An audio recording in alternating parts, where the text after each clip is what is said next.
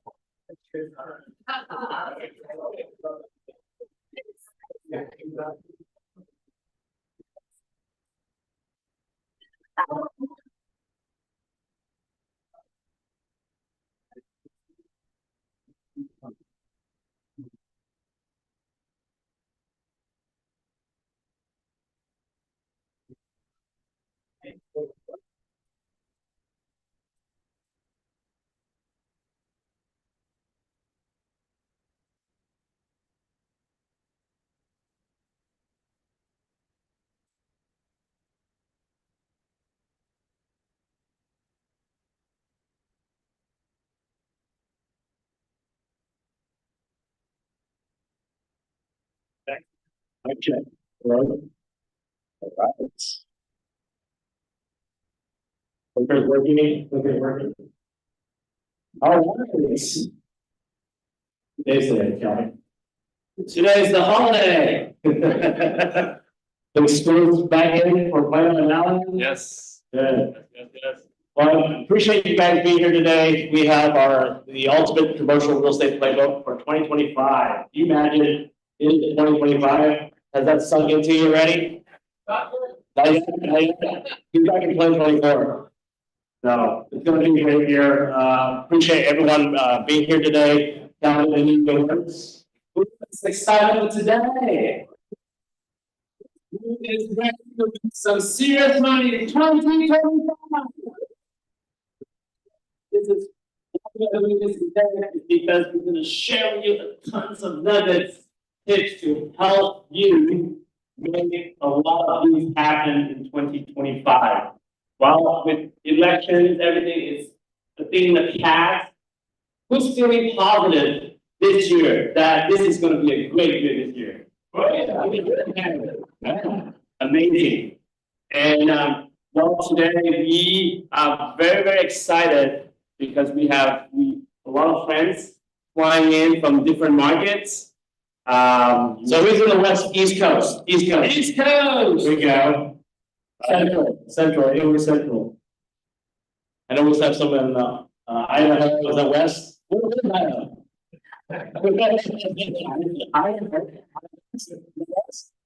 West Coast. We got our West Coast folks here as well. So we got the LA right here. LA. So what does it mean? Like when you observing the whole room, so you got East Coast, Central Coast, Central Region, West Coast. So I want you to go, like, we're gonna have some time to network and all that. Go meet with people that are in different markets. Because guess what? Because deals gonna happen, right? Because your clients may look for things in different part of the market. They may have like some off-market stuff. So really just connect with the people around you in your table. Like you may not know anybody, but just feel free to connect. Agenda is up. Agenda's right there. Okay. So we're gonna walk you guys in this room until midnight. Amen. So if you have kids, arrange nanny, babysitter, and all that, right? Because we're gonna have a lot of good time here in this room. Did you tell your wife? She can bring the kids up here. But as you can see, like we jam-packed today with a lot of speakers, panelists. So obviously we are kicking off. We literally only have 1 minute left.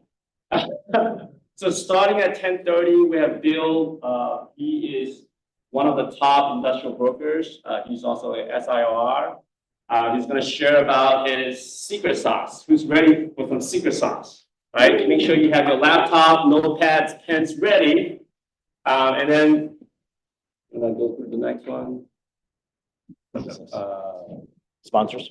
No, so anyway, do we have agenda in the table? No?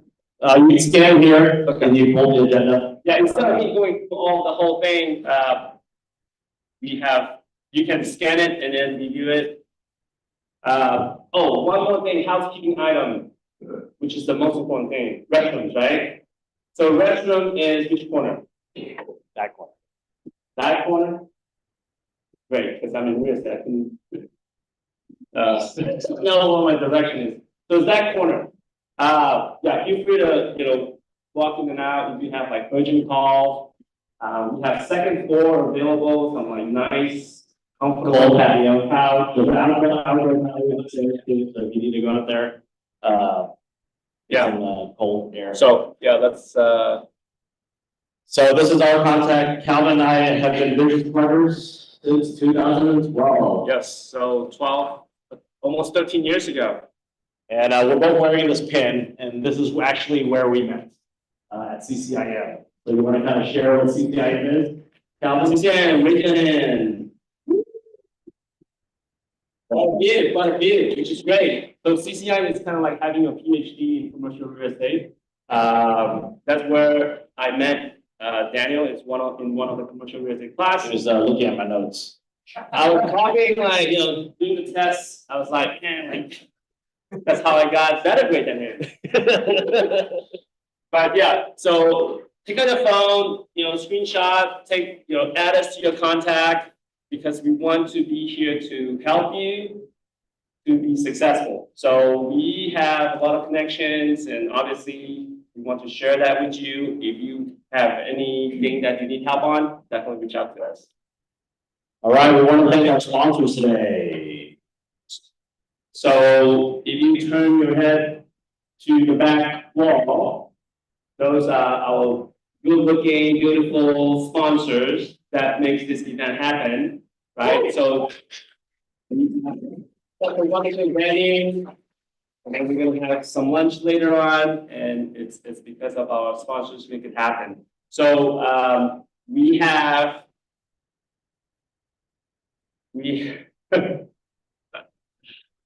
okay.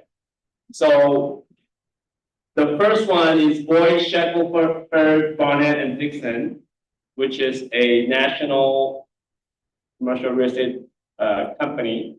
And then we also have National Title Group, and then Prosperity Bank. So all these sponsors that I have personally done business with, and very happy with the service and the product that they have provided. So during breaks and whatnot, if you have any questions, you can reach out to them. And then they brought some cool swag, stress ball, pens, notepads. Feel free to visit that table. All right.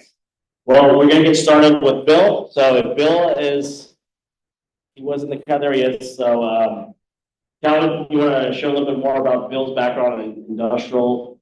Anything you want to share? How we got connected with CCIM?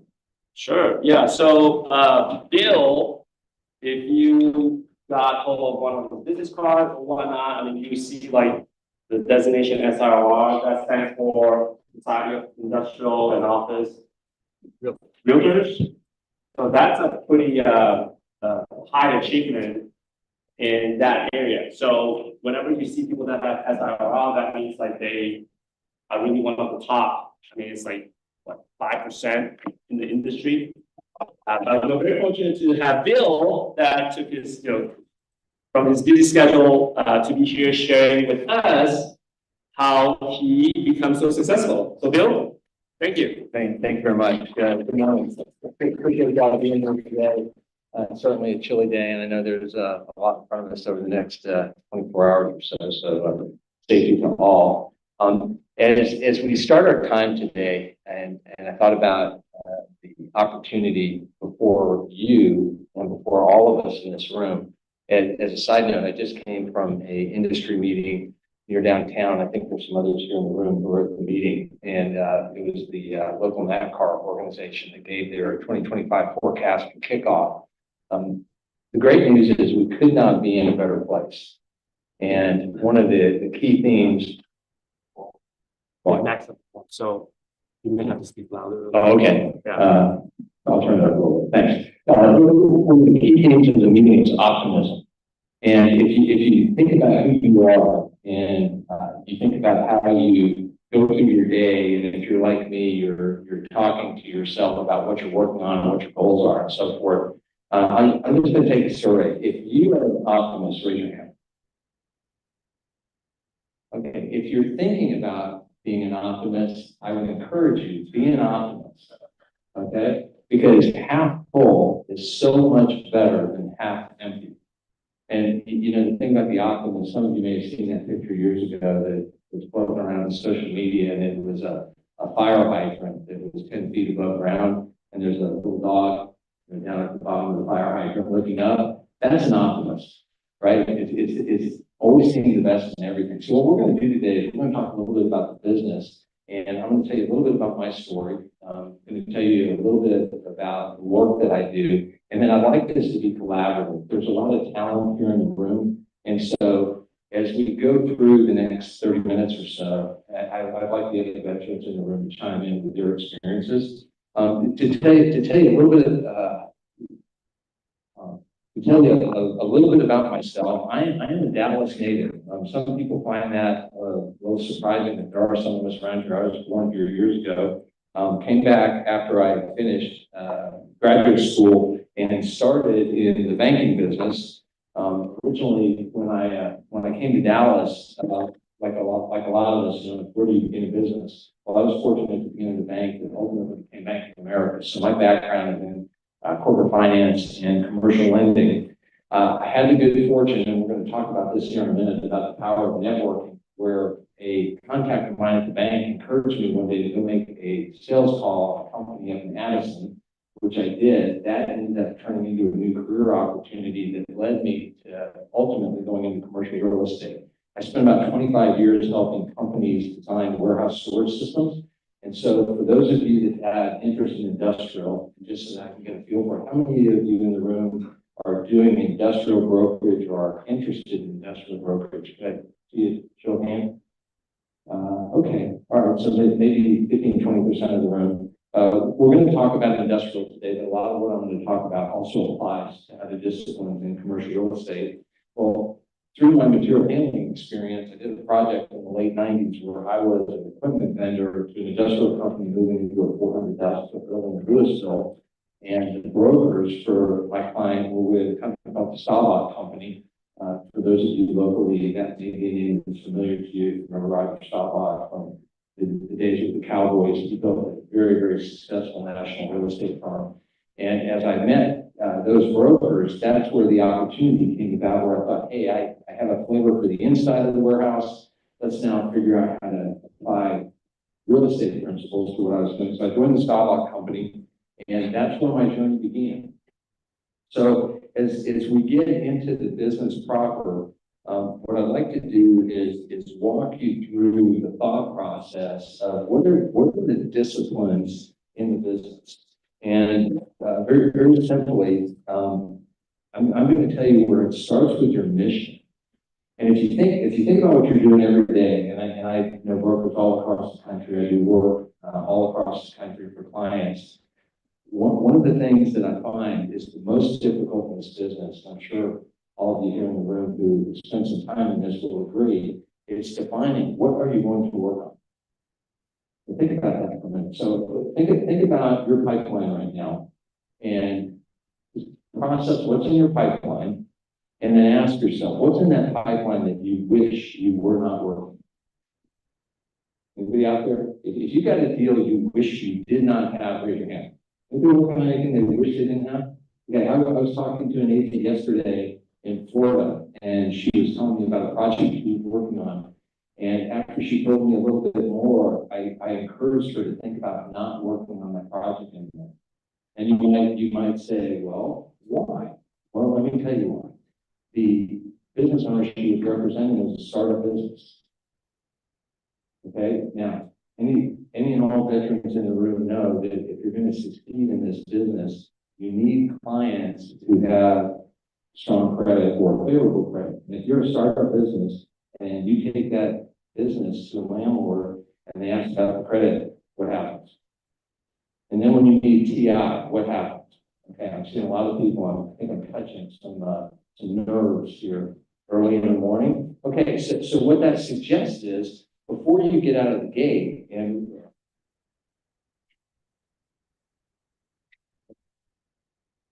before you get out of the gate, my comment here on in small, miss small is define what it is that you're going to do and who it is that you're going to work with. Okay, so think about that for a minute. One of the perils of this business is for new people in this space is you get an opportunity, you get all excited because you've actually got somebody to work with, but if you haven't qualified who that actual client is, you may find yourself spinning your wheels in the mud, and months later, if not years, you spend a lot of time and nothing has closed. Now, it's always client first. I mean, we would all agree with that, right? 100%. Everybody here in the room, it's always client first. As I like to tell my associates that I work with, we treat the client's money like it's our money. It is not about us. It's never about the commission. It's never about me. It's always about client first. And I will assure you, if you take that approach with your clients, client first, you will have great success. I'm very fortunate to have done some very material transactions. Many of them have took many, many years. I'm doing a $200,000 per transaction right now here in Dallas. And that transaction began actually in the 90s when I cold called on that company when I was in another industry.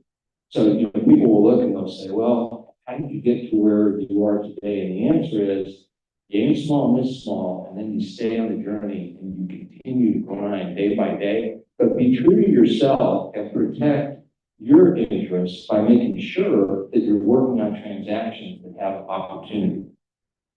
So it's not just a matter of qualifying the businesses that you work with. Let's talk a little bit about commercial real estate. How many of you in here work across multiple disciplines, whether it's office, retail, multifamily, industrial, etc.? Okay. A lot of you are across different industry practices. I got to say, I have the utmost respect for you. That must be incredibly difficult. My specialty is industrial. Now, one of the reasons it is because of my corporate background, but it's also because here in Dallas, we've got close to 8 million people in the Metroplex. And if you happen to be in a major metropolitan area, I would encourage you to consider specializing. If you happen to be in a secondary or tertiary market, or even a smaller market, let's say, just pick a city. If you happen to be in Abilene, Texas, okay, in Abilene, Texas, you're going to need to diversify just because that's the nature of that geography. But if you're in a major metropolitan area and you're not focused on a particular asset class, this is part of my aim small, miss small concept. I've been doing this here in Dallas for about 20, this is actually my 20th year since I started in the business. And I was fortunate to start in industrial. I love it. It's a lot of fun. I do it every day and I enjoy it every day. But I will also tell you that watching industry professionals here in the city, the folks that I compete with, they also are industry specialists. So now I want you to take a minute and I want you to think about your competition. Okay, so think about the people that you run up against in the business. What is it that makes them a tough competitor? What is it that perhaps you admire about them? What is it about them that perhaps is an opportunity where you have a strength that they don't offer? This again is part of the aim small, miss small concept. And I put that on here first by design because the thing I found when I started in the business, when I was in the warehouse equipment business, at 7 zip codes in Dallas County, it was basically the northwest corner of I-35 and LBJ Freeway. And when I went into real estate, I did the exact same thing. I stayed in that area. So here's another peril in the business. If you don't define your geography above and beyond your client base, now what you're facing is, and think about this, how many here are Dallas-Fort Worth based? Yeah, okay, a lot of room. Okay, so picture this. You're working a project in McKinney. Okay, and you're working on that McKinney project, and then you get an email and a client says, hey, I need you to be in Keller this afternoon. We had a meeting in McKinney this morning and you have a meeting in Keller this afternoon. Okay, and I'm going to say that, let's say you live in Uptown. Anybody here excited about that drive today? No. Okay, so this is one of the little details of the business that can help you succeed by managing the markets that you serve and managing your schedule so that you can meet the client's expectations and exceed the client's expectations, but don't put yourself sitting in a car endlessly. Now, how many people have been in the business less than 3 years? Okay, we've got a few out there. Okay, so let me tell you one of the things that's going to happen to you. You're going to have clients that are going to ask you to do things like I just asked you. And the veterans in the room are all going to tell them, I would never do that. I'm not driving from McKinney to Keller on the same day. Now, you may have the occasion, and I'm not going to tell you that you're never going to do that, but I'm going to tell you that your goal is to manage your business and manage the client in a manner where you ask questions such as, Mr. Customer, what is your time frame upon which you need this proposal? And then you get the proposal, and then you deliver the analysis. Mr. Customer, what is a reasonable period for you for us to respond back to the landlord? Right? Because people will ask me, hey, Bill, what do you do for a living? I'll say, well, I push ropes. Anybody push ropes in here? The other thing I like to say is I catch jello. Anybody try to catch jello? Every day I get up, man, I'm catching jello. Here it comes. Didn't catch it again. Here it comes. No, I didn't catch it again. Well, if we're pushing ropes and we're catching jello, we got to manage our schedule. Aim small, miss small. So this gets back to the market that you work. If you're retail, if you're office, define your geography. Okay, so now I'm going to ask you another question. Are you happy with the definition of the area where you work? If you're happy with it, raise your hand. I'm not seeing a lot of hands up. So what that says to me right now is a lot of you might be thinking, hey, maybe I need to do a better job in defining the area where I pursue business. As I told you, I started with 7 zip codes in Dallas County. Now, I've worked in 23 states in the United States, but those 23 states where I've done work all originated out of 7 zip codes. Now, if you look at the size of that submarket, CoStar will tell you that the area where I spend my time is about 70 million square feet. 70 million square feet. Okay, well, what's the size of the Dallas-Fort Worth industrial market? Depending upon the asset class, from bulk industrial to specialized to flex, it's about 1 billion feet. Okay, bulk industrial, which is where I spend most of my time, is about 800 million feet. The submarket where I spend most of my time is 70 million feet. And so I share those numbers with you, hopefully to encourage you about what you can do if you will aim small and miss small. So you're going to define your market. You're going to define the types of clients that you're going to go after. Okay, and now I'm going to touch one that's really, really sensitive. I know the veterans in the room are all backing on this. Okay, what's your production goal? Okay, so think about it. Particularly for those of you in the room who are under 3 years, talk to the veterans and ask the veterans what they did during their first 3 years of production. And when I got to the Sabah company, the first question this is 2006, first question I asked was, what's par? What's the expectation? And the answer was in 2006, 300,000 in production.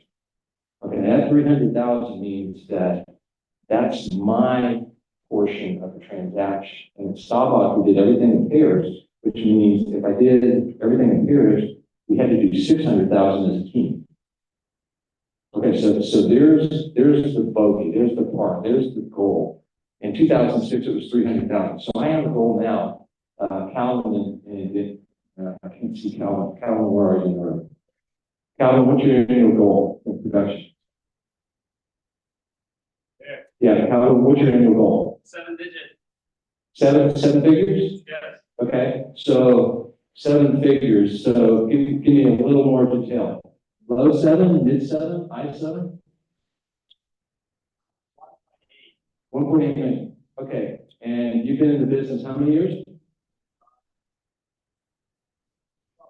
Well, that's amazing. To have that kind of goal with 12 years in the business, and I don't have a hat on, like, in my hat, that's fantastic. What I want each of you to walk away with today is I want you to walk away with an annual production goal. Your life will be better. It will give you focus every day. So let me ask you again, for those of you in the room, how many of you, if you have an annual production goal, raise your hand? Okay. maybe half the room. And those of you who just raised your hand, how many of you have been in the business over 5 years? Okay, so it's about the same. So for the newer agents, newer brokers in the room, please, maybe perhaps this will be the most significant data point you're going to gain today. Develop an annual production goal. Okay, so now let's ask ourselves, where do we go from there? Well, if you got an annual production goal, then you need to break it down and say, what's a transaction goal? Okay, so I'm just going to give you simple numbers, simple math. Let's assume that your annual production goal is $240,000. Okay, and let's assume that if you look at a transaction, you think you can do 12 transactions a year. Okay, so what does that mean? Well, that means I need to do 20 grand per transaction. Everybody tracking the numbers with me here? 12 transactions, 20 grand, 240 in production. Okay, so you get an email, you get a text, you get a phone call. And somebody says, Keith, got a deal. Where is it? It's in Buckhead. Alabama, excuse me. Alabama? Birmingham. It's a Birmingham deal, okay? And he does the math on it, and he pencils it, and it's a $10,000 deal. Okay? And there's nothing wrong with this, because you may want to take the $10,000 deal because of the long-term potential, or it may be that the referral source is one of your clients. There's nothing wrong with that. But be true to yourself and ask yourself, is this a piece of business you should work on? Because remember, your goal is 240, which means you need to average 20, and this deal is 10. I was told this my first week at the Sawlog company, and I know the veterans will all agree with me. Small transactions and large transactions take about the same amount of time. And I've seen a lot of affirmatives out there. So for those of you newer in the business, and this is okay, don't feel bad about this, all right? Deny no self be true, and there's nothing wrong with that. Not when it comes to the commission, but when it comes to serving the client. Well, it's got to be good for the client, it's got to be good for you, which actually is a quick pivot I'm going to make.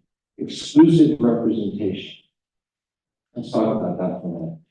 When I say exclusive representation, what I'm talking about is you've got two sides on the brokerage transaction, right? One represents the landlord, one represents the tenant, one represents the seller, one represents the buyer. At the Sawlog company, we were strictly a tenant representation company or a buyer representation company. I continue to do that today. I don't do any landlord work. And the reason why is because landlords want high rents, tenants want low rents. Well, how can I, in good conscience, go to a tenant and represent their interests when some of the landlords under consideration of clients of mine in other locations? When Roger started the business back in the 70s, that was the premise, the foundation of his business, and it actually created an industry. Tenant representation was started by the Sawlog company. There's a company here called Henry S. Miller, still here today, a fabulous company. They do development and both sides of brokerage. Roger took specifically the tenant position, because when I go approach a business owner and I tell them, sir, I have no landlord alliances, then I'm not compromised. And I don't think to apologize to any landlord agent about what I'm pushing for my tenant. If you haven't considered specializing between landlord and tenant, I would encourage you to consider. I strictly do tenant work, and I love it because also with my history of banking, I've worked with business owners. The other thing for you to think through is what is your personality better align with? The needs of landlords, you know what they need. How many of you here do landlord work? Okay, look around the room and look at the arms. Keep your arms up for a minute. Okay, notice who does landlord work in here. And those of you that have interest in landlord work, talk to these folks at the break. Okay, if you want to talk about tenant work, if you just do tenant work alone, raise your hand. Okay, there's a few of us in here. Okay, so talk to us at the break for the distinctions between them. Now, I will also tell you, here's another interesting dynamic. Depending upon markets, commission rates vary across markets. Nothing's fixed, it's all negotiable. But generally speaking, in Dallas anyway, tenant commissions are double landlord commissions. Okay, so if it's a 6% fee, 4 goes to the tenant broker and 2 goes to the landlord broker in Dallas. It's not always like that. In the Midwest, it's 6, 3, and 3. Every market varies, but there could be some differences in compensation potential depending upon your choice, but also working with landlords is a very different engagement than working with tenants. I like to compare it to fly fishing versus troll fishing. Tenant agents fly fish, landlord agents troll fish. And there's nothing wrong with either of those. They're both very, very important and they're necessary for the efficiency of the market. But this is something for you to think about as well. And if it's not familiar to you, talk to the veterans in the room so that you can decide what's best for you. Okay, so we talked about geography. We talked about tenants.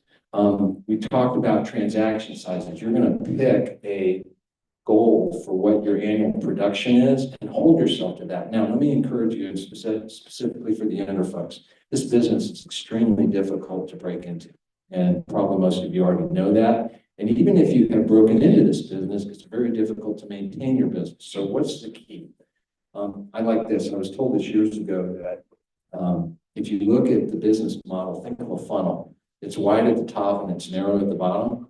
The top is business development. The bottom is closing. And the key is you've got to be in every phase of the funnel every day. If you're spending all your time on business development, you're not closing, your budget doesn't work. If you spend your time in just closing and not business development, as soon as you close your transactions, you don't have any business to work on. Remember the funnel and hold yourself accountable to the funnel, because the other thing that's so difficult in this business is time management. How do you spend your time? What is highest and best use of the real estate phrase? Well, what's highest and best use for your schedule? And the answer is the funnel. And so when I look at what I do day in, day out, I'm always mindful of the funnel. I've got to be doing business development. I've also got to be transaction. I've also got to be moving things towards closing. And here's the jello part. We don't control the closing. And the transacting kind of control. Business development is all on you. So I have a note on here about network, give to get. Think about who you know in your market that is an influencer in your space.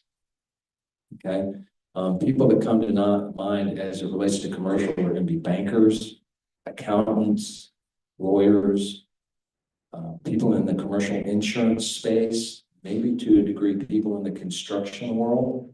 These are all influencers in the space where we operate. If you're not networking now, start this afternoon. Okay, and the reason I say that is because people who are touching the people you can serve, there's nothing better than a warm call. And a warm call is when somebody says, hey, go meet Mr. Smith because Mr. Smith has a business and he may be a potential client. Now I'm going to tell you, don't look for people looking for space. Look for people who will need space one day, because if they're already in the market, it's probably too late. Tracking with me on that? I'll have people that say, well, gosh, Bill, I don't really know anybody looking for space like that. I'm like, I'm not looking for people looking for space. I'm looking for quality people to work with. Character and integrity, that's where you want to be. You want to meet people with character and integrity that you can serve, be their trusted ally. We were on a call yesterday. It's fascinating what happened. I've got a client in Detroit who wants to open a facility here in Dallas. And it's been about 3 years since they were here. And now they're ready. And so one of the executives came to town. We toured him on Monday. We found a second building to see yesterday before he went back to Michigan. And we were on the phone with the owner, and the owner went on to explain some details about his business that gave us greater clarity of what he actually needed and how we could structure the deal. And what really made the moment on the phone call was when he said, Bill, we trust you to help us find this property because we don't do what you do. And I got to tell you, that doesn't happen very regularly. And I've been doing this 20 years. But what was so interesting is that the information this owner shared, it enabled us to come up with a better proposal that we sent to the landlord last night, and now we're waiting on a response. So I want you to think about networking, and then you'll notice on here it says give to get. People will ask, well, how do you network? And the answer is, I'm not having any luck. There you go. Give to get. Give. the people you're calling on, so you call on a business owner and he's not got anything going on today, but he says something to you that gives you a thought that maybe he's got a tax problem. Well, who's a CPA you know that could help him? Or maybe he has a legal problem, right? Or maybe they have a child that's looking for a little league to join. You see what I'm saying here? You're trying to find ways to help people that are outside the scope of what we do every day. Real estate is our practice. Serving is our career. Okay, we're servants. That's what we do. We serve. We appreciate the people that help us. That's who you want to be. You want to be that trusted advisor for your clients. So that's where networking comes in. I jumped over value proposition. I want to take a couple minutes to talk about that. But before I do, let me take a quick break. Any questions in the room? Anything at all? Wow, caffeine must be working.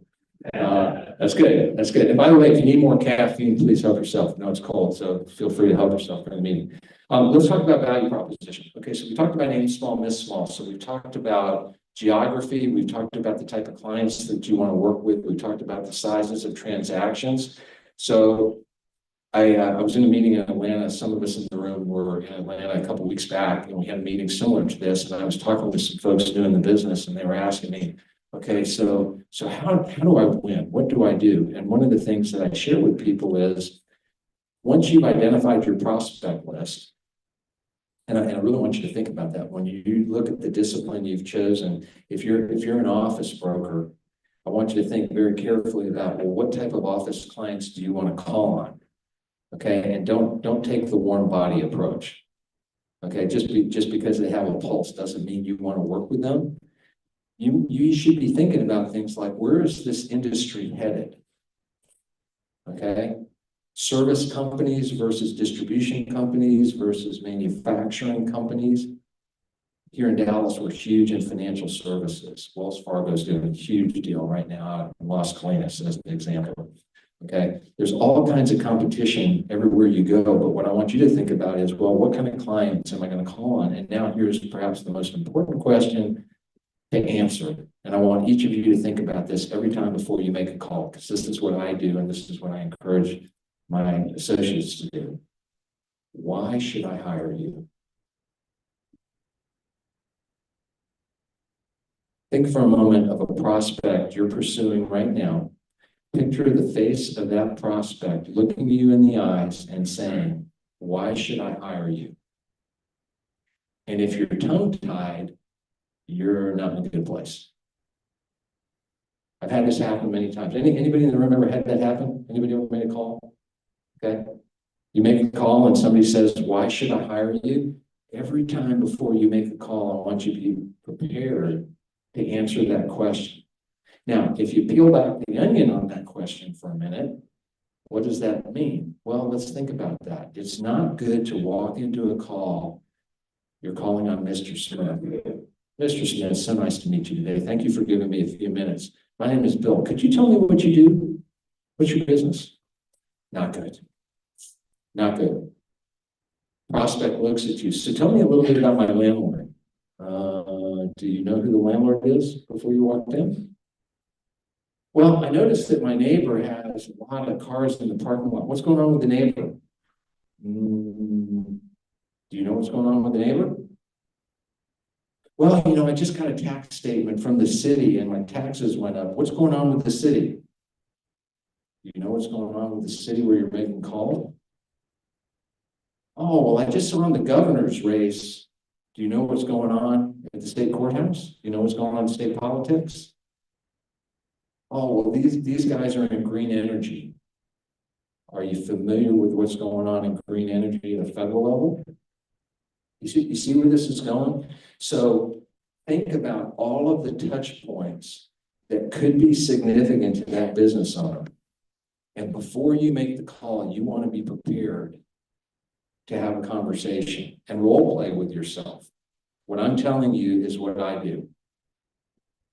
I started doing this a very long time ago. In 1992, I started making cold calls to help people solve warehouse storage problems. Well, before I could help them, I had to have a flavor for what they did. Well, the same thing applies to us today, and I can only imagine, when a salesperson reaches out to you, you're very, very busy, you probably don't have time for them. What sets apart who you will give time to? That's who you need to be. That's who you need to be. So the point is a value proposition. I'm going to tell you a quick success story of something that happened. It was remarkable. This happened last year. I have a client who relocated here within the Metroplex, and on the day that I knew their absolute move-out date, I had already been talking to businesses about potentially backfilling the space, but of course, I couldn't do anything with it because it wasn't official yet. This particular tenant had not made an official decision. Well, when they made the official decision, that day I walked into the neighbor's door right next door and introduced myself, asked for the contact, which by the way, when you make a call, know who the contact is. Don't walk in and ask for who handles real estate. Walk in because you know, and there's so many avenues, LinkedIn and others, websites where you can find out who the contacts are. I've had a lot of success simply by knowing the name of the person to call upon. So know the name before you make the call. It will set you apart. So I walk in, I ask for this individual, and I let them know that this space would be available on a certain date. Might they have interest in expanding? And to make a very long story short, they did. And so in about 4 months' time, the transaction occurred simply because somebody who had verified a relocation, it was now public information effectively that space would be available. So think about the business you're doing. I have clients who have sent me correspondence that my competitors have sent to my clients saying, hey, this space is vacant. Did you know about it? So if you're doing tenant work out there, be tracking the vacancies around your clients, because if you don't, somebody else will. I had a deal years ago where a client had a contiguous space put on the market for sublease. The sublease agent for the sublessor called my client and said, hey, this space is available. Would you like it? No, by the way, can I do an early long-term renewal for you? The client said, thank you very much, but Bill's our agent, contact Bill. I was fortunate to have that relationship, but you may not have that. And for those of you in the room, are you tracking what I'm saying? I got 2 spaces side by side, and an unknown agent calls my client and says, this space is available. He's representing the sublessor, but then he goes on to say, oh, can I represent you? Because when you take this space, then we'll also do an early renewal. It happens. I had it happen with another client recently. So again, for those of you who are new in the business, to use an analogy, this is not a boxing glove industry. It is the bare fist industry. Okay. It's not for people who aren't prepared to take a hit. And I'm not trying to be misrepresenting the facts. The veterans in the room know this. Okay. Always client first. Always client first. So to serve that client, value proposition. Anybody in here, since I started talking about value proposition, anybody have an idea? Somebody give me an example of a transaction you're working on right now, what your value proposition is. Come on, veterans, help me out here. Come on, stand up. Okay, I got $20 for anybody that will give me a value proposition. Go ahead. Please stand up and tell us your name and tell us what you're doing. Value proposition. Hang on, coming. For $20. My value proposition these days, especially these days, is I answer the phone. I answer the phone with my voice, not my text, my voice. Okay. There you go. Thank you. Thank you. Yeah. Okay. So what's interesting about that comment is the simplicity of responsiveness. Everybody's busy in here. There's not a person in this room today who is not as busy as they've ever been in their entire life. It's good that that's the business model, but what I'm going to tell you on the tenant rep side is there are people who answer the phone. There are more than a few. So that's not bad. But what I'm going to suggest and what I want to encourage you to do is, yes, always be responsive. And it's hard. is you get busy, and that's why you want to try not to work on transactions that aren't going anywhere because they take you away from the better transactions. However, the value propositions I want you thinking about is, what does that company do? What information do you have, and how can you solve a problem that perhaps they didn't even wake up today knowing they had, but they need solved? Okay, so I'll give you an example. I have a client who's in a building that was not meant for heavy parking. Industrial buildings, the parking ratio is about 1 per 1,000 square feet, and this client ended up needing about 2 per 1,000 square feet. And unfortunately, the landlord leased multiple suites to 2 high employee count tenants, and so the parking was just a mess. And in industrial, there's no parking police. And by the way, solving parking problems can in fact be a business. So when you're out looking for prospects, look at the parking lot. If that parking lot is congested, that's somebody you need to make a call on. Okay, so what ended up happening in this case was the value proposition was solving a parking problem. Okay, so some of these things are not rocket science. Now I'm talking industrial because that's my specialty. You see truck courts that have big potholes in them. You see truck courts that are short. You see buildings that are short. These are all things that get into what industrial is called throughput, and it compromises throughput because in the day and age we live in with e-commerce, where everything is pretty much next day, if they can't get it out of the building, that's a problem. So one of the solutions, value proposition, is how you're going to help them with their throughput of their operation. And so I really want you thinking about that, because you gotta have the value proposition. As I conclude here, I want to close with what is going to be a little bit painful for you. Somebody told me recently, you don't want to be the skunk at the party, and I may turn into a skunk here, and please don't shoot the skunk, if you know what I mean. But I'm going to tell you something that I found to be absolutely the truth, and it's perhaps the toughest part of this business, and it's the slide up the tortoise versus the hare. So the tortoise wins the race, but we are all generally pushed to try to become the hare. So you remember the story. It's a great story. I love this story. And as a practitioner now in this space for 20 years, 30 years in warehousing, the transactions that have helped me become an SIR, which, by the way, to be an SIR, you got to do 600,000 a year in production for 4 years. And if you do that, then you take some tests, then you can become an SIR. By definition, there's 3,900 in the US of us. The organization was started in the 30s during World War II to help find industrial property, to build the war machine to win the war. And I would encourage you, if you're in industrial or office, to pursue an SIR designation. It's a fabulous group. You work with top-notch agents, and I work with SIRs across the country. And here at EXP, we definitely want SIR type producing agents, and I would encourage you to consider that. So the transactions that I'm working on now began, in many cases, well over 20 years ago. And as you consider what's in front of you, you've got to take the long view. So I've got 4 kids, I've got 6 grandkids, and I think back on the years when my kids were younger, and they're all now late 20s and in their 30s, and I'm thinking about the journey they're on, or the journey that I've been on. For those of you in the room that are parents, and you know, we love our kids more than life itself, and we want nothing but the best for them. But what do we see for our kids? They got to go long. What does that look like? Well, in kindergarten, then grade school, then middle school, then high school. Then for those who pursue college, and then maybe graduate work, etc. Right? And you all in this room have done that. But now you look at real estate, you can't look at it as a 2-year deal.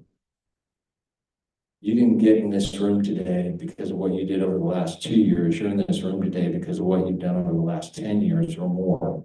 And particularly for the veterans in this room, myself included, when I started the process, Brent, where are you? Where's Brent? I know he's here somewhere. I got a buddy in here. We went to college together. And when I think back 40 years ago when we were in college, what we were doing then was getting us ready for today. But do yourself a favor and don't allow yourself to be on a 2-year plan. When I started at Staubach, one of the most senior agents said, "Hey, Bill, let's go have lunch." Sure, Carl, let's go. So I was in my 40s, wife at home, 4 kids, single income. Failure was not an option. And Carl looks at me and goes, Bill, you know this is going to take you 10 years, right? No, Carl, I didn't know it was going to be 10 years. I was kind of thinking 3 to 5. Well, interestingly, year 10 of my first 10 was my highest year of production. And, you know, I'm proud of that. But year 10 didn't matter as soon as year 11 began. You know, and what we did yesterday impacts what we do today. But what matters is what you do today. And so what I want to remind you is aim small, miss small. Okay? I want you to qualify your markets and your prospects and your transactions. I want you to set an annual production goal. And then at the end of the year, look at how you did and be realistic with yourself because this is a long-term game. All right? What you should probably expect is your production levels will double. Okay, so if you do 100 in 1 year, there's a good chance you'll do 200 the next year because of the forward momentum that you pick up.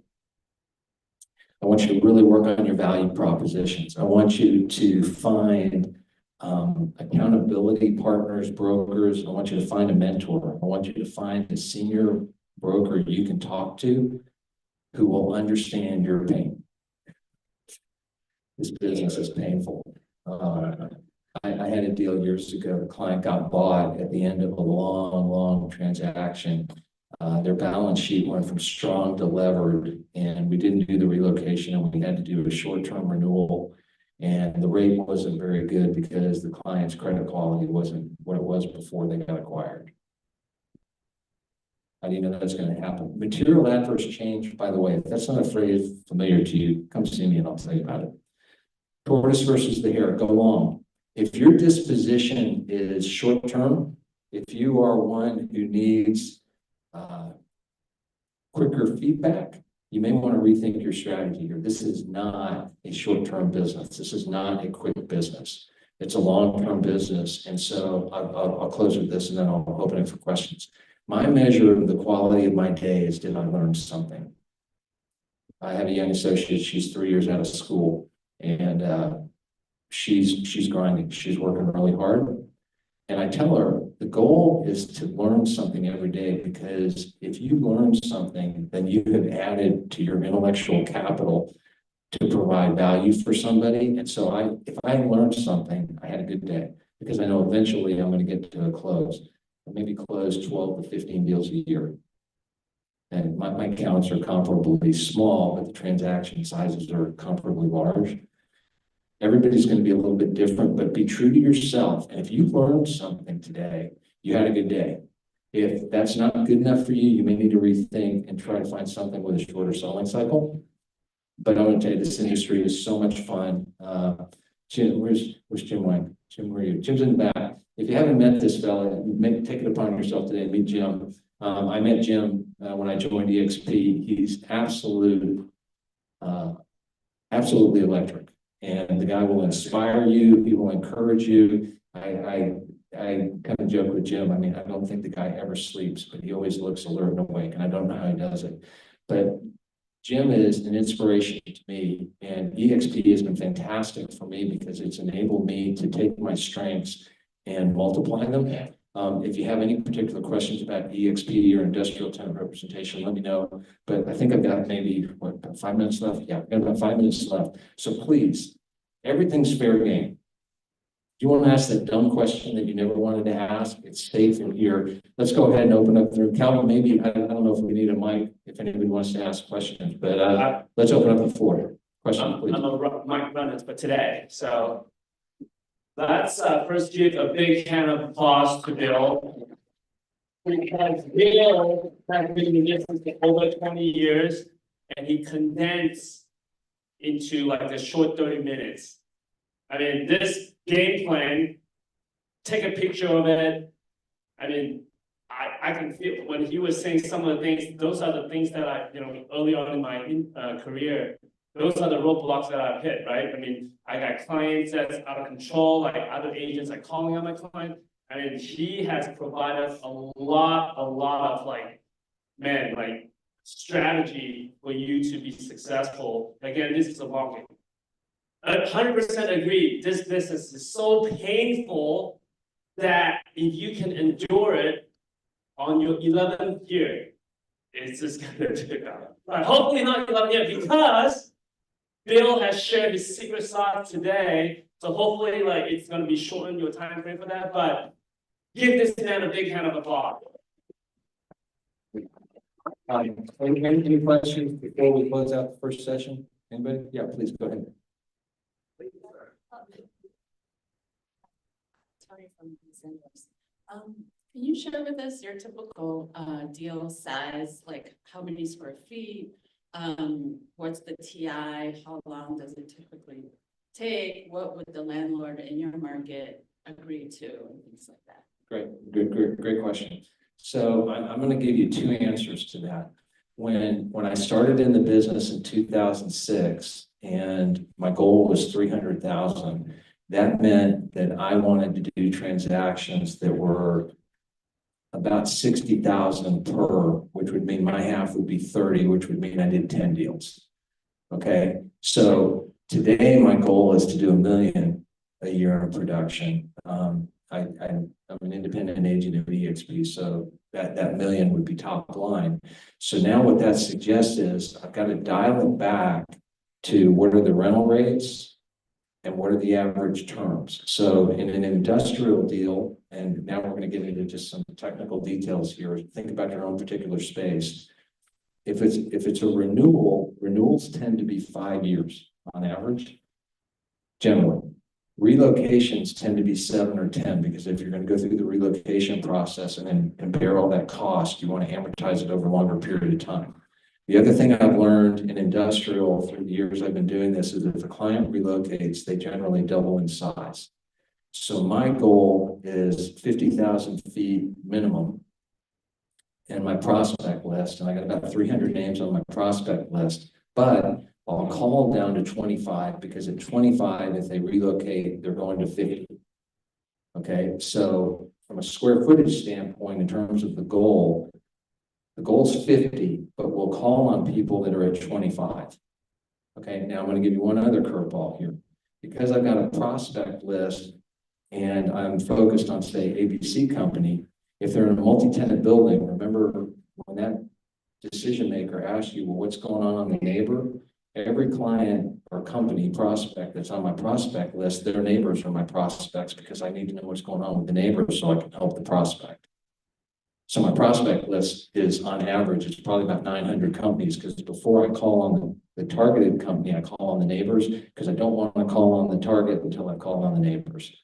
So the short answer to the longer question is 50,000 feet is where I start, because at 5 years, if you do the math, I can get about 10 to 12 deals, I can hit my annual goal.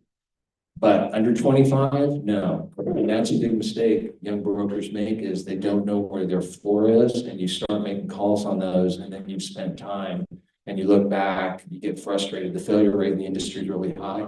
One of the reasons is because people don't aim small, miss small. And that's what you got to decide. There's a guy who's a titan in the business. He told me this early on. This industry will make you adopt this practice. Okay, so if it seems foreign, and if you're sitting out there going, hey, this is just an old bald guy with gray hair, he didn't know what he's talking about, trust me, it'll teach you. Does that help? So you need to look at square footage and rental rate and term, come up with the commission, divide that into your annual production goal, and that's how you get there. Does that make sense? Okay. Other questions? Yes, ma'am.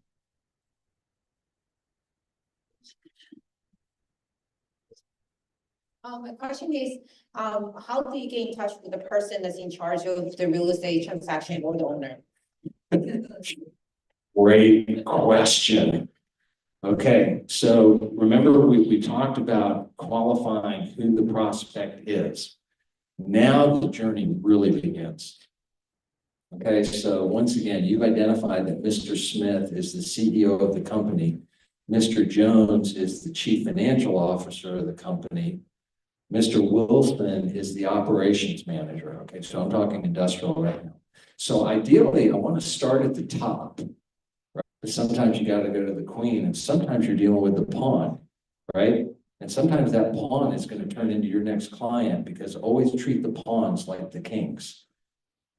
Everybody with me on that? Every person you call on is your client, and we should do that anyway.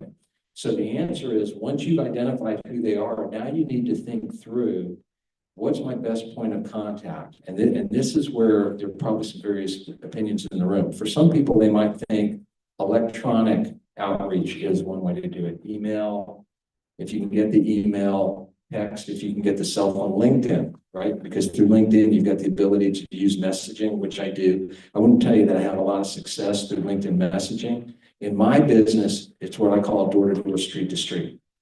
Okay, so when I walk into a prospect, when I reach out for a prospect, it's face-to-face, and it generally starts with the receptionist. So I walk in to see the receptionist, and I'm trying to think, am I going for the president, the CFO, or the operations manager? Depending upon who the prospect is, I ask for that individual. You're always, this is the optimist point, you're full of energy. If you're having a bad day or you're not caffeinated, don't make calls. You got to go in with your shoulders back, your chin up, a smile on your face, be genuine and authentic. Actually, I'm glad that came up. I should have put that on there. Write that down. Genuine and authentic. Be yourself. Do not be who you are not. Always be who you are. Okay? Because if you're not yourself, you're not going to present yourself in the best light. And we all have unique gifts and talents. I can see it on your faces just looking around the room. So the answer to your question is know the name. And then in my business, it's door to door. So I'm walking in the door. And in the old days, in the equipment business, I would climb in through dock doors dressed like this. Okay, so there's no door I'm not going through, but I'm ready. And then I'm ready to deliver a message. I've also got a deliverable. Glad that came up. If you don't have a deliverable, you need to have a professional leave behind. Okay, not just a business card, but something that gives a succinct message of who you are, and in a soft way is showing a value proposition. Does that make sense? Okay, so think about things that people leave on our doorsteps. A lot of times they go straight in the trash, but every now and then something catches your eye. Figure out what that is. I have a deliverable that we use. If you want to know, come see me. I don't want to publicize it because I don't want everybody else to know what I'm doing. But I'll be happy to share with you privately. So I have a customized deliverable that we hand off. And then what will generally happen is you're going to need to make a second call. So what will happen is after I make the first call, then I will, if I get the business card, because I asked for the business card when I make the call, I send an email with an electronic version of the leave behind, and then I follow up with my client. One of my best clients, I love this story, I'll tell this, and I encourage you to do this. When the weather is bad, make calls if your competition is not. Okay? I jokingly call it the wet puppy. When the wet puppy walks in the door, oh, you're making calls in the rain. Wow, isn't that great? Okay?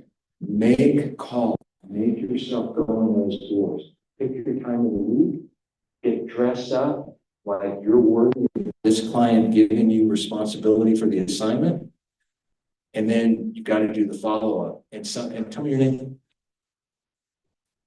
Judy. So Judy, I'm going to tell you, my longest cold call to commission was 7 years. My second longest was 5 years.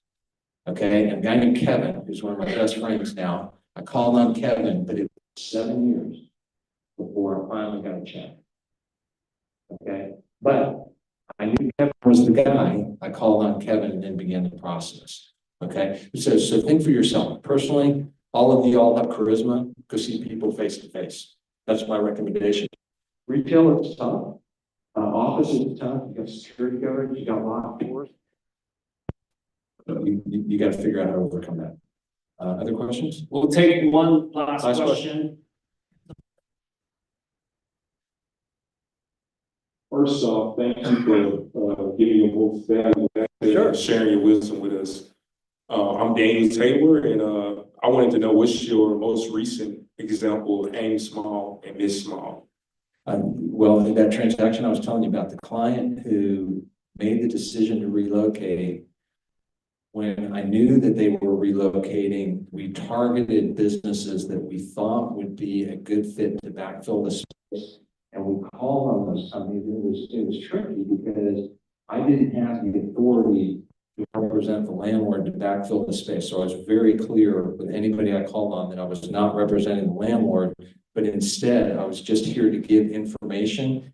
And that concept, giving information, that's generally one of the best value propositions you have when you're making calls, which is why you want to find some unique piece of information, which often the neighbors want to know what the neighbors are doing, which is why if you identify this gentleman as your prospect and you're the neighbor, find out what the neighbor's doing and share that information. So what ended up happening on that transaction was once I knew they were leaving, and I also had another piece of technical data. I'll give you a second.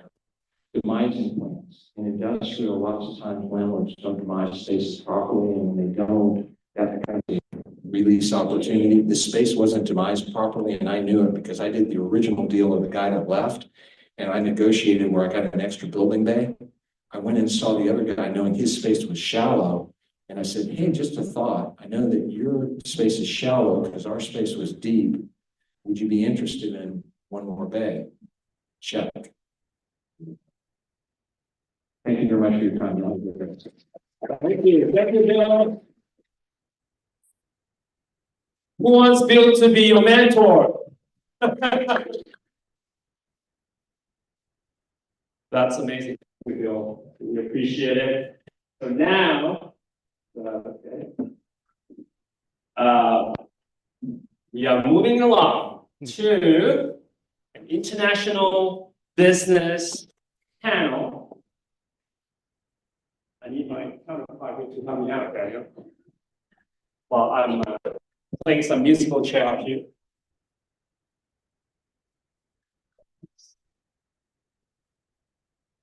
You need me all the time. Yeah, I'm very needy. All right. So we're gonna have Jim Wong, Daniel Chang, John Terrell, and Cesar Cepeda coming up to the stage if we can. We have our international business onshoring panel. Cesar is in our organization from McAllen, Texas. Daniel Chang is from North Carolina, Raleigh, North Carolina. Come on up. Jim Wong is from Irvine, California, but he's all over the place. So John Terrell, our former South Lake mayor, how are you? So Jim, I'm gonna have you take over the stage and introduce and share. Thank you so much. I just want to give Daniel, Calvin, the whole team a big round of applause because this was not easy. And it's really important to start the 2025 off right. We were so happy to get the last 4 years of COVID. Remember, we were all saying July 2025. Well, we didn't know how we would get there, just like this in entrepreneurship. But that, oh, please sit down. and the way of just getting here is so important. Collaborating and meeting and getting to know people, it's important. And Bill, thank you for the shout out, but that was a whole right there learning, because everything from veteran agents, we looked at, we had PTSD, and we go, oh yeah, I remember that. And it works from transaction and business brokerage, but that is the business in a nutshell. And it really is, I always say this too, a third leads sometimes take the worst call up front. Get that out of it, get yelled at, let them hang up on you. I know when I was at Marcus and Village Chapter, we did that call and they just yelled at us and screamed. It was funny. And then we handed it to our other friend. Because it was kind of funny in a way. I know now we're probably immature, but it was great that we got the worst call done so we could make our 50 to 100 calls per day. So learning everything what Bill said was very important, and it's really being authentic. A third of the people will love you. A third of people will just eat you for whatever reason. A third you have to convince, and just focus on those that will actually give you business, and those that may not work with you or don't like you or whatever the reason. Pass that to another good broker with your team because they may resonate. And I got a part of the commission because I said, look, I can't get through to this client. Here it goes. So network with all the seniors here because a lot of the commonalities will resonate. You're going to hear it over and over again. So Bill, thank you, and thank you to all the speakers and Daniel, Calvin, and the team in Dallas, the host. Thank you so much for putting this together. So we all know, and we're all happy that the election is behind us. Yes, right? It's behind us now. So now we can get on this business, especially with commercial real estate agents. I know in residential, it's more interest rate sensitive, but commercial is more certainty. So when you're deploying long-term strategy and money, you need to have certainty. You need to know what the landscape is, whether the interest rates are here, whether we're going to have 2 cuts, 4 cuts, 3 cuts, whatever it is. We have to know what administration is in office, so we know what we do to plan for the future. So with this, how many people are doing international business right now? Go ahead. How many would like to do international business? Okay, this is why we did this. Now that the certain party that's in office is going to be a lot of onshoring. Business is going to come to America. So it is important to, if you don't do international business, is to partner and get to know people from certain countries that can help facilitate. Many people here will be able to do it, and that's why this matters. In North America, Canada, and Mexico as our largest trading partners. I know on the West Coast where I'm from, Asia is a very big part of it, but also on the East Coast, Europe, Latin America, there's a lot coming in. It is very, very important to understand these nuances. So I would like to introduce, well, first of all, to say our former here, John, if you don't mind introducing yourself and giving us a little bit of your background.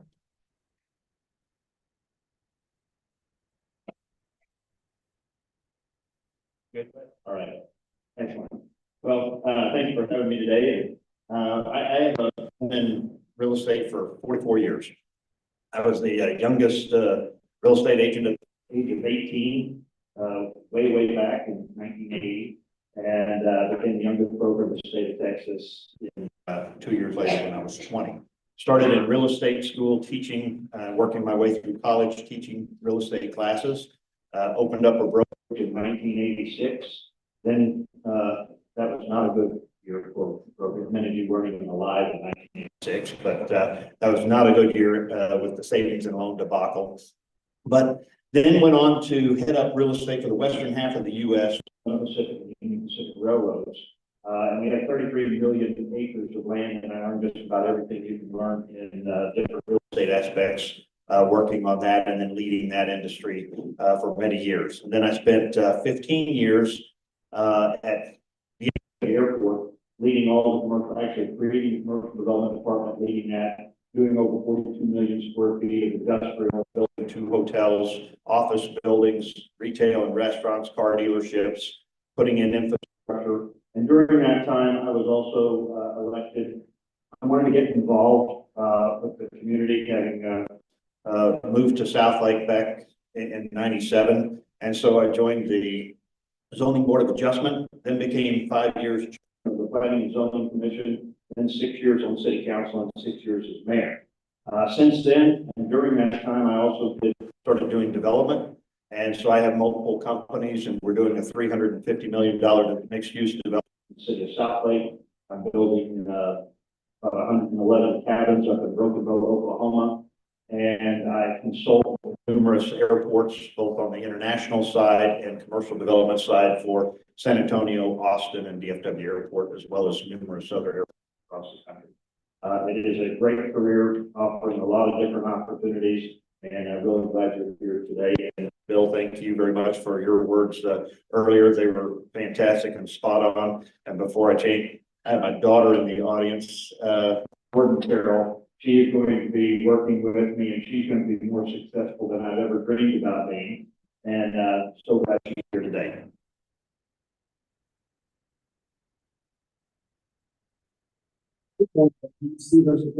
Before I introduce myself, I would like to ask, raise your hand if 90% of your transactions are residential, please. Now raise your hand if 90% or more of your transactions are commercial. Thank you. Okay, my name is Cesar Cepeda. Life takes you to different ways, right? And sometimes, like Bill said, will define who you are and where you're going. I have a degree in biochemist engineer. I never practiced. Then I went to business. We owned 11 different businesses in 7 different industries in 2 countries for 25 years. Until we got tired, we wanted to retire. My retirement lasted 2 weeks when my wife said, you gotta do something because I can't keep up with you at home. And I decided real estate. This was 30 years ago. So I joined real estate like many of us. I went to residential. It didn't last too long. It wasn't for me, my business background, until I closed my first apartment complex. I love it. I've been studying. I got my CCIM. I did my first share of commercial, but I'm still doing. Now I do investment. When I say life takes you to different routes, is because I found my way involved with foreign nationals investing in the US, which we're going to talk today. And we own a construction company. We represent investors from different countries. I broker investors from different countries. And that's why we're here today. I love it, and we have a ton of opportunity here. I hope we can discuss it today. Thank you.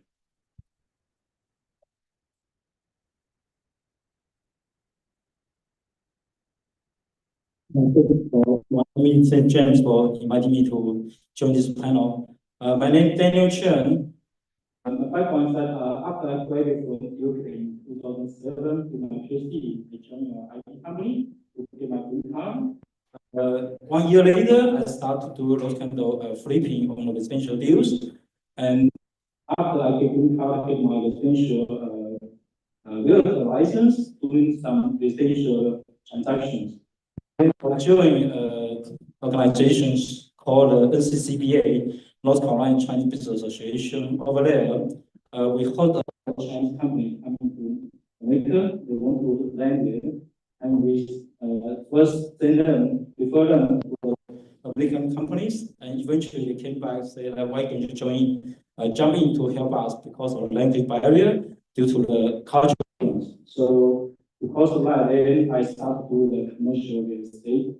I was president of North Carolina Chinese Association from 2016 to 2020. Over there, I organized more than 60 events.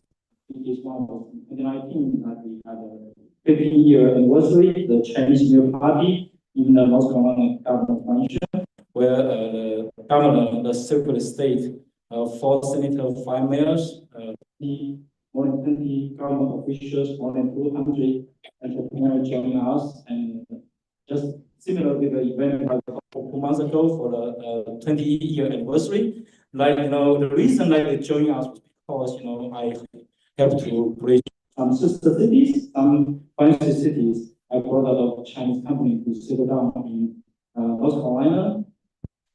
And so that's some of my background. And then after in last year, from 2024, right now, some of the companies that when they come to Americans, right now the background is like this. Right now, due to the tariff in Trump and then policy, and due to the surplus of the production, and due to the AI development, like the reduction on the labor force, and also due to quality of the product that they have made. Right now, a lot of companies, they are making those kind of products with the number one quality in the world. So lots of those companies want to come to America to set up their manufacture. So there are several chapters in China that I'm working with. They set up a separate department that they want to help their company to come to America. And right now, they want me to help them.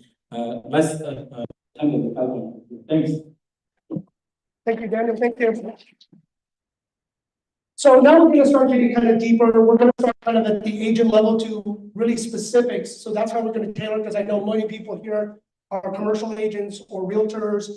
How do you do business internationally and the nuances? And I just want to say what we're going to probably do too. It says we're going to, because he's a CPIS instructor, which is a global international course, is to start putting things together to educate everyone to have at least an understanding, and then start going deeper and connecting. And I'll say a lot of these trade groups, like with NAR Global, they have it. And the SIOR, CCIM, and a lot of the other trade groups that people mentioned, you don't actually have to get the whole credential up front. You can join a chapter and start getting your knowledge and network in. Because you saw what Bill said, that network, and I see back there that your network is your net worth. Start building it now. I built this a long time ago, and it does take time, the tortoise versus the hare, and the relationship being authentic and having your integrity, because you want to be involved, but you don't want to blow your reputation and your integrity, because when you call people up 10, 20 years later, you don't want them to hang up on you or not help you. And that's the integrity and keeping your standards of who you are as a professional. But if you don't mind, Cesar, about CIPS program, and how does it help people get into the international business? CIPS has a platform, a global platform that opens too many doors. Now, like Bill said previously, you have to engage, you have to prospect, you have to define your niche market.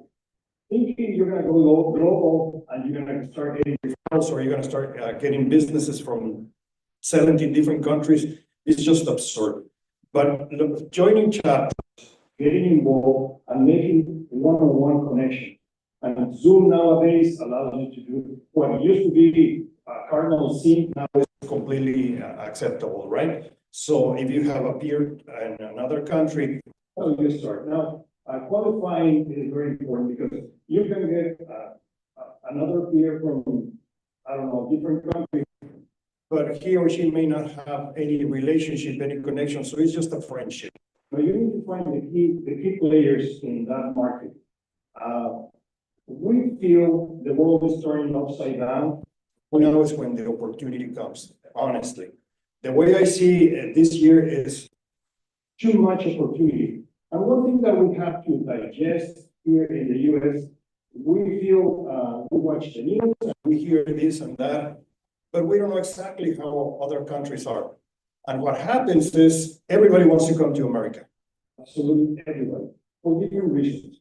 And if we're there to capture the opportunity, we're the first one to receive the ball. CIPS is a great platform. You have to be a realtor to join CIPS. It's a designation, but it's worldwide. So find your country based on your preference, ethnicity, relationships, etc. Once you start making connections, let me give you an example. Right now, I'm working with Latin America. I represent investors from 5 countries today, but I want to expand. And I want to expand with the XP. So what happens, I'm reaching out to the presidents of each country.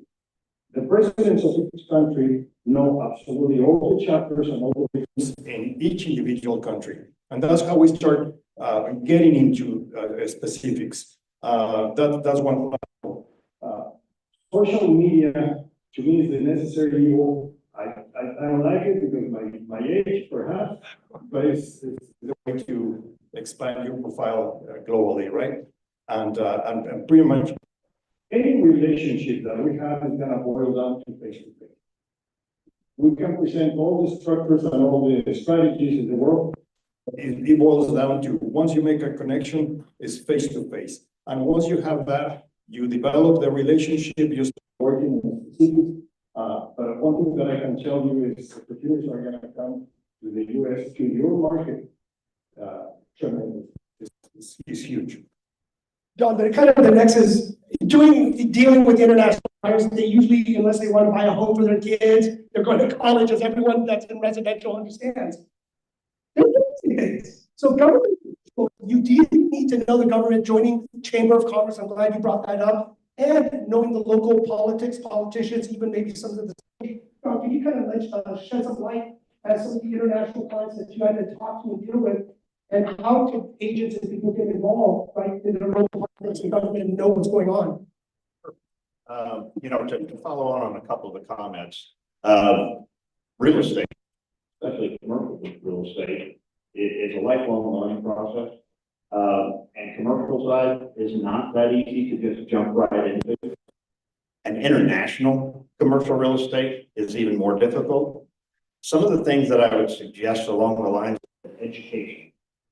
Make sure that you are joining those industries that specialize in what you want to specialize in. I was on the ULI, which is Urban Land Institute. It's an international program. And we actually developed a national, product council for airport commercial development.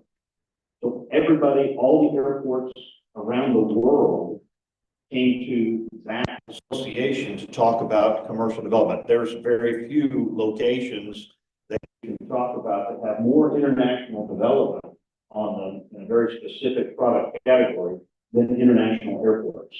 So you need to focus on those areas where you're going to create and build a network of people who have like minds, who understand that particular part of the industry. And then if you're new and you want to get into commercial development and international, find mentors. That's one of the reasons why I think that EXP and the entire organization is so great, is because it brings together so many different people with background, experience that you can call upon to help you. Even though I've done a lot of international real estate business, I don't do it alone. I do not specialize in tax treatment. I don't specialize in international laws, but I have a network of people who do. And you bring those teams on, you cannot be so selfish and greedy that you're going to try to take everything in a transaction. You won't get nearly as many transactions done, and you won't develop a reputation in the industry that you want to develop unless you bring on those people who you associate with that create a team that is going to be looked at by international investors, real estate companies, or other businesses. And then you provide a service for that service individual, but you bring a team of service that looks at all of those things. One of the things that's going to make you extremely valuable to international investors and companies looking to locate in the U.S. is understanding the government processes about how things work at your local city level. One of the things that I did years ago, back in the early 2000s, I had no political aspirations at all. But one of the things that I looked at from a commercial development perspective was, what's the thought process? What is the actual process to get approvals, zoning, permits from the local entities?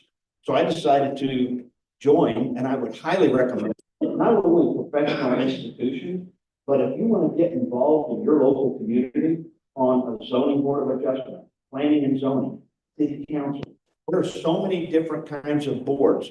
That does two things for you, or multiple things for you. It creates an opportunity to build a network of people who know everything about what's going on in your local area. It gives you the information that everyone else doesn't know because you're behind the scenes on the opposite side of the table, putting together the planning and zoning requirements, the land use planning. I have a passion for land use planning. And if you do all the land use and understand that vacant tract, how it is zoned, what the land use plan is, and what the future for a city is, what they want to have developed, you will know years in advance of when development is going to occur, what direction that city wants to take, and then you become an expert to those folks internationally that are looking for something that fits that, and you know it before anybody else. So I would strongly encourage you to continue your education, find a mentor, join organizations, and figure out how your local governments work, give you that advantage in commercial real estate. John, I always love it that you keep hearing certain words over and over, the mentorship, right? And the great thing about commercial real estate, it really is a team sport. So just start getting that in your mind. You're not by yourself. Many times you do need to work with others. You do need to set up a experts list. We hope within this group, everyone can network, but as we explain some stuff that we're going to talk about at the end of our event today, we're going to show how everyone can plug in to learn, to refer, to collaborate with each other, because that is the power. And so when you're going to the education, to working with cities, and then I would say what Daniel did is joining a trade group, not just being a member. I would say being an active member, right? Trying to, if you have the time commitment and the support with your family, to start being actively involved, to lead it, to become president. And I know that because you were president of the association, I mean, how many doors and how many things have opened up for you through that? Yeah, I believe is president of the CCPA. You know, as I said, in the 4 years, that we host about 60 events, and besides that, we hosted some other events. So during 4 years, like because at that time we still have the physical paper that delivered to the grocery stores, and almost every 2 weeks, my headshot was on the front page. So almost all the Chinese people know me in that area. So we meet so many clients, and then maybe hire a patient in that area. Thank you. And he's being modest. So, you know, one thing is showing up. So thank you, one, give a round of applause, because showing up is very important. I flew out to Raleigh just to see what's going on. Right, that was important. And you told me, everyone says, I'll show up. They didn't show up. But by showing up, plugging in, getting to know, it was invaluable finding out that, you know, you represent about 200 Chinese companies and businesses coming into the Carolinas. Thank you for coming to support me. Thank you. But that's it. Thank you, Pete. Thank you, everyone. But that's why it's so important, the network, because this is the one thing that Daniel did say. I need support. I need a network. I need help. Because by plugging in, you think some of these companies and businesses around the world just wants to be in one geographic location. Usually they want to penetrate multiple markets. You know, with what Bill said as a industrial SIOR, they want a hub with different spokes to the retail branches, to services, headquarters. We know in Alabama, right? You were taking me around with a lot of car companies and international practice. So this is the exciting thing, knowing people that are influencers, people that are doing the business, they do need help. And if you just let them know, hey, I'm here in the local market, I'm willing to run around, find yourself a good mentor to do, unless you can do it yourself. Now you get to plug in. Now you can start doing some of these businesses, whether it is industrial, whether it's retail, whether it's office, because when you know people that have the international global connections, they're going to spin off and do business. And a lot of times they do this. What's your local market like? Right? That's why we were hearing, being an expert, even though you practice more being a generalist, being specific, they're going to ask questions. What is the industrial retail like? What's the hub? Path of progress, right? Where is things going? How is things growing? We know in certain states and certain cities, there's no more land, so it's blocked. So everything is infill, or has to be rezoned and converted. So maybe, John, we can talk a little bit about, you know, that rezoning, repurposing, path of progress, and showing up at city council, as boring and crazy as they are sometimes. So planning commission is not boring at all. Not boring, drink. So when you're involved and you watch, and you all are going to specialize in geographic areas, and getting to know those, you can very easily show up. Something that is important to know too is that, and let me just by raise of hands, how many of you not only want to do the brokerage side, but you also want to personally be investors or developers in the future long term? That's a fairly significant percentage of the room. Understand that everything that you're doing right now to help clients and businesses is also an education for yourself doing the exact same thing. Think of yourself as your own client. Continue to learn, and especially when you're looking at all the details that involved with investment, to make sure you don't just on a whim start making investments that turn into very poor decisions. Make sure that when you're making those, when you're thinking about those things for yourself, you're thinking about them for all of your clients. So continue to learn. One of the most important things is, where is real estate going to be best? Where is the direction of development occurring? Those cities then are where you need to target how to go look at what they're doing on land banking. And as Nate was talking, is many are almost fully developed. But in almost every instance, fully developed cities have areas that are going to be redeveloped. Those are talked about.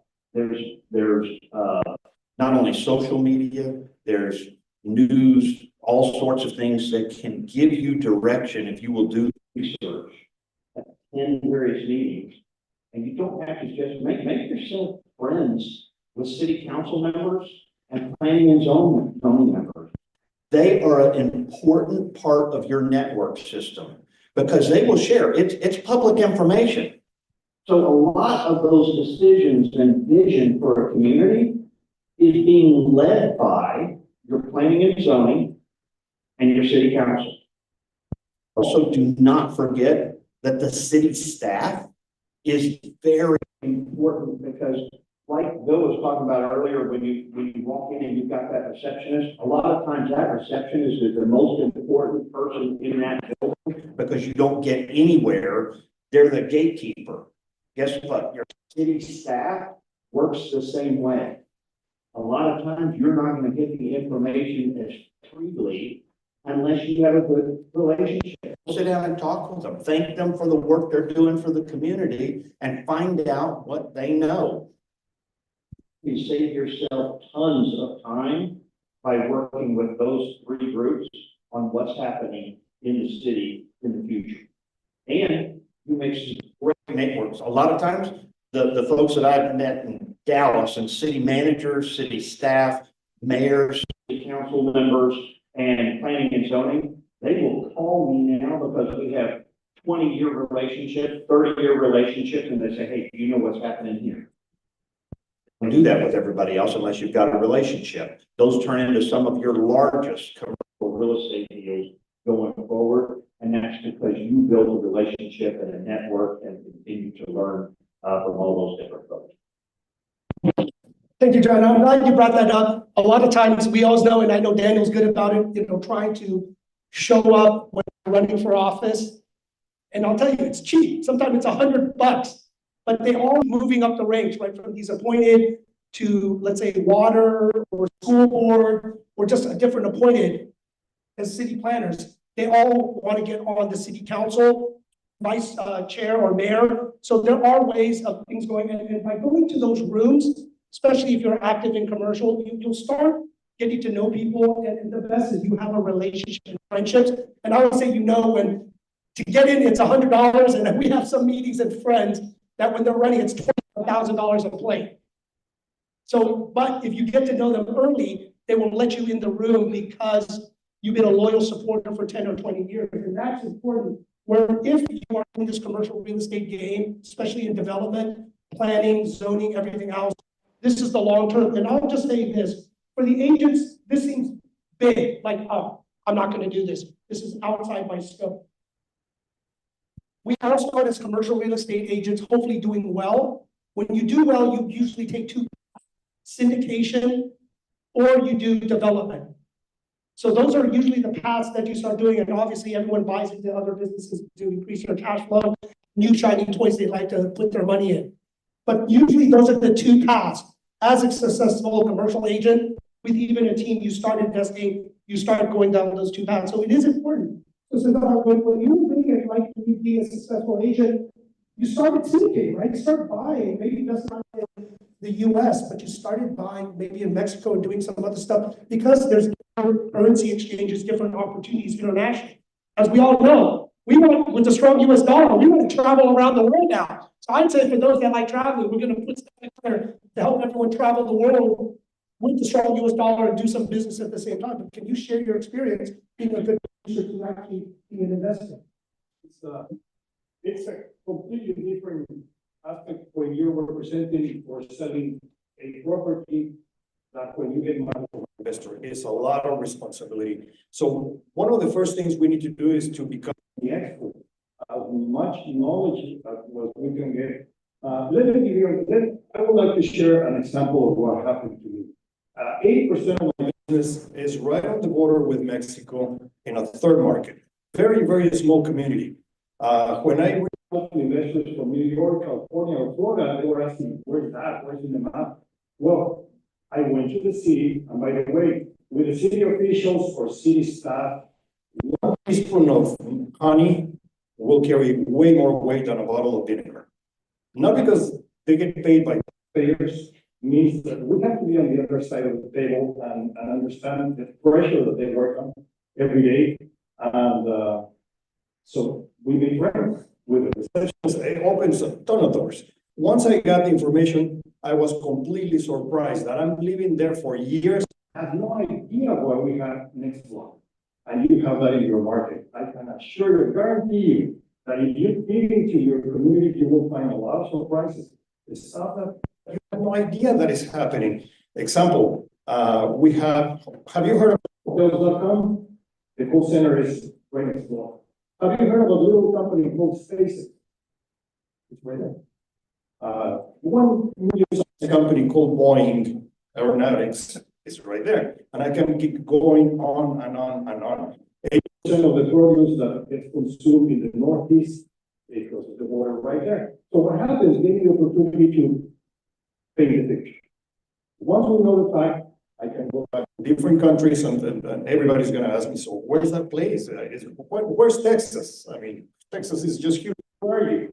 Everybody thinks that we're very close to Dallas, and I always say, yeah, it's very close to Dallas right now. Right? You can cross your country before we get out of Texas.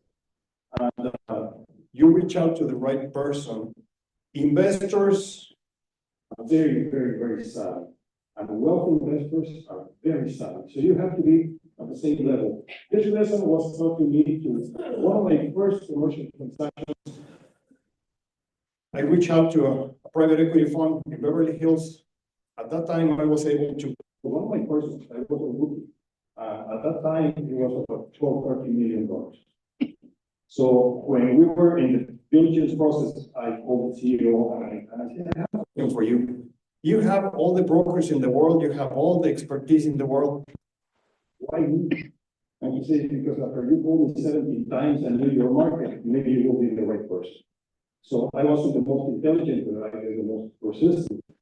Once you know the facts in your community, you reach out to prospects and you start painting the picture. Why? They'll say why they want to hire you. Why they can invest in your community. Why? It has to be a reason. Because remember, business is global now. They can go to China, or China can come here, or they can go to South America. Mexico is having a lot of synergy with US right now. Why? Why North Carolina? Why Virginia? Why Washington? Well, you present the fact, and that's how you start getting relationships. Once you start getting investors engaging with your specific project, you have to know your facts. You have to know your numbers. You need to know projections. And if someone can tell me how the market is going to be within a year or two, please share with me because no one knows exactly. But you're honest, you present your facts, and investors will capture that. Investors will come to you, and you can do brokerage, representation, and you can start investing. And can I ask something real quick? I think that comes fantastic, and you know, it is true that those investors, especially the big time investors and developers, they have a lot of information. Why do they need? One of the things that I found that most of them don't have, if they're not local, they don't have the connections and network to get into those local mayors, city councils. So be that connection for them. You don't have to have nearly as much information as they do about their business if you can get them in the right door.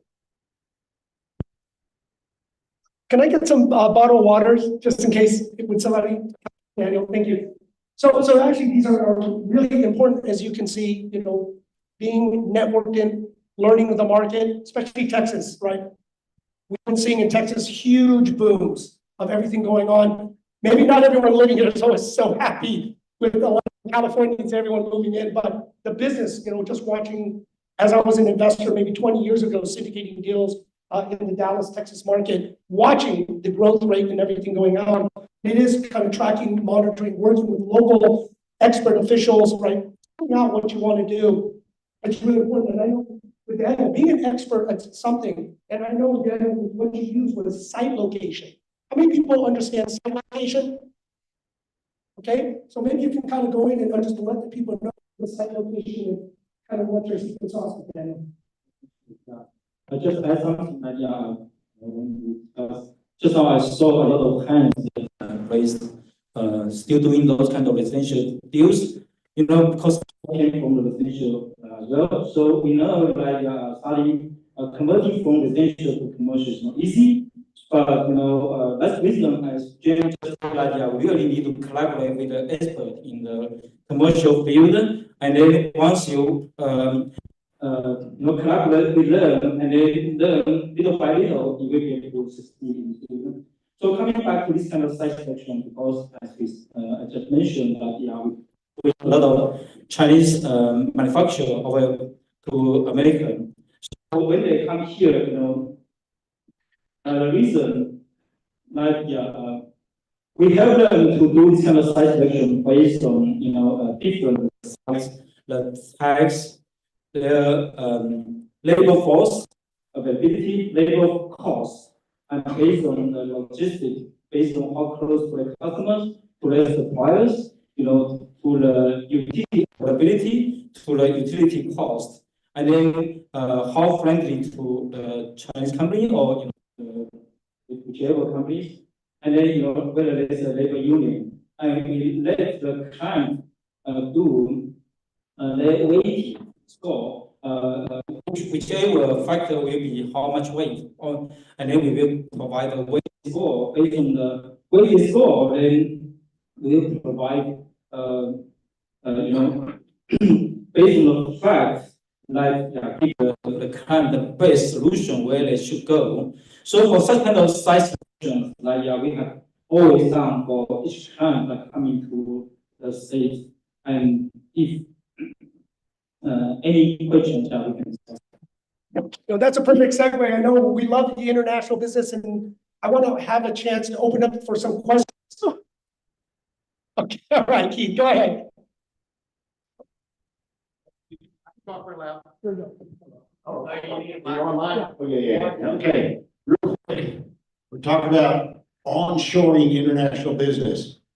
Can 1, 2, 3, or 4 of you talk about free trade zones and free trade subzones and the significance? Certainly.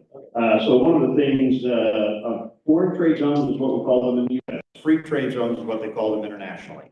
And a free trade zone is where you create and approval from the U.S. or any foreign country to designate a certain area of land where everything that is built on that is like it's foreign soil.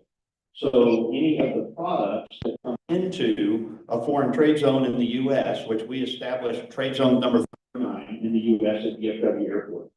That foreign trade zone, every product that comes in there and then is shipped out to another country is tax-free.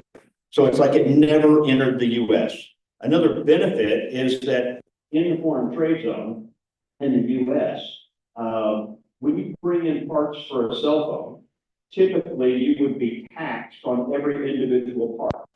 In a free trade zone, you get to bring those parts in, assemble them into the phone, and then even if they do get shipped out domestically instead of internationally, you're now getting taxed on the final product, which is a fraction of the cost. We did a big deal with Motorola. It saved them millions of dollars a year simply because they were assembling at that location and then sending out and only paying the taxes on the final product.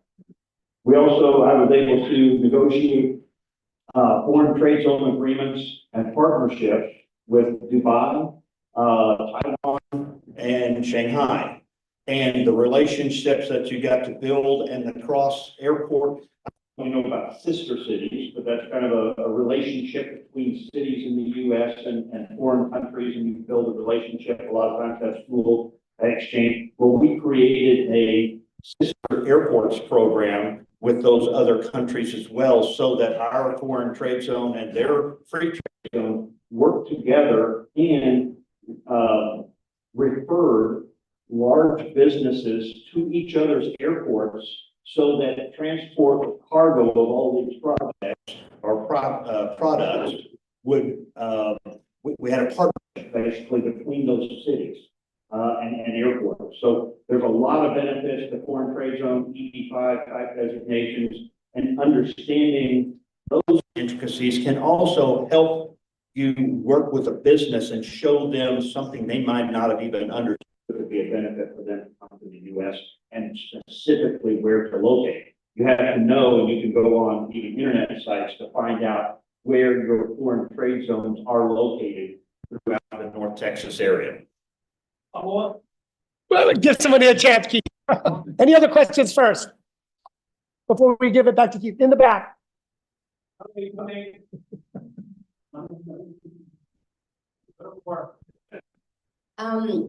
Question for the four of you. Since you, as me, I'm in representation, I'm about 100%. So how do you do that transition from residential to commercial? Where are really steps, like a new baby?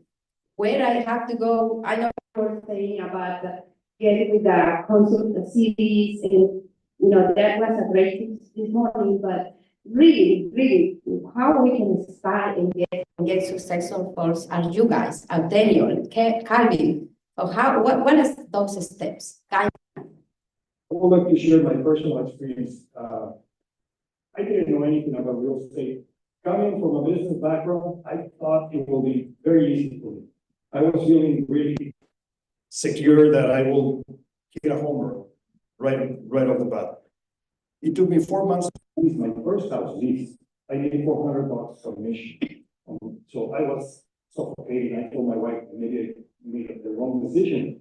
And then it took me a few more months to sell my first home. Why? Because I was lost. I was thinking business sense when I found residential was very emotional. My personality is not appealing to the female buyer who wants to buy the kitchen color or the landscaping appeal. It's cut to the chase from a white financial statement. So I made a mistake. No, I sold for 8 months after that when I realized that wasn't my purpose, and I jumped into commercial by accident because right now you have a buyer or a seller who either owns a business, they want to invest, or they want to get visa. But you may not be thinking that you're the right person because you haven't digested that you need to learn. I'm saying maybe you are. And you don't see yourself performing that way. If each one of you have interest in doing commercial, either transitioning or bringing investors from different countries, visualize yourself doing that. And for that, you need preparation, you need information, you need contact. But it's completely different path. When you need to be a chameleon. When you're in residential, you act one way. When you're in commercial, you act one way. I can tell you. If you have an investor, when you start talking about the kitchen colors, maybe not go that far, right? And vice versa. If you're talking to a residential buyer and you start talking about the financial statement, well, they're going to go. But you need to have information. You need to transform yourself into chameleon personality, but you have those buyers today. I can assure you. I would suggest bring a list of clients from 2 years and find, like Bill was saying, do the diligence and find where do they work, what do they do, where do they invest. If you have a medical client, if you have a professional client, those are clients that they can be investing with you today. And if you have a foreign national client, they have relatives back there. In their country, they have relatives who they want to move to the US. They see typically one person is the one moving, and then he is sharing with the rest of family and friends, and they all want to follow. You have those today. Yeah, I can add something to it. For residential transaction, usually they are very standardized and then very, kind of simple compared with the commercial transactions. There is a church that, those who sell the Toyota drives the BMW, who sell the BMWs drives the Toyota. So which means that you have, if your personality is very friendly, then you have a lot of friends that you can sell potential transactions. Maybe you can keep doing it. But if you really want to convert to the commercial real estate world, the really starting point that you need to learn, at least learn the knowledge. but with maybe starting from the CCIM, let me do the CCIM. Yeah, and then taking those courses, you at least know what kind of knowledge you needed. And based on at the beginning, maybe you need to give up some clients, especially big clients, because only if you give us those kind of big clients that you collaborate with some other experts, they want to help you, then you will be able to have a chance, learn the knowledge together with them. So from there, gain the experience, and then later, little by little, you will be able to. Well, first, I just want to give everyone one final word. On that one. I think from a practical standpoint, everybody needs to continue to have a revenue income. So you don't just jump from residential into commercial and forget residential. You can gradually do that, and you can be doing both.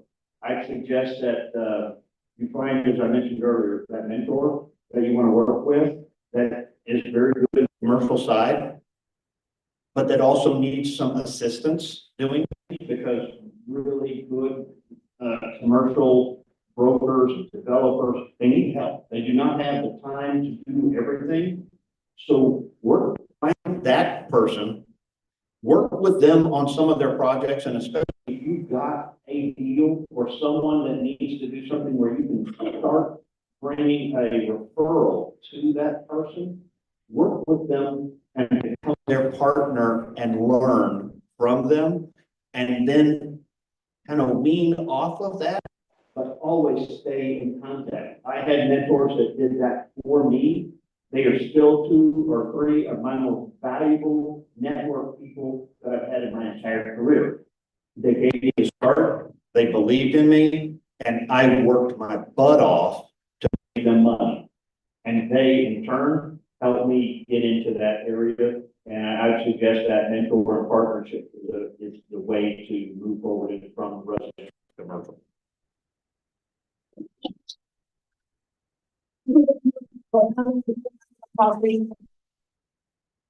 And we will share more about education, training, all these courses. As you keep hearing, mentorship is so important, having to plug in what trade groups that you should be a part of. So again, there's a lot of courses I don't want to stand between, but take this time also while you're at lunch, if it's a working lunch, to network, get to know somebody you don't know, especially somebody outside of Texas. But thank you for showing up, and really plug in while you're here. Thank you.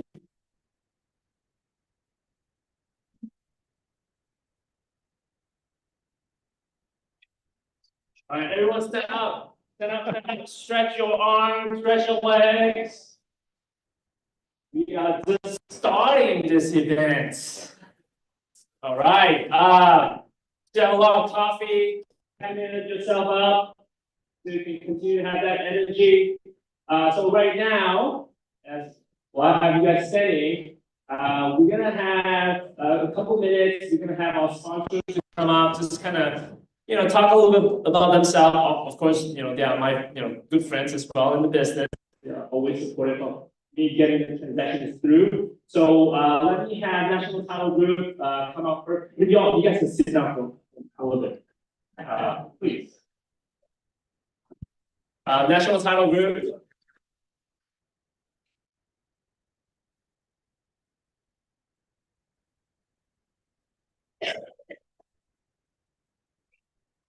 Here you go. Thank you very much.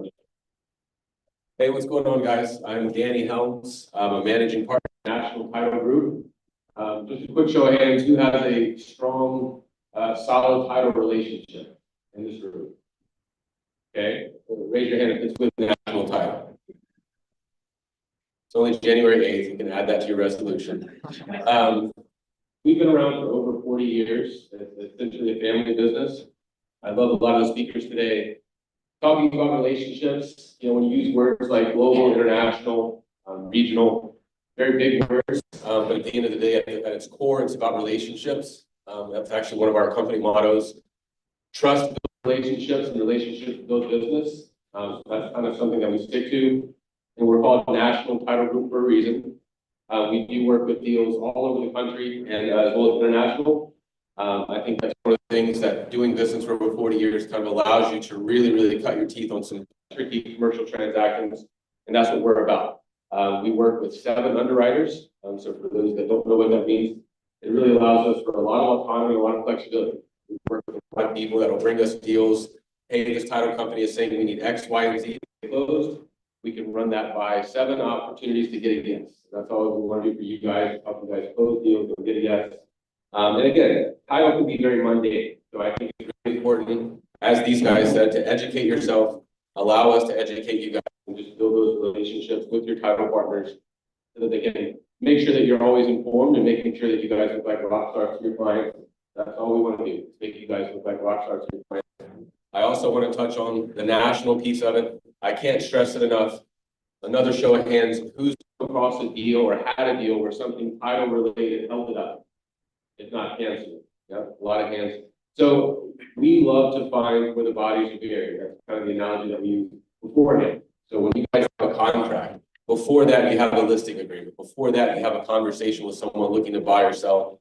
That's what we really like to plug in with you guys. Okay, we love to do as much research as we can. Who owns the property? What easements are on the property? Are there any city liens on the property? What are the zoning requirements? Not to mention, every state has different title nuances, okay? If you're working with a client that's purchased a property in Texas, they looked at that settlement statement, they know what the fees are. If they're now looking to buy something in North Carolina is an attorney state. That means the title company can't close it. That means there's a whole new list of fees. That means the taxes are going to be different. So again, educating yourselves, building those relationships with your title partner. We would love to become that person for you. And just kind of make sure that you guys are, again, in the know. There's no surprises at the end of closing. There's no surprises when it comes to the property. We would love to help you guys with your regional, national, and international real estate ventures. Lori Lindsay is in the back. She's one of our VPs, as well as Francesca Dennis, one of our commercial escrow officers. We're there in the back. Please come get a business card, get our information. Again, we have 4 offices: Dallas, Frisco, Flower Mound, Rockwall. But we are very much a national company and as an international company as well. Would love to build relationships with you guys and become a strong resource. So thank you guys for being part of it. Thank you, Danny. So you guys, your eyes are not blurry. So Danny is not as pictured. So thanks for the team that quickly put up Danny's picture up there. So you guys are why is anyway, thank you so much. Real estate is a very stressful business. That's why they have all like stress balls on the table. So feel free to go pick up some of them. Next, BSBD, which is one of my favorite insurance companies that we do a lot of business with. So. Thank you. Y'all can just leave Chase's pretty face up there. My name is Kyle Dixon. I'm partners with BSBD. Been around for a little over 15 years. Chase and I primarily focused on real estate, DFW and beyond. We've unfortunately, I know the insurance industry has become kind of topical here because we're unpopular deals, but it does seem like there's help on the way. Carriers right size.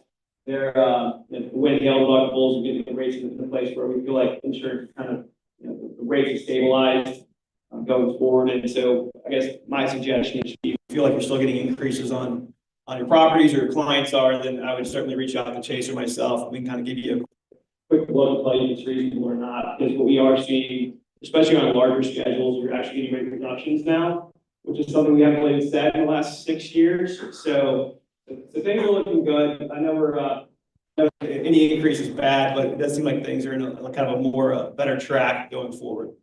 Yeah, I would just echo that. That it's still a hot topic that's really having an impact on deals. It has killed transactions at the 11th hour. So engaging a group like ours and saying, hey, what should we budget? We've got a retail deal. Here are the tenants. Here are the updates. Or it's a family deal. It has aluminum wiring, or they've got bad breaker panels. All of these have a big impact on what we're seeing on the rate. And so engaging a group like ours, saying, hey, how can we?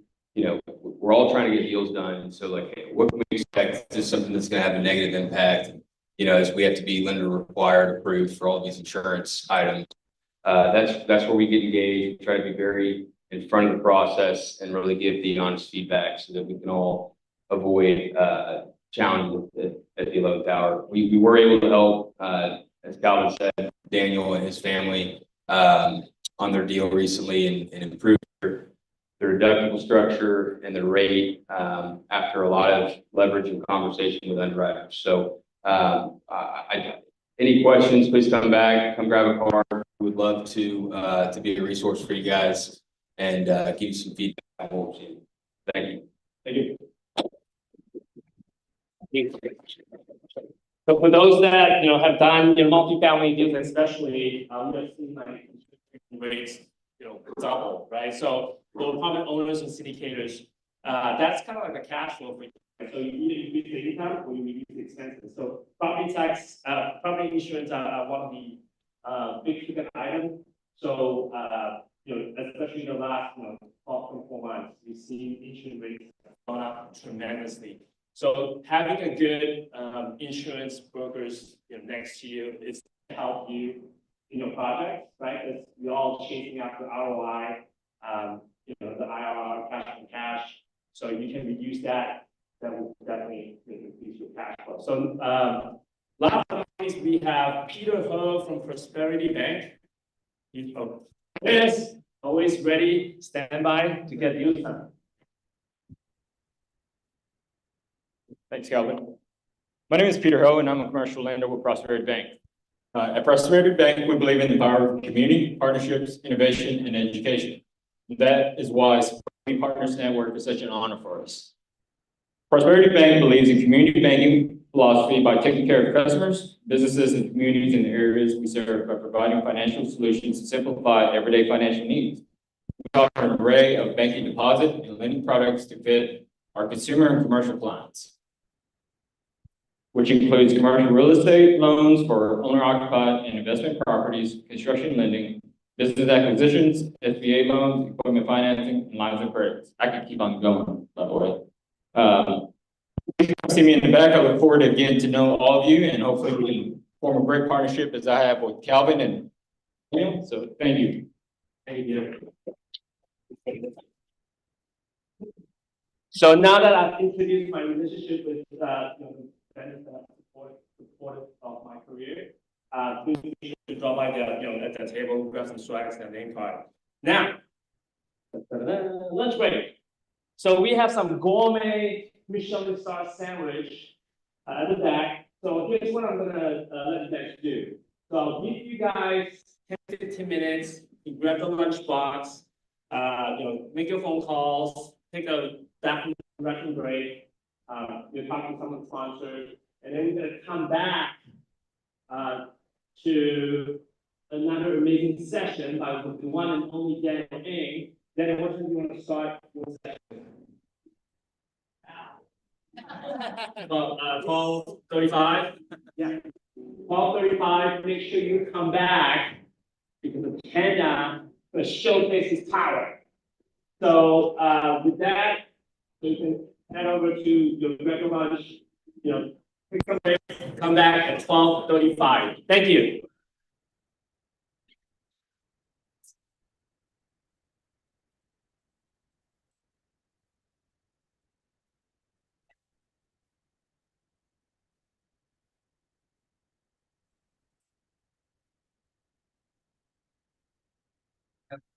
Left there.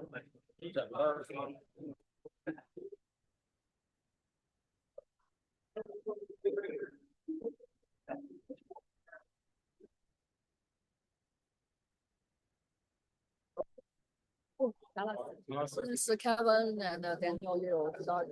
Hey, Daniel. Hey, 你好。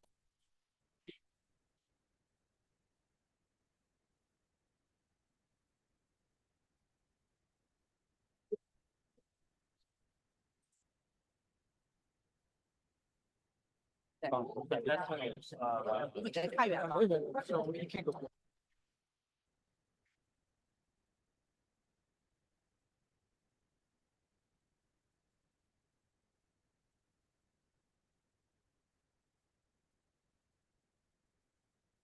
可以啊，可以啊，这个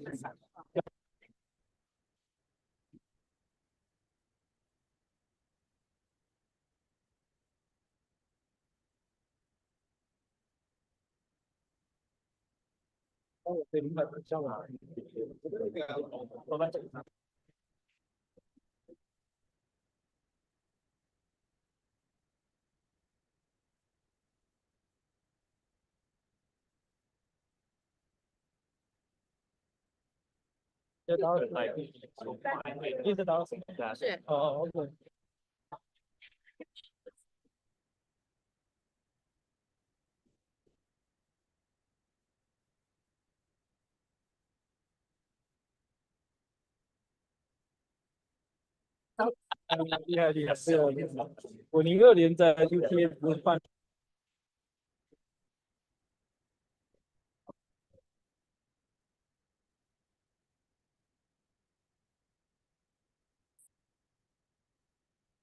你要不等一会儿？我3年才离开那个 foundation，因为我00。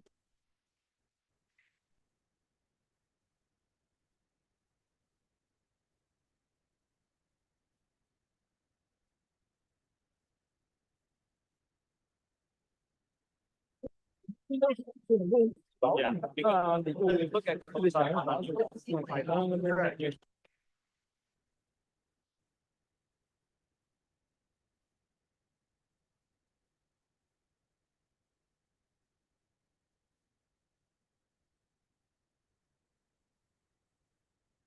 你是6口是吧？你也是6口。我先闭嘴。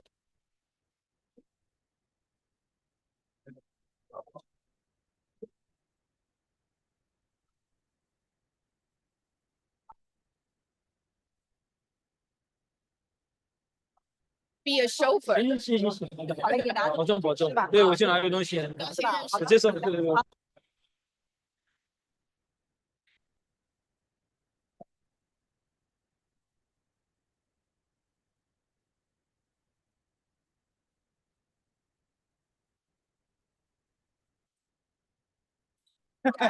Especially it's cold weather, right? Okay.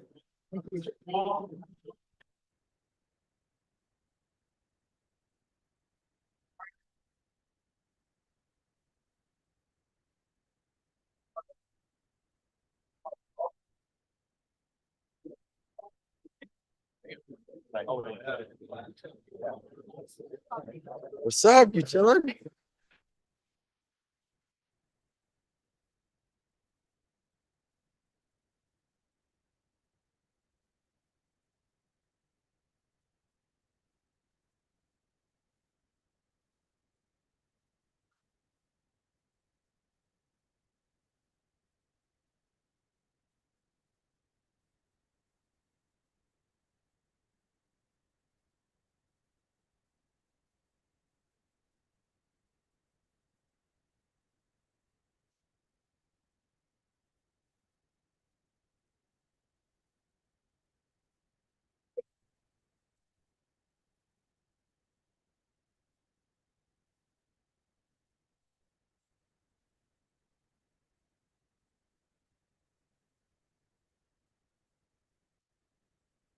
I can see the table. Yeah, I need to send an input to.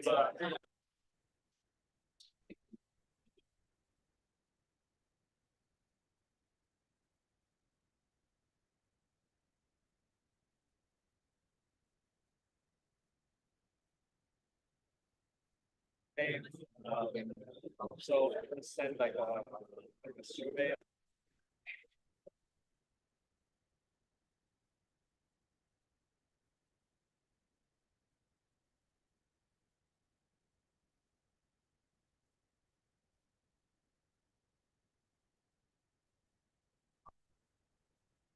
Yeah.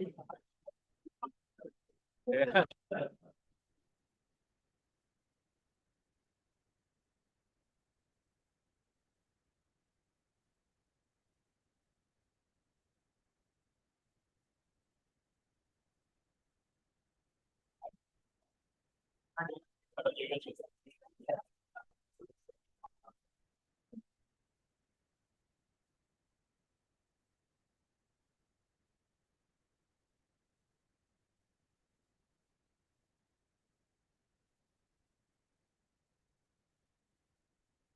Now, you don't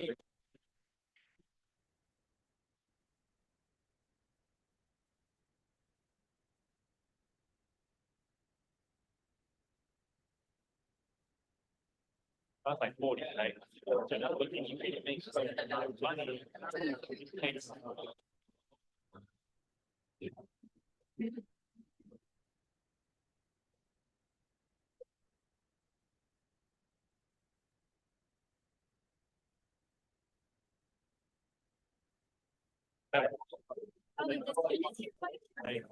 No. Okay.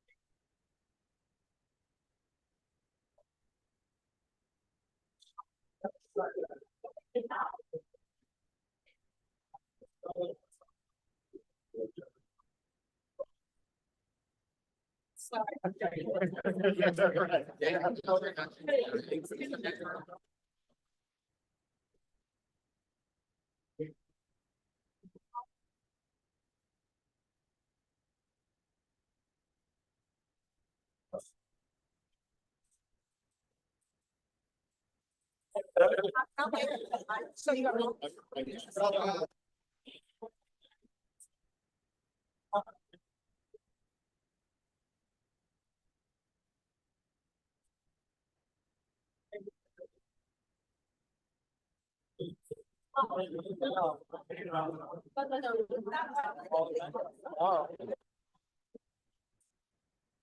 Four minutes. Hello? Hello?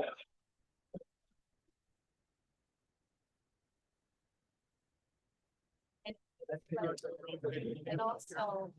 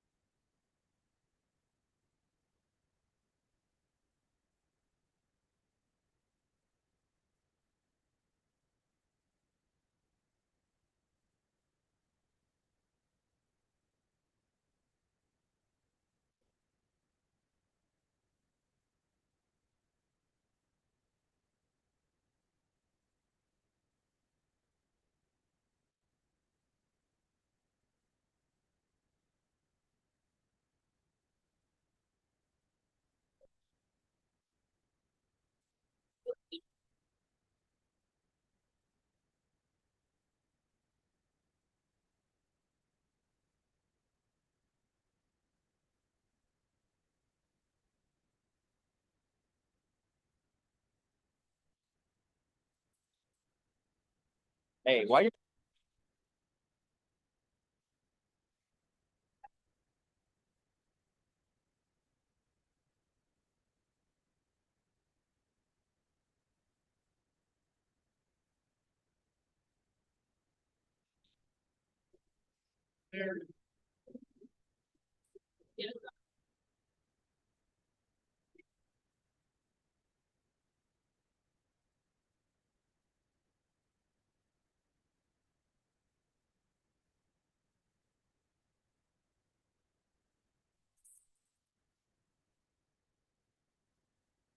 I know, man.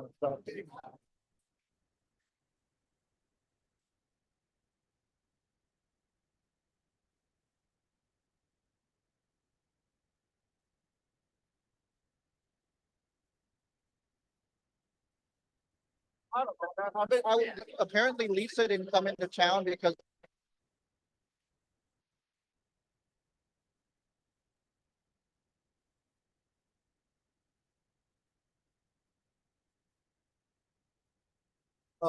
So only Tylee's there, and I'm like, where do you want to go to lunch?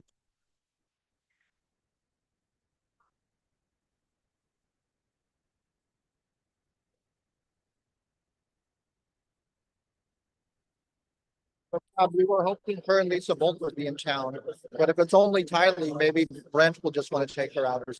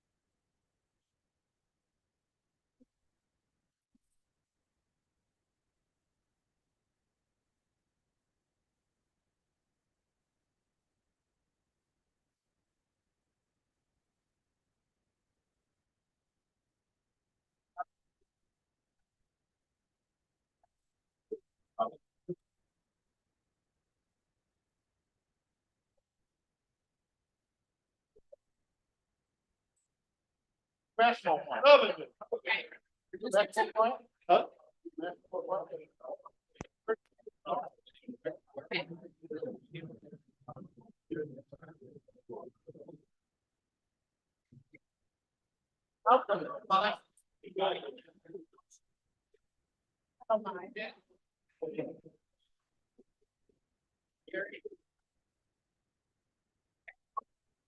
Thanks.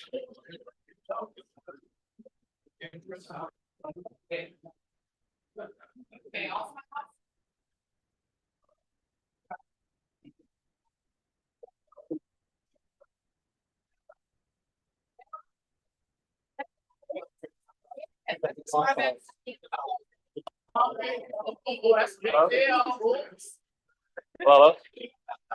Hello? Hello? How are you? All right. We are 3 minutes from 12:35. Let's go. Would you like us to? Would you like her to leave so you can sit? Yes, please. And you guys have water.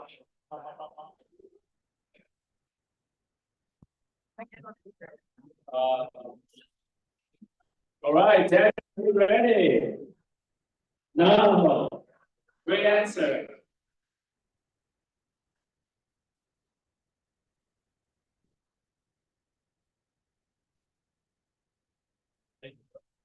Any question?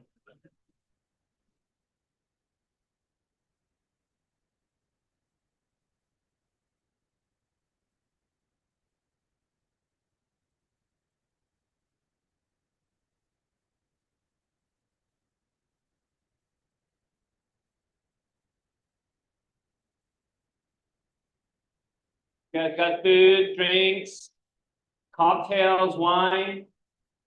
You may need it.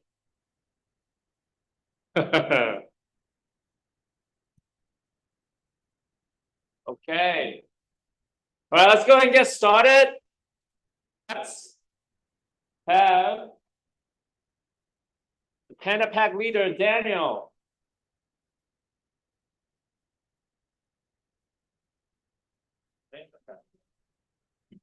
Tenant Pack. It's full of Kung Fu martial arts, folks. That's how we go close deals. All right, let's give a big hand to Daniel. Check, mic check, all right. Which one's louder? Get the louder one. Check, check, all right. Round mic down. All right, thank you for attending. This is part 2. Hope you guys enjoyed your Michelin lunch classes. So, all right. So I'm Daniel Ing, one of the leaders here in our organization. We created a real estate club called We Partners Network. And today, my goal is to share a business platform so you understand it. EXP is the brokerage, but it's also like an Amazon platform. So you gotta look at it. I want you guys to dissect the numbers so you understand a real estate platform for yourself. So we're in 27 countries. We just announced Peru, Egypt, and Turkey. So what is EXP? So who owned the company? Glenn Sanford. So Glenn Sanford back in 2009 during the financial crisis was trying to figure out how to cut costs, right? He found a solution. And that solution was creating a software to move the operations of a brokerage company to the cloud. So what does that mean? Well, he created a software actually like a video game. Like if gamers were able to communicate, operate, and play, he said, why couldn't real estate agents go to the metaverse, to the virtual world, virtual reality world, and connect with accounting department, tech support, and they created the software. And from there, we became the largest independent brokerage in the world, about 90,000 agents. So before that, 4.5 years ago, James Wong was appointed to be the founding president for EXP Commercial, and he was my president for my former franchise that I had. So when my friend came over to this platform to create a new commercial division, EXP Commercial was born. So Jim is a good friend of mine, and because of his leadership, I just followed him, not understanding the platform, not understanding it fully. And coming in, we knew that the residential side of EXP Realty was creating some being disruptive. We knew that we could probably be disruptive in the commercial end if the numbers made sense. Because commercial, it costs more to operate. We know that there are different tools, and I'm going to kind of go over what tools does EXP Commercial have, and I'll kind of dabble in a little bit on the realty side for those that are on the residential commercial side of the business. So going back to the metaverse, Glenn created this. The reason why I share the metaverse is because a lot of people don't understand what this means. How does it cut costs? So I'll kind of go through a quick look at. So imagine, just in Texas, there's 1,000 real estate offices paying $6,000 rents.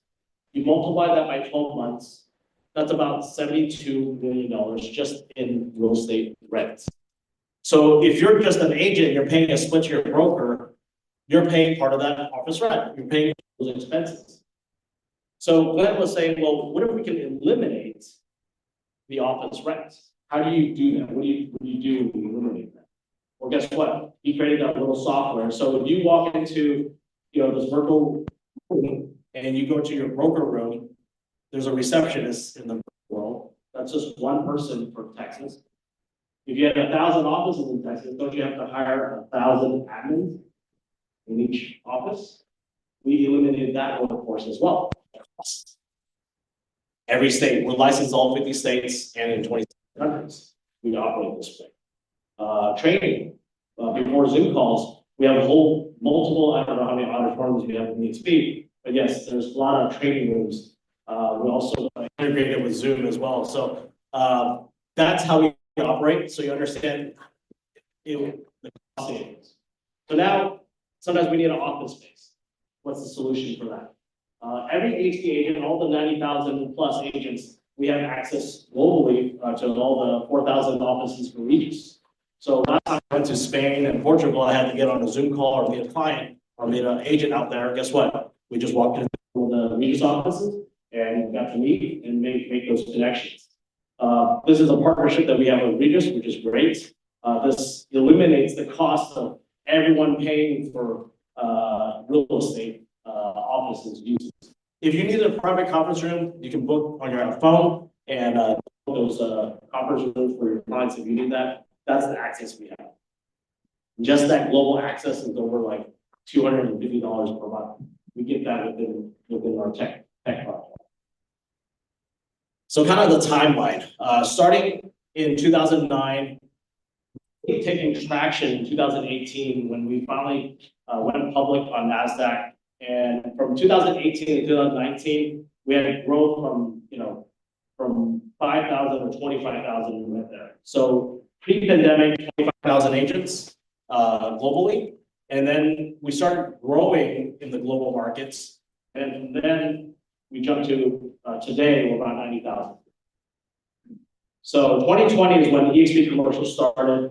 Jim is going to kind of share a little bit of his story on launching that company with EXP and getting that all opened up, all 50 states.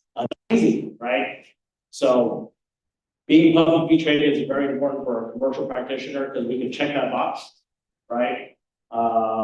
Licensing in all 50 states. We have brokers just so we can do cross deals in multiple states, depending on the state laws. Or you can build your team in multiple states because we're one company, not a franchise. So that's another big thing is we're not a franchise company, we're one corporate company. So being the largest independent brokerage on the planet, yes, there's other franchise companies that are global as well, but guess what? You're just referring that out. I'm building teams in Europe, building a team in Asia. You could do the same thing if you wanted to, right? So this platform takes the restrictions off as an independent broker or a franchise. Because the restriction is, I would have to get my license in each state if I wanted to grow a team. And I don't need to do that here because the company is. So kind of pre-pandemic and then during the pandemic, we actually grew 20 plus countries. We just opened up Turkey, Peru, and Egypt.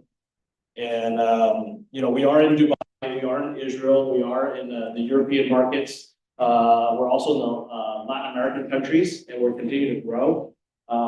Japan is opening up Q1 soon. I'm glad to have my Hawaii team make those connections to open that market. So we'll be growing in Japan. We're working on Korea as well.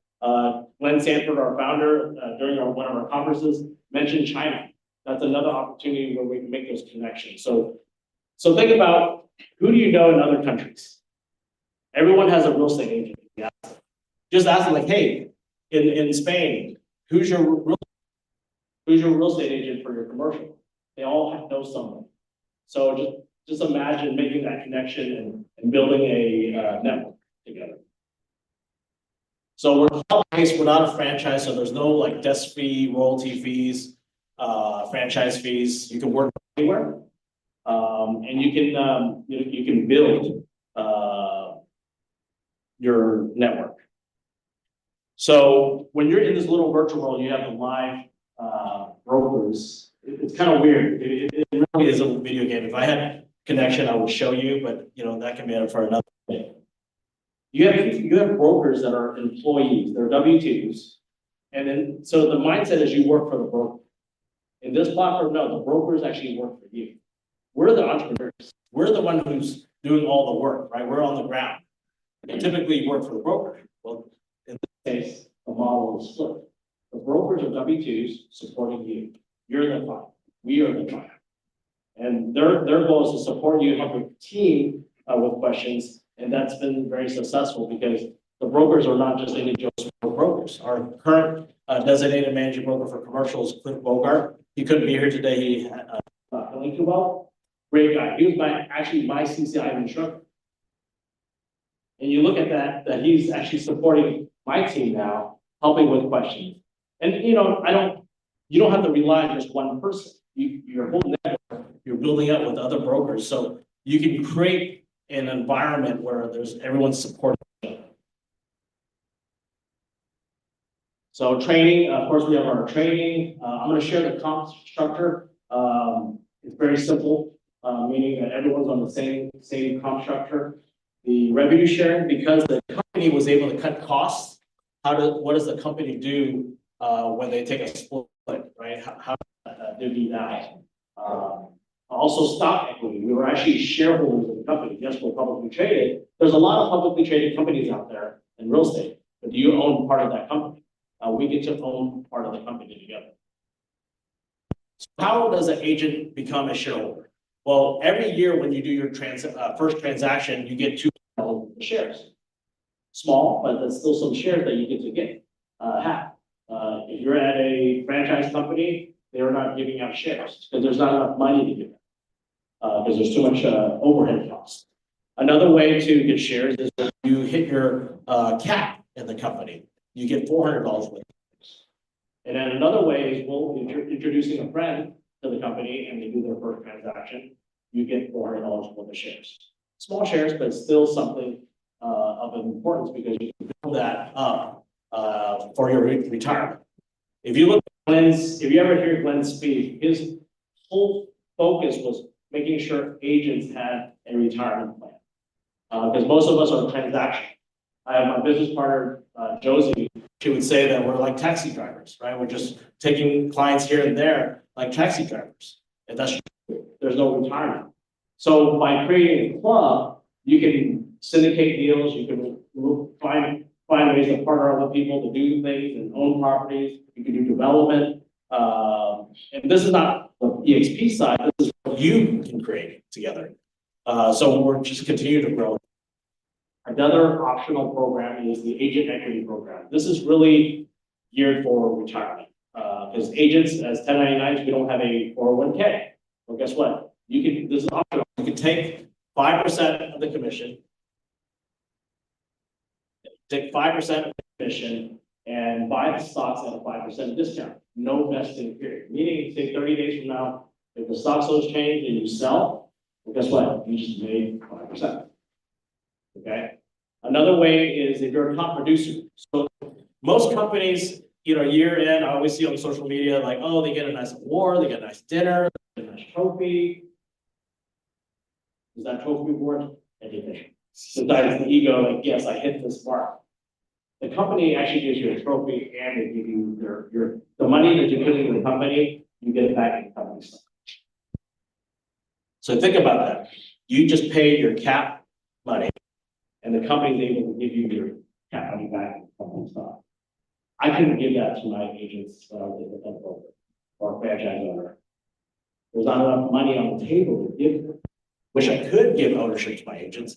There isn't. Healthcare. This is important. A lot of agents, because we're 1099, we don't have healthcare, or we have to buy it at a very costly price. Well, because we're one corporate company, we have healthcare discount. I moved my healthcare about 2 years ago to this platform. My brother on EXP. We're saving our families about $20,000 annually a year because we moved our healthcare from independently to this platform. So if you want to kind of check out that, you can talk to one of the consultants in the healthcare plan and see if that is something for you. All right.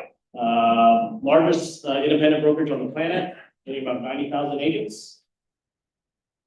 So one brokerage, not a franchise. You can grow your team. You can grow not beyond the team. You can grow your organization. You can build a network, real estate club like what we're doing. You can replicate R&D, rip off and duplicate what we're doing. And you own it, right? We get to own this company together.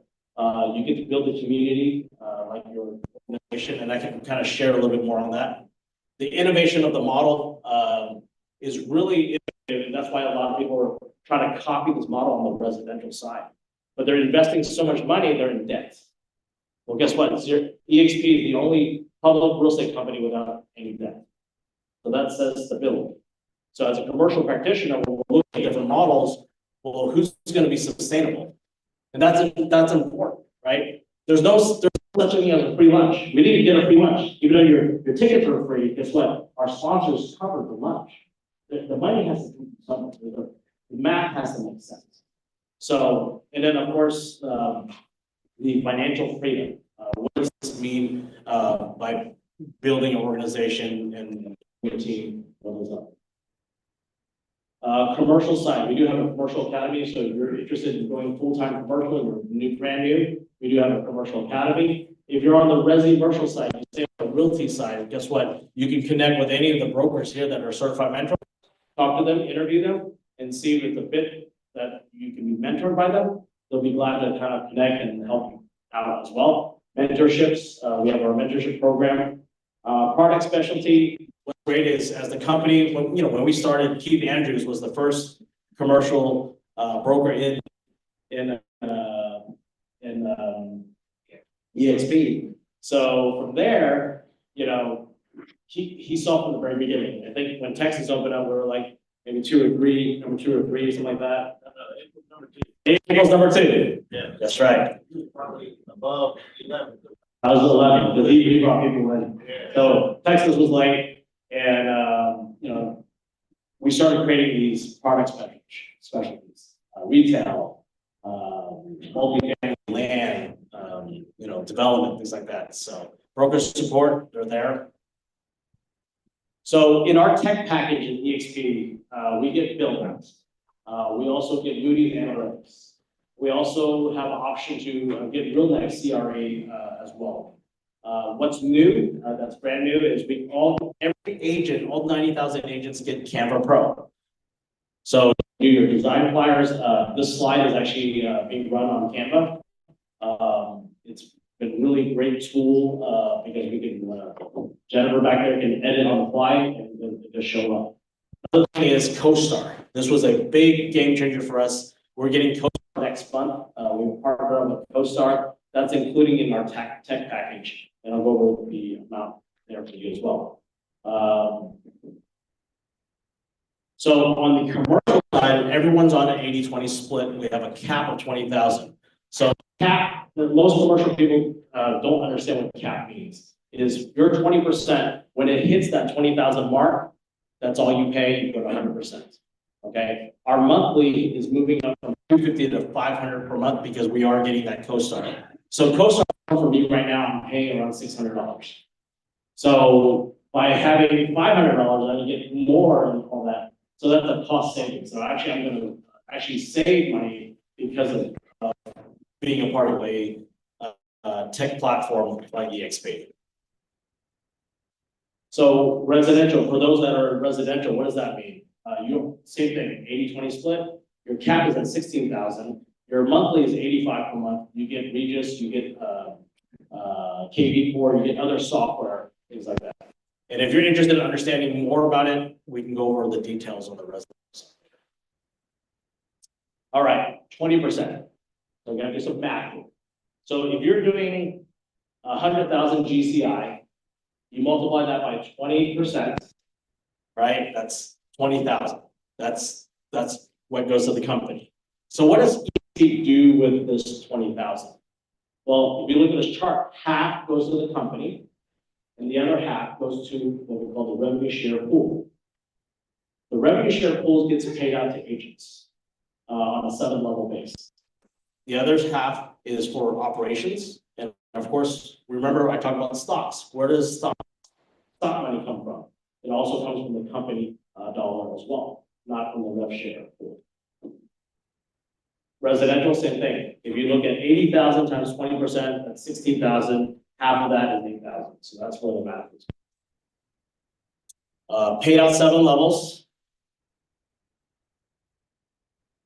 All right, let's do some math again here. So 100,000 GCI, 20%, that's 20,000. So half of that is 10,000. That's getting paid out 7 levels. So if you're looking at bringing on somebody, if you know somebody staying in New York, let's go with the slide. So Sally's in New York. She's a friend of mine. She does commercial real estate She's a, $500,000 producer, maybe $250,000 GCI producer. She comes in and she likes the program. Guess what? When she pays her 20,000 into the company, and you don't have the cap to get revenue, but if she paid her 20,000 already, what would I get? Same thing, 10,000 times 17.5%, you would get $1,750 revenue, and this is cash, not stocks. Okay, the company's sharing the revenue. Immediately, Sally knows Tom in Florida. Tom joins. He's your tier 2. He's also commercial. You don't have to be necessarily commercial. Also, he can be on the residential side. But for simplicity purposes, we're just going to keep everyone on the commercial side. So same thing. Tom is a capping agent. 10,000 times 20%, you get 2,000 from Tom as he produces. Tier 3, Tom introduces Lisa. Lisa comes in. Tier 3, she's a producing agent. 10,000 times 12.5%, that's $1,250. So now, how do you scale? What does these numbers look like? So your tier 1, the people that you personally sponsored, you're building a team. So imagine you brought 12 people. Well, 12 times 20,000, 12 times 17,500 equals 21,000. So that covers your costs, and you're building a team. So as a broker, I'm able to cover my costs, right? So that's one way. Another way is icon stocks. What does icon mean? Well, we have 2 ways to icon. You can be a 500,000 GCI producer with 10 deals. The company will give you back $20,000 in stocks. Or you do 20 more transactions after you cap. So you can do a lot of leases to cover that, and you'll get that $20,000 back in stock. Same thing on the residential side. If you're a 500,000 GCI, 10 transactions, you're a luxury producer, that's how you would get your stocks back. Same thing on the residential. So if those 12 agents, I don't call you guys agents, you guys are business partners. If my 12 business partners are bringing to the table, we're sitting around, we're masterminding, we're all building our own teams together and helping each other, guess what? If 12 brought 10 people each, that's 120 in your tier 2. Okay, so because they're building their team, so that's 120 people. You multiply that by 2,000. That's where the number comes in at 240,000. Okay, now your tier 2. If every person, 120, just brought in one friend, right?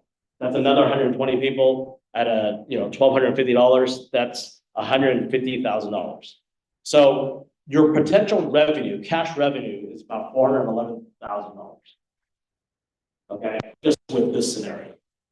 So for me as an investor, if I want to net $400,000, how much cash would I have to buy a shopping center? So I look at an investment scenario.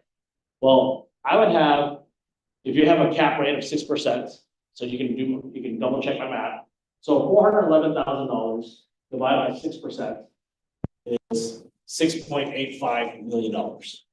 You would have to have cash, net me a cap rate of 6% return to net me $411,000. So what I'm trying to share is everyone has the opportunity to grow an organization, because there's people who are in the industry already paying, especially in commercial. Most commercial brokerages are 50-50 split, no cap, right?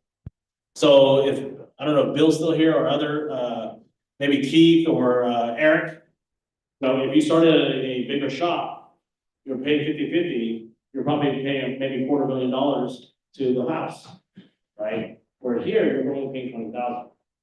So that's the model of cost savings, but also building a network. Residential, if you're anyone that's residential, the math, if you want these slides later, I think we have a QR code, same thing. You can build, so for me as a commercial practitioner, I don't do any residential sales, but I have a big residential team, right? And same thing, you can attract agents on the residential side, other partners on the residential and commercial. The residential agents, guess what? If you know a commercial broker, you introduce them to our team, guess what? They like the model, they join you, you get to grow, okay? So kind of a recap of the comp structure of our tech stack, 2.0 stack. $500 a month. We got our Regis, we get Moody, we get CoStar, we get build outs, we got Air CRE forms, the EXP World, Kemper Pro, SkySlope, which we handle our transaction files for $500 a month. There's no independent broker. If I was an independent broker, there's no way for $500 I can get all this stuff. So that's a cost savings right there. So when I share this with other commercial brokerages or other independent leaders, this is the value because they can't, it's economy of scale, right? You got to look at the math. It's economy of scale. So the company XP was able to do that because the economy of scale. It's hard to compete with. So a lot of independent brokers, which are great, this doesn't take away from me as an independent broker. So if you're driving a Mercedes, wouldn't it be nice to have an AMG motor, right? Not just the body kit, just to look like your AMG, but actually have the engine and the turbo and all that. That's what the EXP is. So you imagine adding EXP to your brokerage, that's what it does. But people need to understand it. We're not here to recruit and be this is not a multi-level marketing company because we're not selling a product, we're just doing real estate. The reason why we can share the money, if you go back to the first slide I said, is because we cut the cost of real estate. Okay, so that is a cost saving thing. That's why we can share the revenue. That's why the company can share the revenue. So we hope that you can build your future with EXP Commercial or EXP Realty, EXP Commercial on social media. We're just getting started on commercial. We're about 4 years old. A lot of talent coming in. Every week when I see new brokers coming in, where they're coming from, we can connect with them. They don't have to be in our organization. The beauty is we're shareholders. We own the company together.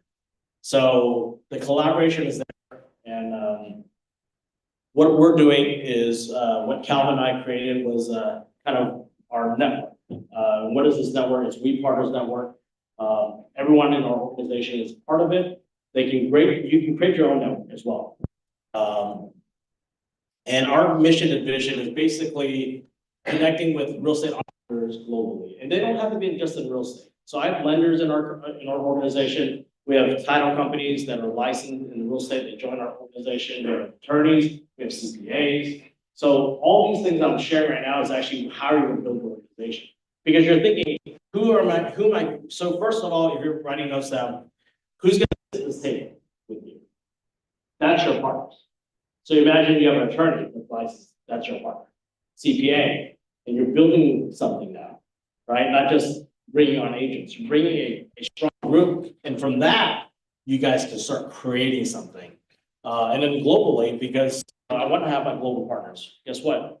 Capital coming in, investments, right? Or capital going out, right? Looking at the market opportunities outside of the US. Our vision is to be about 10,000 partners, creating generational wealth and sharing expertise by 2030. I know it can be done because I know other leaders that has 5,000, 10,000, 12,000, 15,000 agents in their organization. And it's doable. So another thing is with this, with EXP, one main thing is that I look at is it's willable. When God takes me home one day, right? We all have a timeline. Does the organization just cut off? No, it's willable to my children. And guess what? If you have kids and you're part of the network, I hope our kids get to connect. So one of these days, we probably have like a We Leadership Youth Camp for our kids so they can have leadership skills, right? Understanding real estate, building wealth. And you know, my oldest daughter is not in real estate. She's in art. She's not gonna look into it. But guess what? If she has an environment, maybe she needs to rent an art studio in New York. Guess what? There's someone in the network, right, that can connect. Or she needs to raise capital because she's a poor artist, whatever it is, she can sell you guys art, right? She has a network. So you think about our children, you know, what it means to build something. That's what it means for us at We Partners. Again, this is another recap of the commercial slide. I think we have, yeah, that's the EXP, the model explained on the commercial end. So, Calvin, you want to add to it? Because absolutely, I love to add to the party. The future is now, right? So 2025 was just January 8th. A lot of you guys have big goals, right? But it starts from now. Can I see like, is there any guess, meaning like, it's not Plano EXP, can I, raise your hand? Okay, that's non-EXP. Perfect. So, don't let them out of the room. Lock the door. Okay. What they just said is a lot of stuff that's kind of like throw at you, right? Just like, if I'm sure a lot of you guys probably read the book Rich Dad Poor Dad, right? Okay, a lot of them not. But before that, one point to say is you don't know what you don't know. But after Rich Dad Poor Dad, the book came out, right? The seminars, all that, and people realize, oh, there's another way of doing things. Getting out from the rat race. What this model is to break you free from the rat race. Because as an agent, you're chasing one after another. You are just as good as your last transaction. Period. If you understand what I'm talking about, you understand what I'm talking about. So this model is gonna help you break free from that rat race, right? Chasing transaction. If you're in the business, you are in the business of distribution. How many people understand what I just said? You are in the business of distribution. To make it simple, just like Amazon, you have to have a distribution channel if you have a product to distribute out. What this is you're building a massive distribution network globally. If you are in the real estate business, now you gotta think big. You gotta think big that, just like Bill in the beginning, right? You aim small, you get small. You gotta aim big because this is big stuff. Now, when I first learned about this model, it took me a while to really get it.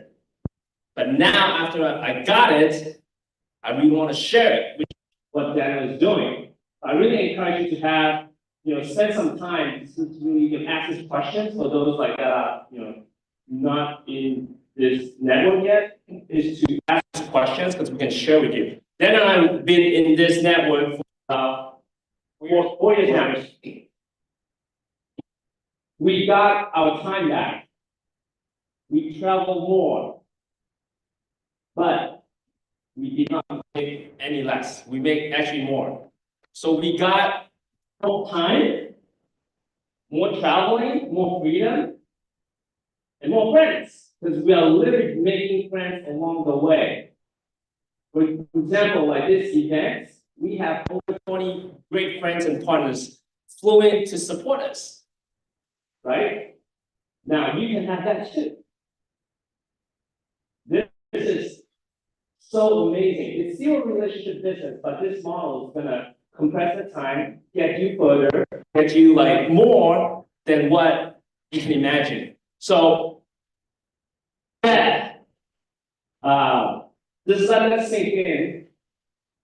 Think about this is new model. I understand it's you go like, oh, what's going on with all this? Like, but this is truly a different platform.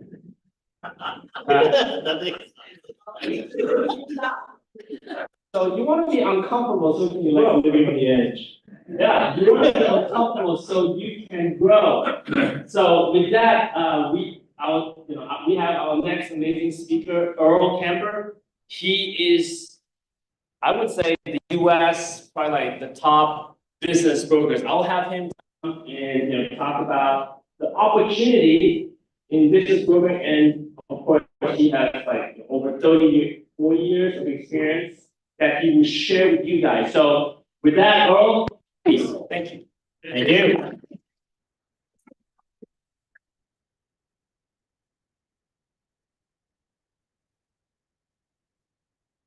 Alrighty, you're gonna stand in the middle. Here's the clicker. Okay. How's everybody doing? Hey, I tell you what, I got that last presentation, and I'm already part of the experience. Thank you, Jim Wong. Jim sponsored me to be a part of EXP, and man, it's just an amazing ride. Let me ask you guys a question as I get started. How many of you would be willing to spend 20% of your time to double your income? But I have trouble seeing from here, but I'm assuming every hand is up. Is that right? All right. So I'm going to share with you how you can do that. All right. It's a very powerful approach to adding two. So let's add two. First thing that's been talked about is your core business, right? You all do your core business, whatever that is. The second thing you may do is revenue share opportunity, which you just learned about. The third thing is about creating a profitable referral network. A profitable referral network. So to do that, I just want to paint you a picture for a minute. Imagine for a moment that you introduce to a business broker, and I'm ready, and that client you introduce is a dentist.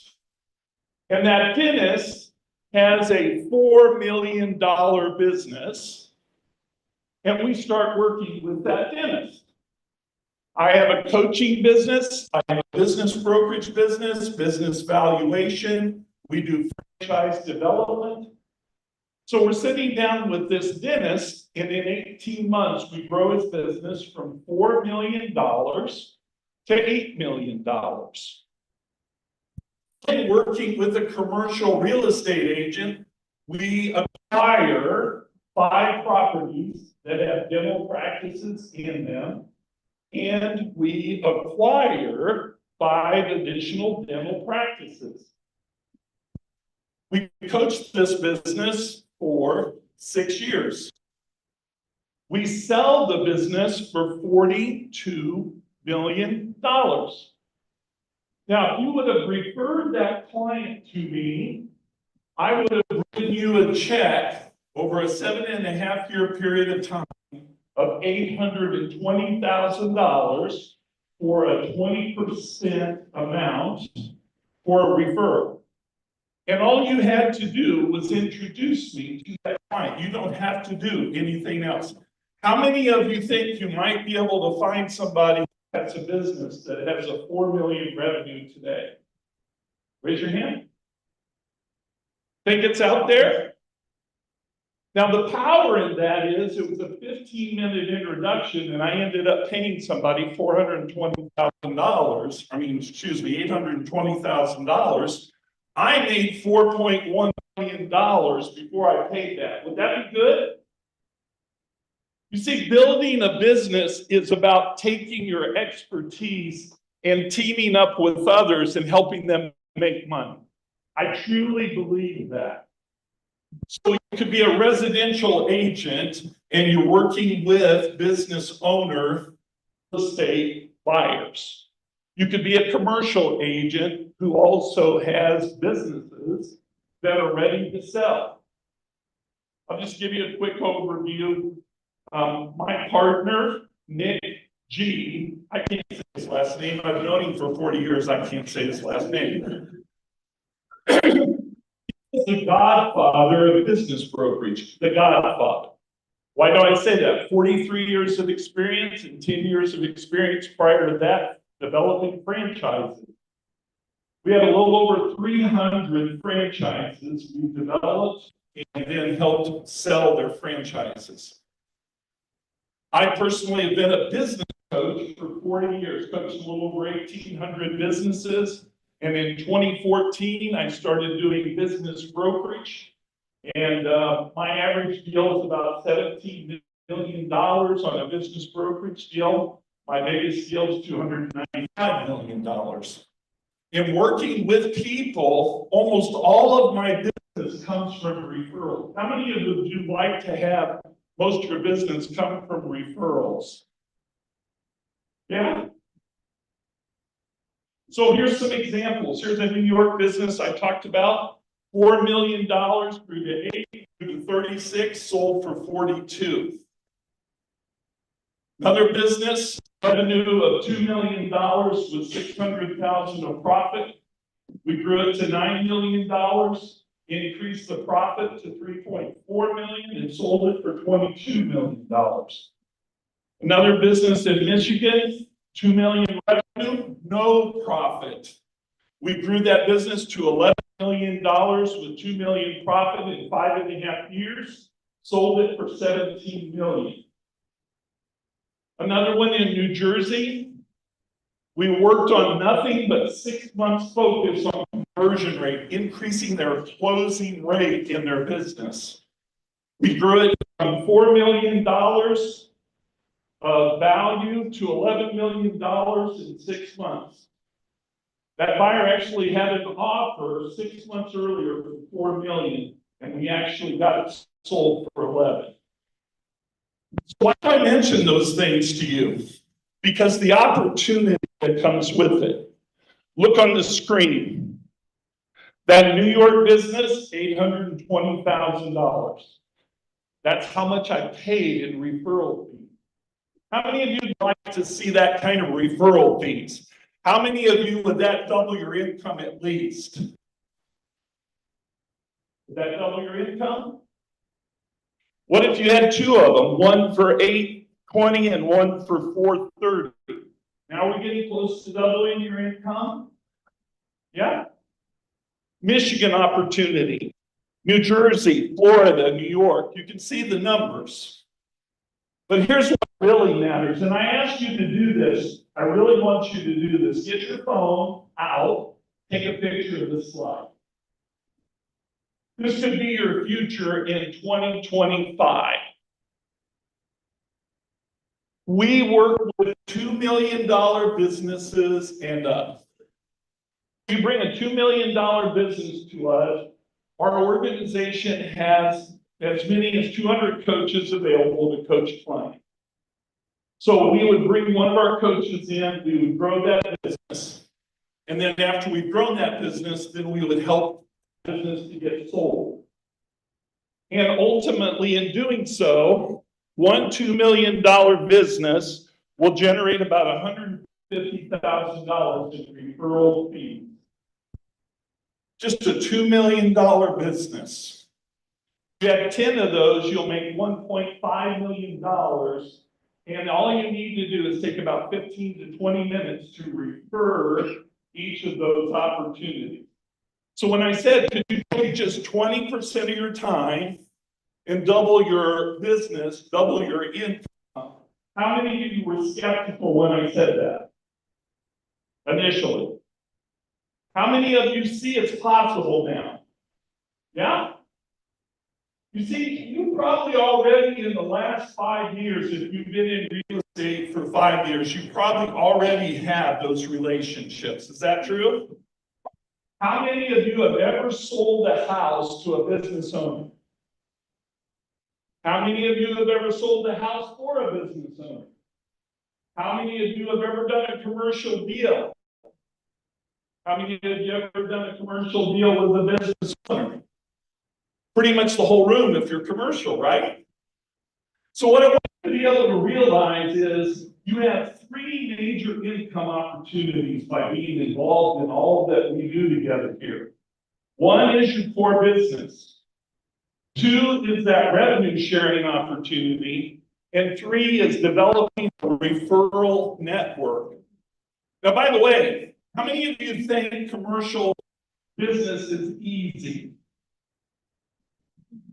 No? Oh, Chief does. Everybody, Keith is the guy you want to talk to if you want to get commercial business done, I think. How many of you think business brokerage is easier than commercial?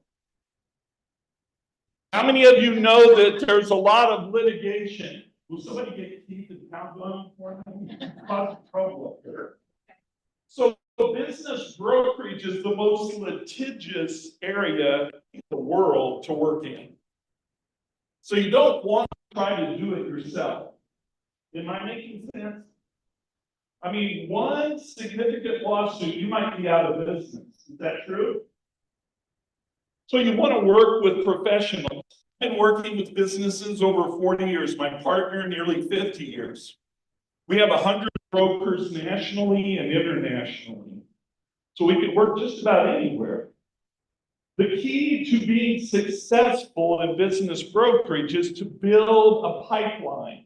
Now, let me ask you a question in your business. How do you build a pipeline?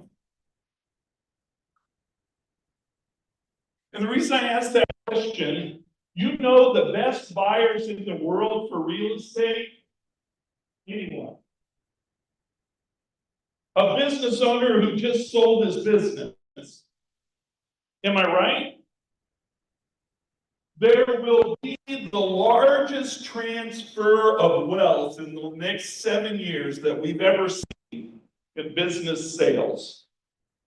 And about 63% of all the wealth from the sale of businesses is going to get invested in real estate. So not only is it powerful to get 20% referral fee by introducing a business, what's really powerful is that business owner who has a check has to invest somewhere. Could be real estate, could be commercial real estate, could be residential real estate, multifamily, industrial. Somebody's sitting with $10 million, a good portion, about $6 million, they're going to invest in real estate. You guys realize that? So the best buyer for real estate, I have found, is that business owner that just sold their business. So you create an automatic pipeline for yourself through a referral network approach. Lots of ways to make money. Now, if you say, I want to be a business broker, contact me because we have a mentoring program. We've been doing this a long time. We've got a lot of people that are in brokers around the country. Different locations, different levels. Some people do less than $2 million deals. We don't. If you refer deals to us, we want them to be $2 million plus sales. Because as was said earlier, if you prospect small, what does that do? You get small deals. If you prospect big, what does that do?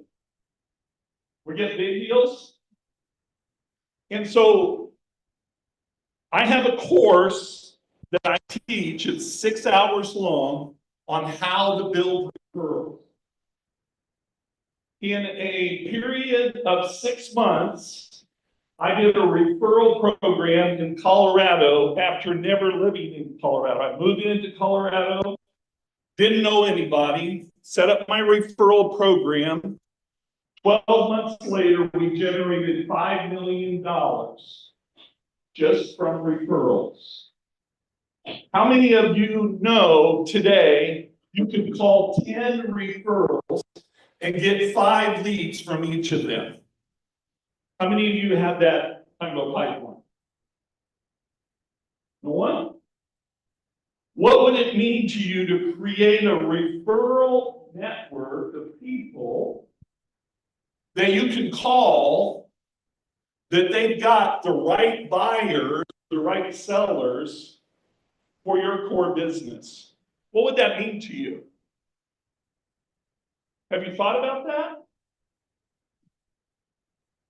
How much harder is it to make 100 cold calls than it is to have 10 referral partners? What do you think? Which would be better? Everybody agree? 10 referral partners? How many of you struggle getting referrals? Come on, honesty. It's always interesting. You stand up here, there's light that hits you in the face. I didn't realize it, so I see 2 people and the rest are blurry. But it's really important to create a great referral network. It makes you money, it creates a pipeline, it creates opportunity. And we all need each other. You have expertise I don't have. I probably have expertise you don't have. We team up together to get deals done. That should be the theme of everything that we think about here together today. And I hope I've set the stage for that. Here are all the services we offer as a firm. Besides business brokering, we do business coaching, business valuation, franchise development and sales, virtual CFO services, exit planning. We work with title and loan companies. A great one, you may not need that. We work with tax reduction and 1035 exchange companies. We do a number of private equity and impact fund work. We do a lot of economic research in our offices, and we have a lot of relationships for lenders and loans, a little over 300 in counting. So what's the steps to selling a business? How do you get this done? You got to organize the business, including the financials. Many times, everybody fails in that area just to try to sell a business. Their finances are a mess. We have a CFO and several accountants on our team to be able to take care of that. You should then get a professional valuation. Know exactly what the business is worth. By the way, what do people believe their business is worth? Usually more or less than it really is. Yeah, so we have somebody, they say, you know, my business is worth $10 million. It's really worth $6 million. So they don't need to sell their business because they're not going to get what they wanted out of it. Maybe they need business coaching to grow it to 10 million. Does that make sense? Now, no matter what it is we get paid in our organization for the life of a client, we pay a 20% referral fee on all coaching, all valuations, all business brokerage, everything. So we want to increase their profitability before they sell. We need to help them time their exit. Some people right now, because of the baby boomers, are actually having to sell their business soon. They don't have another option.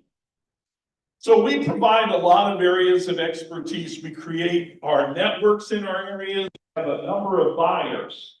A lot of our industries will have 50 to 100 already established buyers. So you bring a business to us, we've done enough work in that area that we can just make a phone call or two or 10 to buyers we already know are ready to buy a business. I got 3 deals that called me, they're about $40 million deals, and I already have a buyer, and we didn't even really spend any time searching for one. I already have them.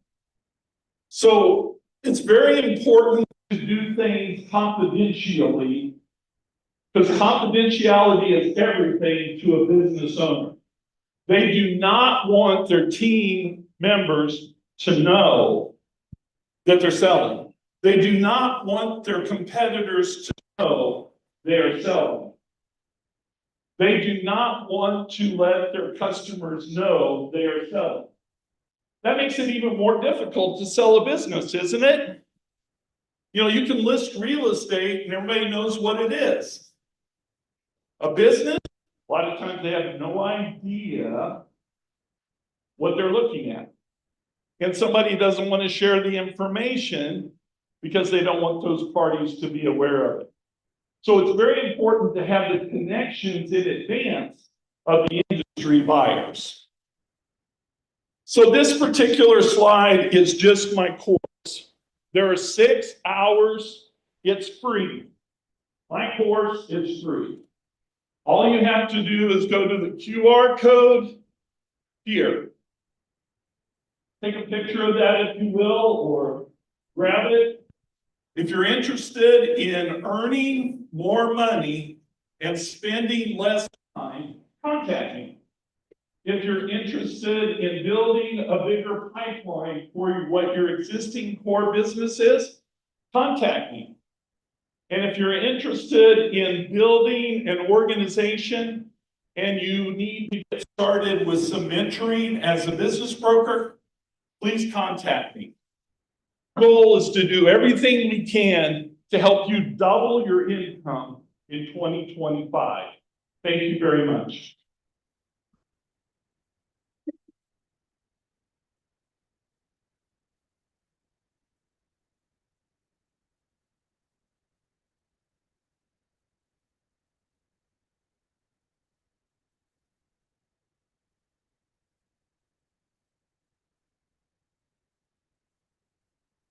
All right, your favorite host is back. Next, what do you guys think about Earl? Pretty good stuff, yeah?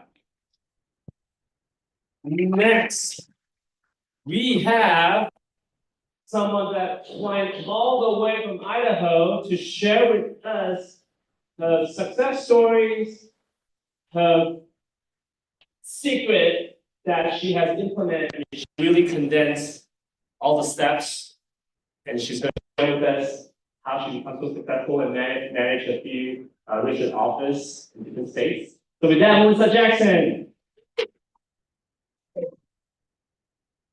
And thank you, Daniel. Thanks everybody for being in here. It's an absolute honor to be connected with you guys. I think I connected with a lot of you guys in Tennessee. Have we met before? Raise your hand if so. I know I see a lot of familiar faces. If I have not met you, I'd love to meet you because I know I heard this earlier when I was watching other speakers up here. When it comes to our relationships, what we know and who we know is how we grow. It's our network, is our network. So if you guys are just getting into commercial real estate, I saw some hands in here for residential. How many people in residential right now? Okay, how many people in commercial? How many people have been in the industry for 2 years or more? I commend you guys. Perfect. So I want to introduce myself. My name is Melissa Jackson. I've been in commercial real estate for, look right here, for about 12 to 13 years. I've done a lot of really great things, but first I want to tell you why you might consider, if you're willing, to listen to me and what I want to provide you. So I don't want to sit here and just talk to you guys. I want to help giving you value. I didn't fly from Idaho just to come here and listen to myself talk. What I want to share with you guys today is if you want 2025 to be different. Anybody have big goals for 2025? Yeah. All right, anybody want to share their goals? 200 million, I love it, okay. So we've got big goals for 2025. I want you guys to be making 2025 different. And that doesn't require just talking, that requires execution, right? That requires systems, that requires processes, that requires scripts, that requires an actual sequence to take place. You don't just show up and say, hey, I'm gonna bake brownies. Maybe you're better cook than I am to. But I can barely cook the damn brownies with the recipe. But I want to give you guys strategies and how you build something from ground zero, from nothing. How do you build something that regardless of the economy, regardless of what's happening, you can get from absolutely rock bottom to something new. So I've done a lot of great things in my life. I've been able to be spotlighted in Times Square, New York City last year. I did an event with about 58,000 people. I've shared the stage with Les Brown, John Maxwell, and multiple other people. I'm a best-selling author. I do a lot of business consulting, a lot of business coaching, and a lot of motivational speaking. But where did we start from?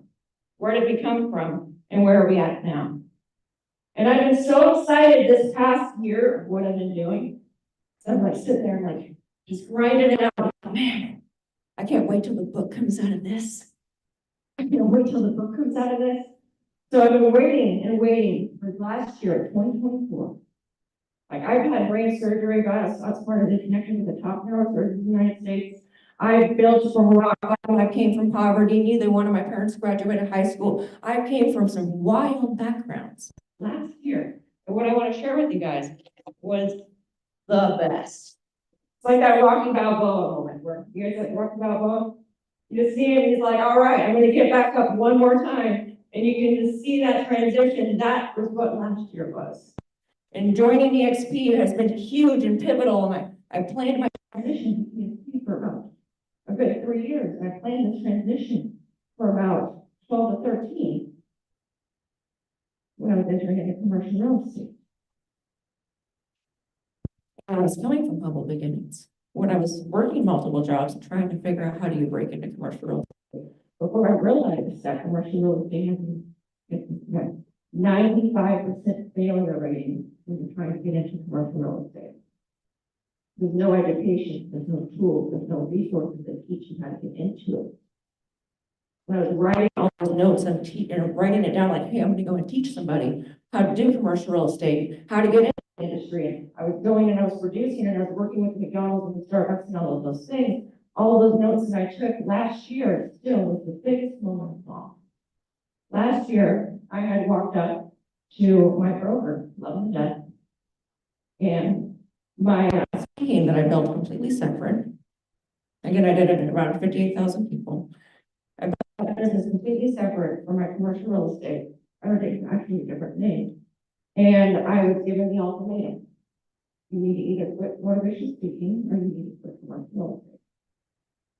And that was January 2022. And then in January, I was like, you know, I'm going to bet on me. Anybody ever had that moment? I'm going to bet on me, right? You cannot go wrong if you bet on yourself. So I was like, you know, I love you, but I'm going to go for this jump. And I'm going to quit. And I turned over my entire book of business. Now, if you know anything about commercial real estate, it takes a long time to build a book of business in commercial real estate. Like it's a long sales cycle. You don't just pick up the phone and Bob and Steve, you're like, hey, I want to sell my $10 million shopping center. This is a long process. These agents typically have the same listing for 6, 8, 10, 20, 30 years, however long it is. This is a long sales cycle. So we're talking 12 to 13 years. All I worked with McDonald's. I walked away from millions of dollars in January. Rolled the dice and said, let's bet on me. Now I figured I'd turn over a lot of the book of business, and I figured some of them might try to come along. That's typically the case. You see agents. Anyone ever switch brokerages, right? You switch over, like some of the clients, they want to follow you. Nice little thing like that. Paperwork. There's a non-compete. I was really good at business. They were really strict on that. I wasn't allowed to talk to anybody whatsoever. And here we are in October. I didn't even realize this before EXPCon. October. This is from end of January 2024 to October 2024. I had hired the daughter of the career of Colliers, my brokerage in my state, to be my director of operations. We have replaced the amount of listings that I had within less than 1 calendar year. In this first quarter of this year, I will make about twice as much as I did the year that I have.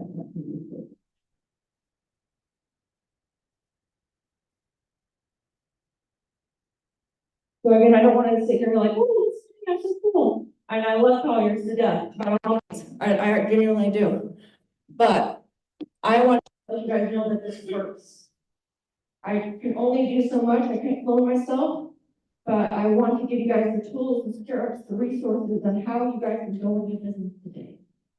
Because I know what it's like to do everything and build it from rock bottom. I know the scripts work. I do a lot of consulting, a lot of coaching. I've got courses and everything, teaching people how to break into this industry. And I have it so that I've got processes. So every single state that I enter into, I will take an agent. I'm very picky on who I can bring into my particular group that represents and does all the exact things within my own group or what have you. But I've got it so that we're able to get it so that they can go into any state, any market, and immediately they know who to cold call, how to cold call them, how to reach them, how to get the listings, and everything else in between. I know a lot of people, I'm helping people build their brokerages and their groups as well that aren't even associated with me, trainers, junior agents. How do you get into a marketplace? That's what I want to give to you guys. Does that sound good? Perfect. All right, who's committed? Are we ready for 2025? Because that's the first thing. Give me the recipes. Ready? Okay. So here's the first thing I want you guys to know about commercial real estate. If you're not familiar with it. Commercial real estate operates a lot different than residential, but it's the same thing as every single business when it comes to making money. Okay, we had someone say they want to make $200 million this year. Anybody else want to share their income goal? Any other goals? Okay, so when it comes to making money, we don't make the money that we write on that vision board and sit there and go, ooh, I'm gonna be a millionaire. Doesn't work like that. We get paid, you get paid, every single person gets paid the equal size of the problem that they solve. I get paid equal for the problem that I solve. I can't just be making cupcakes and think I'm gonna make $20 million. I mean, maybe if I really scale that, but I need to have a problem that I'm solving that is equal for the compensation. So when you're building business, regardless of where you're at, because again, I do a lot of consulting outside of this commercial real estate, you need to figure out, how do I position myself to solve a problem in the marketplace that I can capitalize on? I can sit there and wait for Jerome Powell to fix the Federal Reserve and try to get interest rates down, or I can sit there and hope and pray next week's gonna be better when it comes to the economy, but that's not gonna work. My favorite quote by Andy Marcella, used to, I think he was a Navy SEAL before, is he said, "There's no diversity in victimhood outside of overcoming it." So if you guys are gonna make money, you need to know, how do you enter into the sales cycle? How do you solve a problem to actually monetize? So a couple things for commercial real estate. One, commercial real estate, the majority of business are leasing transactions. McDonald's is known for owning a lot of their real estate. Perfect, but they don't own all of it. Your Wendy's, they typically lease. Bob's Barbershop over there down the street, he's got a 5-year lease. They are lease transactions. The challenge if you're trying to get into this industry and you've never done commercial real estate is, how do you get the forms? How do you negotiate a lease? Because it's not in an RP form that you typically see when you're getting into residential real estate. But the majority of commercial real estate transactions are leases. 2, commercial real estate, when it's based on being leases, gives you a much bigger hedge on preventing yourself from being impacted by a recession. Which one am I going to give up first? My gigantic house that's oversized with, 10 bedrooms that's costing me millions of dollars? I don't have a house that's 5 bedrooms. But am I going to give that up the market tanks, or am I going to give up my cash flowing business? Exactly. I'm going to give up the liability before I'm going to give up the asset. And it might be on bookkeeping. It might look like my house is an asset, but if it's costing me money, it's a liability. I'm going to keep my business. So when the market tanks, and this is a big reason why I went into commercial versus residential, even though it's a business mindset. I went into commercial because I knew that if the business tanks, you're going to continue to invest in what's making you money. So commercial real estate will be a major hedge against that. So, okay, 1, the leases are there. I'm going to need to renew my lease. It's not going to be like I'm going to buy a house and not do anything ever, maybe live in it for the rest of my life. 2, if you're going to do commercial real estate, perfect. You can have a downturn and you can go and figure out how to execute in that and how to renew those leases and how to prevent yourself from even how to get more business. The next thing that I want to share with you guys is also, I love to study the Federal Reserve. I'm a big old nerd when it comes to but when it comes to this section over here with leases, that's a huge, huge opportunity for when the interest rates go up and crash in the commercial market. I've probably seen a lot of challenges there. And 2, when it comes to knowing the economy, commercial real estate loans are typically around 10 years. They're not forever. That means that these property owners need to refinance their property. You need to understand, how does the sales cycle work? How do I solve the problem? But the cool news is that Bob's shop over there, he's got a 5-year long lease. He's not going to live in that forever. And he's going to need somebody to renew. Why not you? Someone's going to get paid to solve that problem. Why not you? So here's a script, and here's one step that I want you guys to do. And I'll drop this for everybody that is trying to get into commercial real estate. This is my first email. Melissa, you have a non-compete? You cannot call Rite Aid. You cannot call McDonald's. You cannot call XYZ. Okay, perfect. No worries. First thing, this costs you maybe $250. Okay? First thing is, I had a virtual assistant go on to Google and pull me a list of every single local retailer in my market. I want every bakery. I want every hair salon. I want every donut shop. I want every shoe store. I want every single local operator, not national, local operator. And I want you to go onto their website and then grab the email address that's on their website. When I tell you this script works, it's insane. This is not fancy. You're not buying anything, okay? It's a BCC email, blind carbon copy. Subject line, official sites for your hardware store concept. That's the script. It simply states on there, hi there, I'm excited to connect with you. While researching your concept, I noticed a few potential real estate sites that would be a great fit for hardware stores like yours. This doesn't require you to have a single listing. Not one. You can be on Loop, you can be on Prexy. This right here gives you a list and they will respond, I guarantee it. They will respond and they will tell you if they're growing or not. You immediately secure local tenant representation accounts like that. The first deal that I did, just to prove that I could do it, and then I've been building bigger plans, like we've got a lot of major development projects closing in the next couple of weeks. The first deal I did was within 3 weeks of moving over. With this search. This works. If you want deals, this works. This gets you local tenants. Local tenants will be making decisions and signing leases within easily, again, I did that in 3 weeks, but they will be doing it much faster and you get multiple of them. Hair salons, barber shops, shoe stores, whomever it is. Another cool thing to know, why is this so valuable? Because the majority of local business owners do not know how to find commercial real estate sites. And they're just calling signs and they're not having anybody represent them. So they are getting really terrible deals in economics, and the commercial real estate agent has listed the property, it's a 6% commission. They can bring you in to find the site off of Cruxy. I always use Cruxy typically, and you get to see the majority of the properties that are on the market, and then that 6% commission gets split in half, and you typically get 3%. And that agent, that tenant is somebody to represent their interest. This immediately will monetize. That's database number one, costs you about $250. The next one, does anyone like that script? You good? Want to do deals in 3 weeks?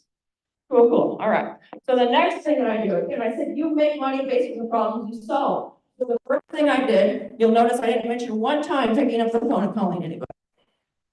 I don't call people, and I love doing cold calls. I'm kind of weird, it's fine. But I love doing cold calls. I will not pick up the phone though and call somebody unless I know there is an urgent need. We have 24 hours in a day. Unless someone figure out who called me. I've been learning a lot about AI.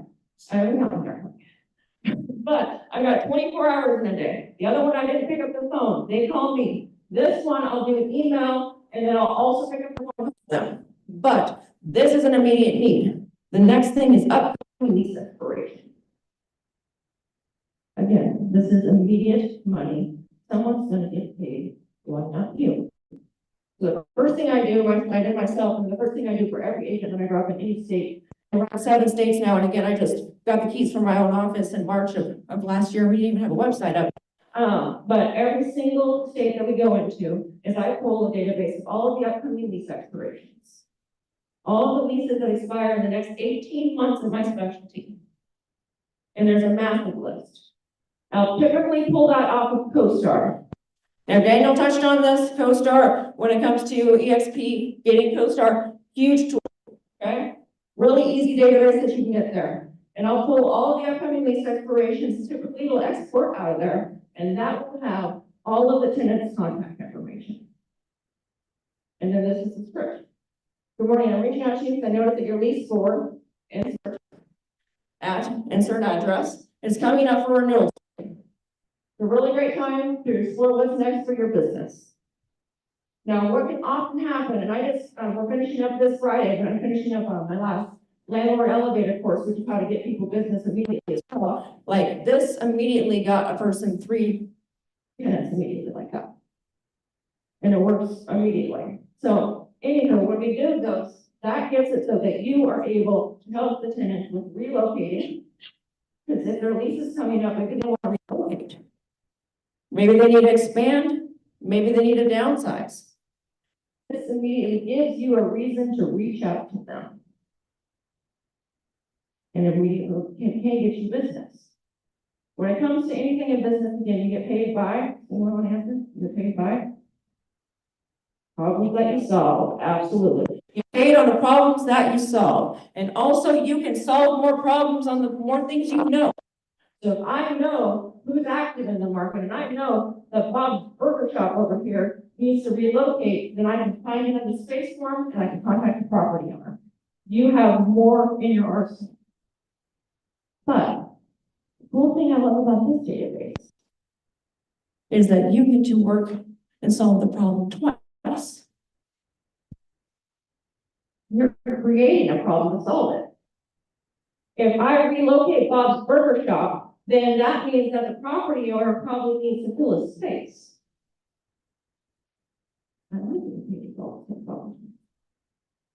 So the next thing that we do is we immediately reach out to the property owner, even at sometimes at the same time, and reach out to him to see him, her, they, whatever, to see what are they going to be doing with the shopping center. Hey, I see you have some upcoming lease expiration.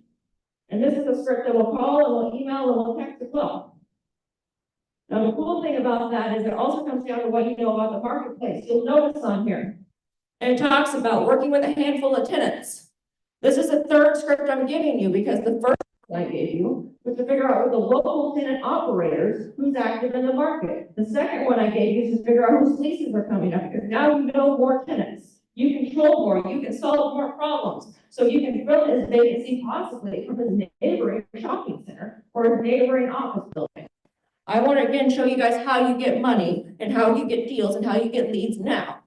This allows you to immediately tie into the last scripts.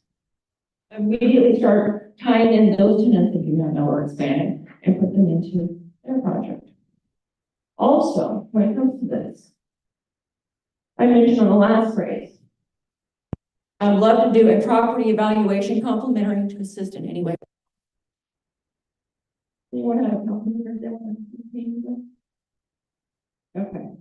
So I'm just going to use Idaho's market rate. Idaho, Texas had similar growth patterns when it comes to migration since COVID's happened. Majority commercial leases are 5 years long. That means that pre-COVID leases are coming up correctly.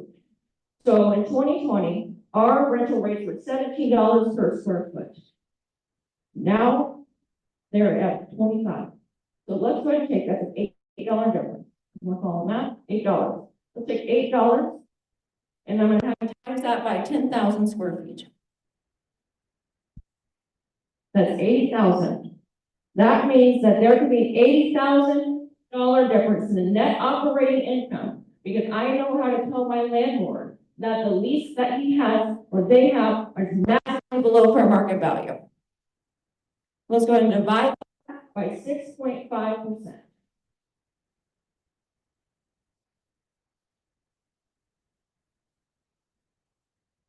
$1.2 million. So what I just did there, I took $8 in difference, and I'm getting a little bit nerdy with it, but I'm taking the $8 per square foot difference per square foot of what the rents changed in 2020 or 2019, and I'm calculating them to what they are now. Well, I raised the net operating income $80,000. If I take that by a 6.5 capitalization rate of return of how banks and also investors evaluate the property, that just raised that property owner's value $1.2 million. You need to know how to help the clients and the tenants and the landlords. Nobody's doing it. Nobody's picking up the phone and making these calls. These people don't live, breathe, and eat real estate. They don't know how much the market has changed. They don't know that hyperinflation, for a lot of people, they don't understand that hyperinflation massively impacts commercial real estate. A lot of states, due to the cost of construction going up, have massively increased in value. That's one lease, if renewed properly, at a 6.5 cap evaluation, could raise the value, again, $1.2 million. So that's why I'm mentioning here, would love to do a property evaluation complimentary. Now, work these scripts with your brokers. I'm not your designated broker, and I'm not here to run around offering brokers' opinions, evaluations, but I can give a general analysis. Okay, this is how much the NOI is right now. Here's how we can stabilize it, and here's how we can increase your income by releasing this space or negotiating it with a new tenant or your current tenant at fair market value. That's called a value add investment. That's why that last section is there. Those are 3 scripts, and then this third one here helps you with getting into solving one problem of the upcoming lease expiration 2 times. Everyone good on that? That make sense? Cool. All right, so this is how you pull the list. I already mentioned that. Coast for all lease expirations for the next 18 months. Prexy Pro for ownership. If you guys don't know, or you do use CoStar, you're familiar with commercial real estate, CoStar's ownership for the property owner, I find, is typically not as good.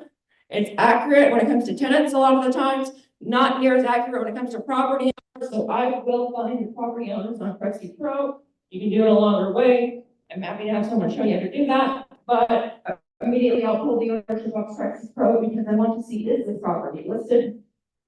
I don't like real estate commission violations. Not a fan of them. I've never had one, never want one, knock on wood, but I don't want to be also in the marketplace and calling on a publicly listed property.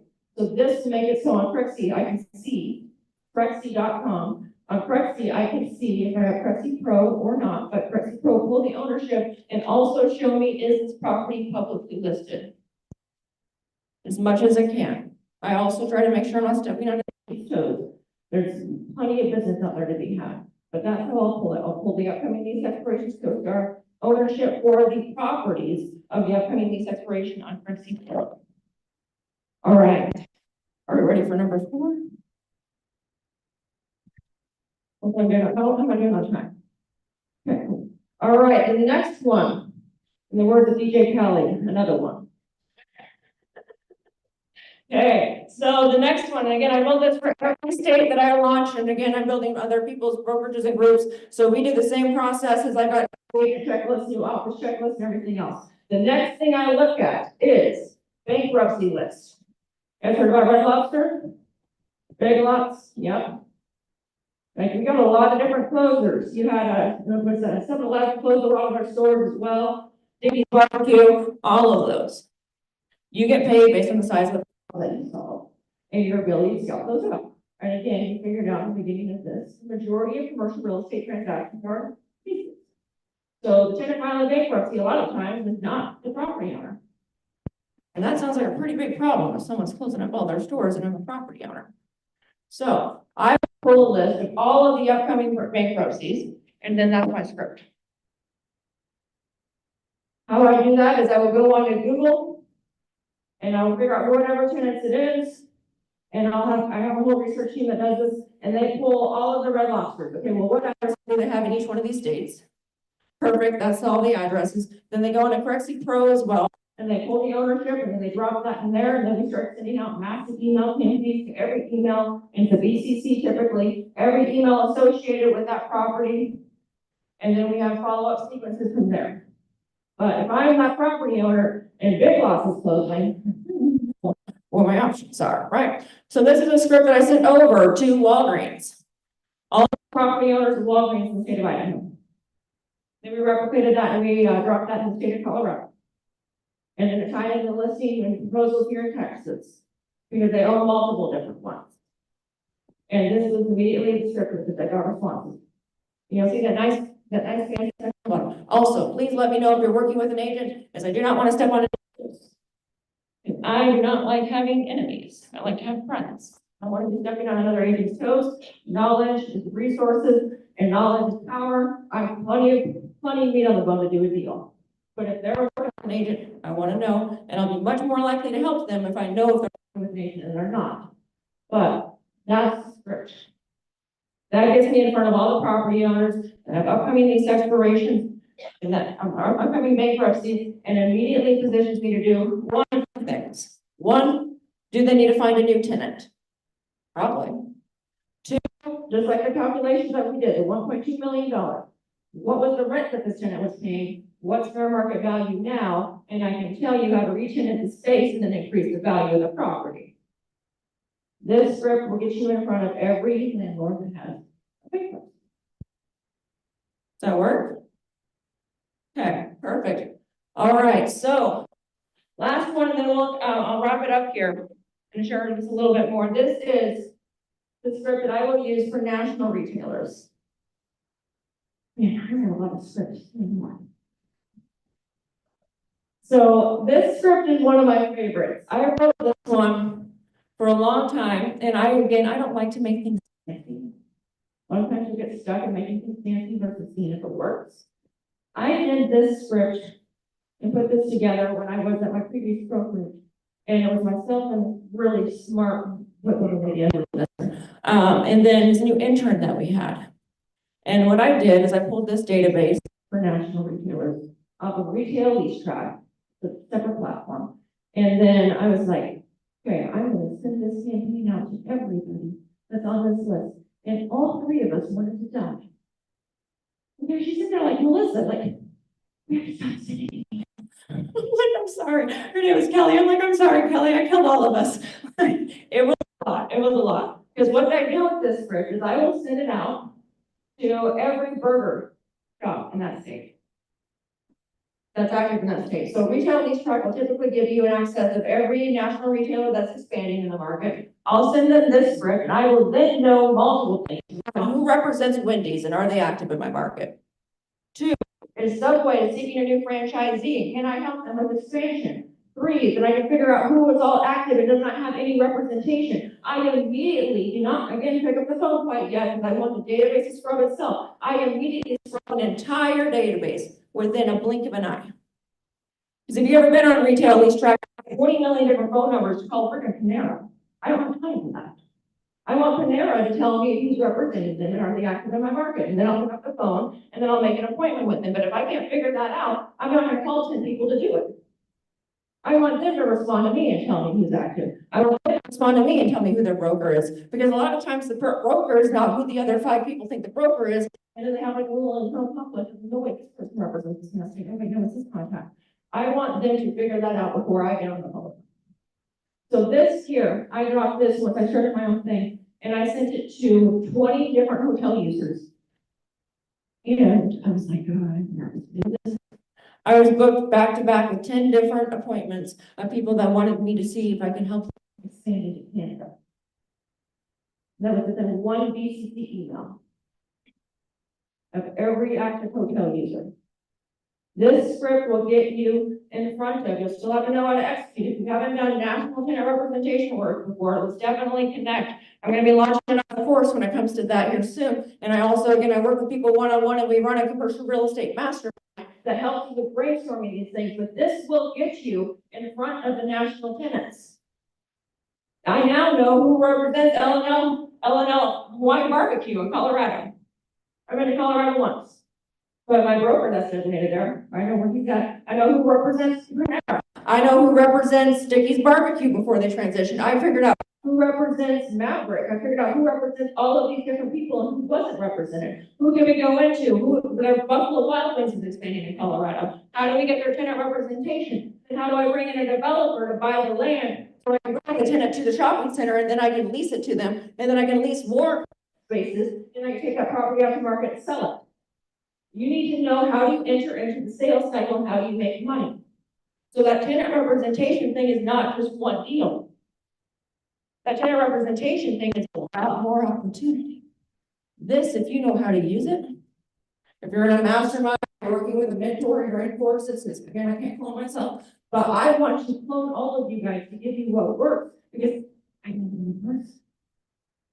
I'm only still in this industry because I want to help give it to the people that have been trying to break into it forever. That's the only real reason. If you guys want my scripts and you want these slides, just email me info@mjcre. When I came into this industry, and I'll end it with this. When I came into this industry, I came from humble beginnings. I mentioned on this in the beginning. Neither one of my parents graduated high school. I was self-educated from the age 9 up. Never went to public school a day in my life. And I started working officially for my parents when I was about 5. And we live public. One of my first bedrooms was a closet. Prior to that, I lived and slept on the kitchen floor next to a rat infested refrigerator that we use as a kitchen table. I come from nothing. And I worked up to 4 jobs, going to college and building my business in commercial real estate. I waited tables, I was a janitor, I was, you name it, well going to college. And I finally thought I made it. It was in 2015, I'll never forget it. I had worked multiple jobs, and in 2015, I finally put my last month, had an ice cream house, an ice cream car, and then I was actually 2 months later interviewing neurosurgeons. And they found out that I have an incurable neurological condition called hearing malformation, where your brain is affected. So when I say that you can build it from rock bottom, you can't. So I had 12 surgeries back to back, including that brain surgery. It's terrible.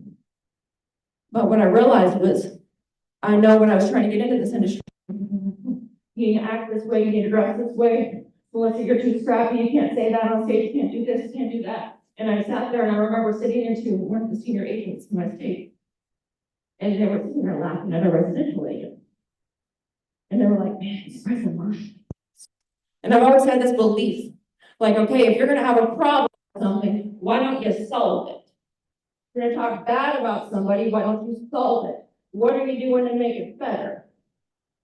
So I'm solely in this industry still because there are a lot of people that are trying to make it so I can fit into this box. I know what it's like to be an outsider. I know what it's like to be in this industry. I know what it's like to sit there and try to pick up the phone and you're like, I don't know what am I supposed to say? What am I supposed to be successful in this? I'm not in this industry for anything other than I want to help you guys succeed.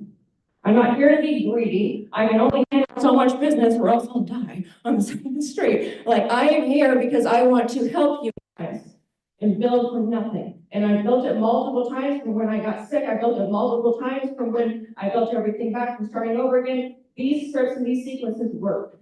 And every time when I entered into this industry, again, I kept copious notes because no one was teaching me how to do it. I'm learning how do I get into and be successful in this industry. I got 12 to 13 years of journal notes I've got to give it to people. I'm not here to compete with you. I'm here to make it so that you can make things indestructible. I came from humble beginnings and I work with billionaires. I can speak the language of both, and I want to help guide you guys on how to get there as much as I humbly can. That's all.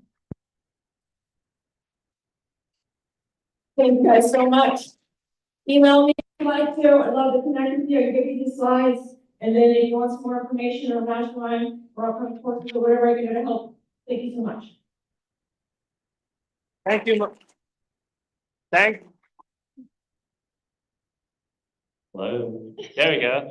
Thanks so much. So this is very, very impressive. Who likes her scripts?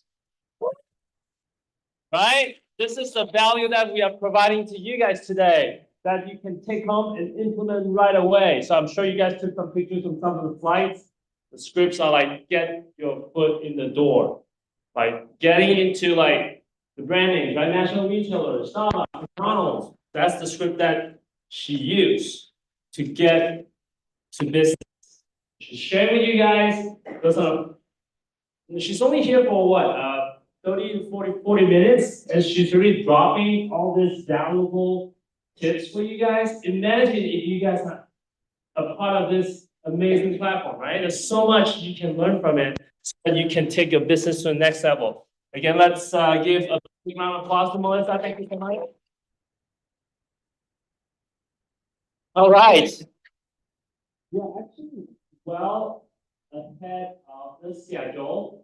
So I'm gonna give you guys a couple minutes for the restroom breaks, get some drink, water, coffee, and then we're gonna come back at 2:20. So at 2:20, we're gonna start off with another amazing cat. Whoa, that was close. Thank goodness I got home concealed.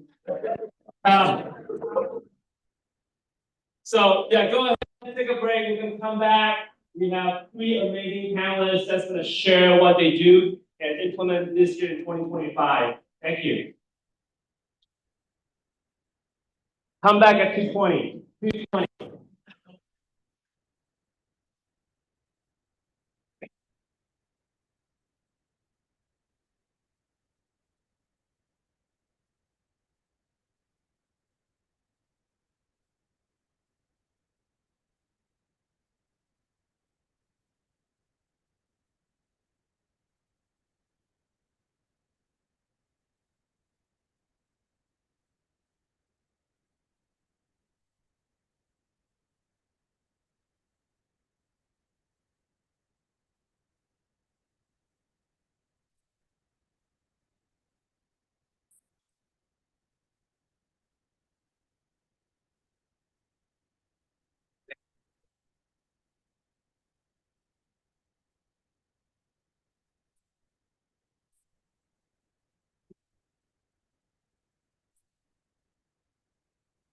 Yeah.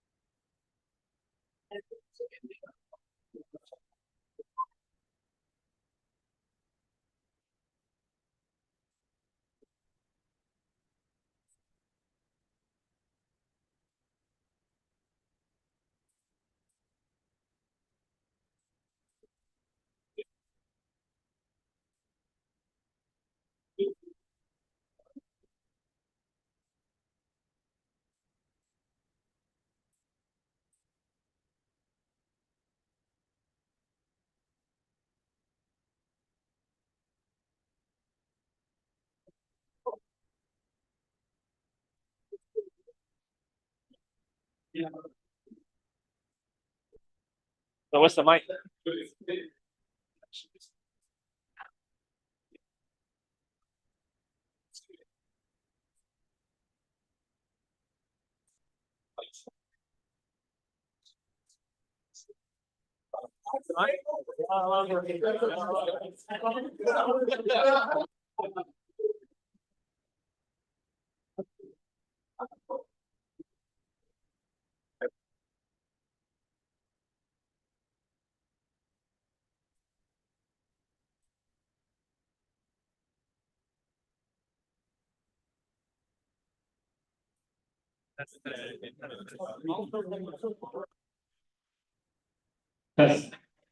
Okay, everybody, boys and girls.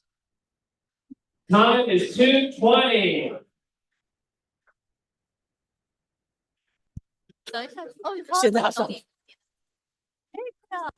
Yeah, that's right. All right, go ahead and get seated.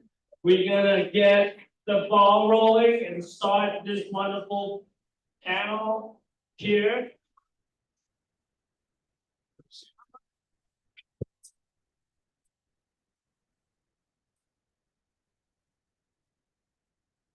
Get your coffee. Want you to stay awake. Yes.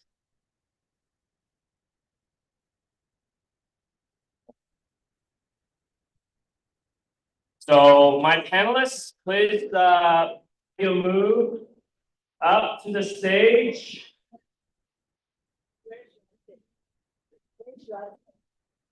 Where? Pick a spot, like pick like whatever chair that you feel like the and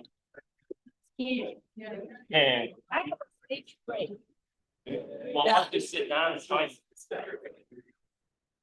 Not so scared. Yeah. Come on. Right.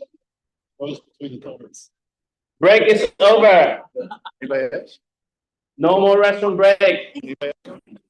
That's it. Okay, let's go and get started. All right, let's kind of go over what's going to happen the rest of the day. We got panelists, and then we're going to have Jim talk for a little bit, and then we're going to have deal making session. What? Yes. What'd you say? Deal making. So during the deal making session, we're gonna split up like different tables by property type, retail, multifamily, industrial, land. So if you have any deals you want to present table, just go to that table. We're gonna have sign on which table. So that's gonna be a fun session. It's gonna be 3:45 to 4:30, and then we have this venue until 5 o'clock. That means we have to clear this wonderful space by 5 o'clock. And then there is an optional event that's hosted by CCC, Contractor Closure and Connection, is going to be somewhere in Dallas. Rocks, ROXX. Yeah, so we have like a discount code. It's not our event, but it's one of our friends' organization. After discounts like $55 for that. So there's gonna be like happy hour and networking. So yeah, you look at that. So that's the address, 8202 Chancellor Road in Dallas. Very cool in Denny. So that's optional. So after this, some of us gonna head over there to do more. So with that, oh my gosh. All the way to the left, polka dot socks, Erik Clark from Atlanta. He is a very impressive person.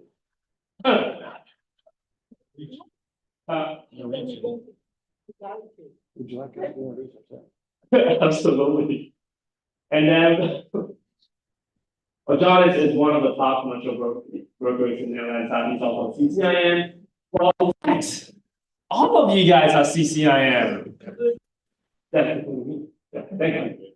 And then we have Josie from Houston.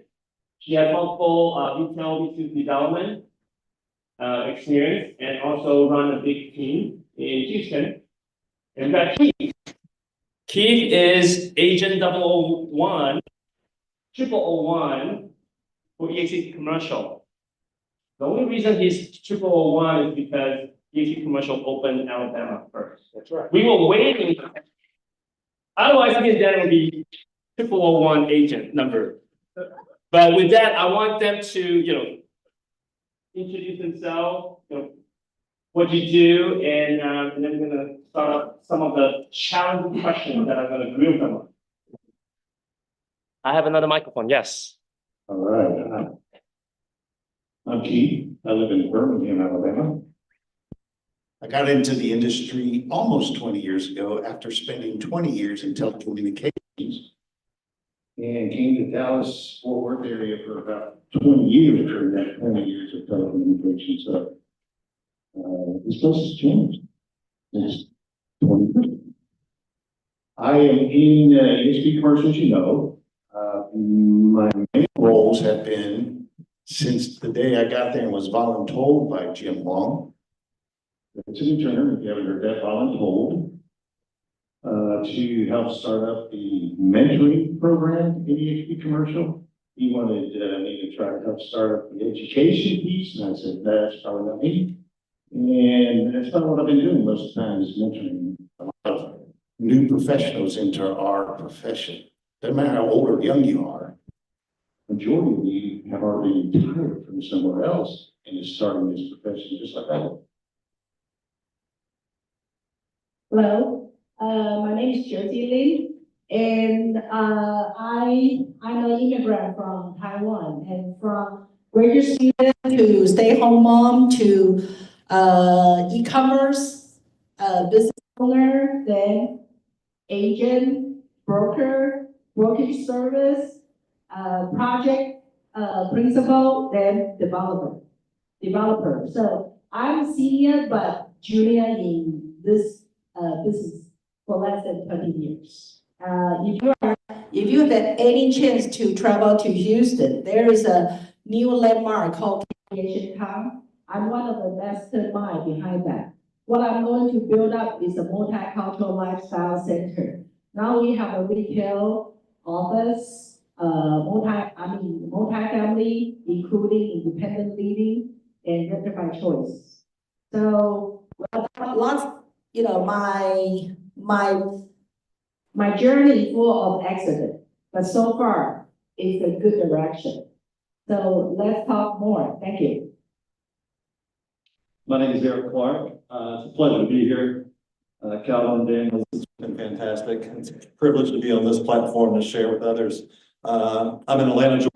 The name of my company is Lewis and Clark CRE Group. I am direct descendants of Lewis and Clark. I'm a site selection guy, so I'm a dirt guy.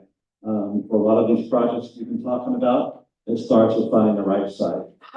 I specialize in finding right sites for multifamily, single-family, logistics, distribution, hospitality, and then specific users. It's been a really good fit for me. It's a very people-oriented business. I do a lot of cold calling. I actually knock on doors of farms to meet people and find sites. I'm actively looking for sites in other states. So it's something I would welcome to have conversation with anybody else, because a lot of the developers that I work with are developing on a national level, on their national accounts, and they trust me.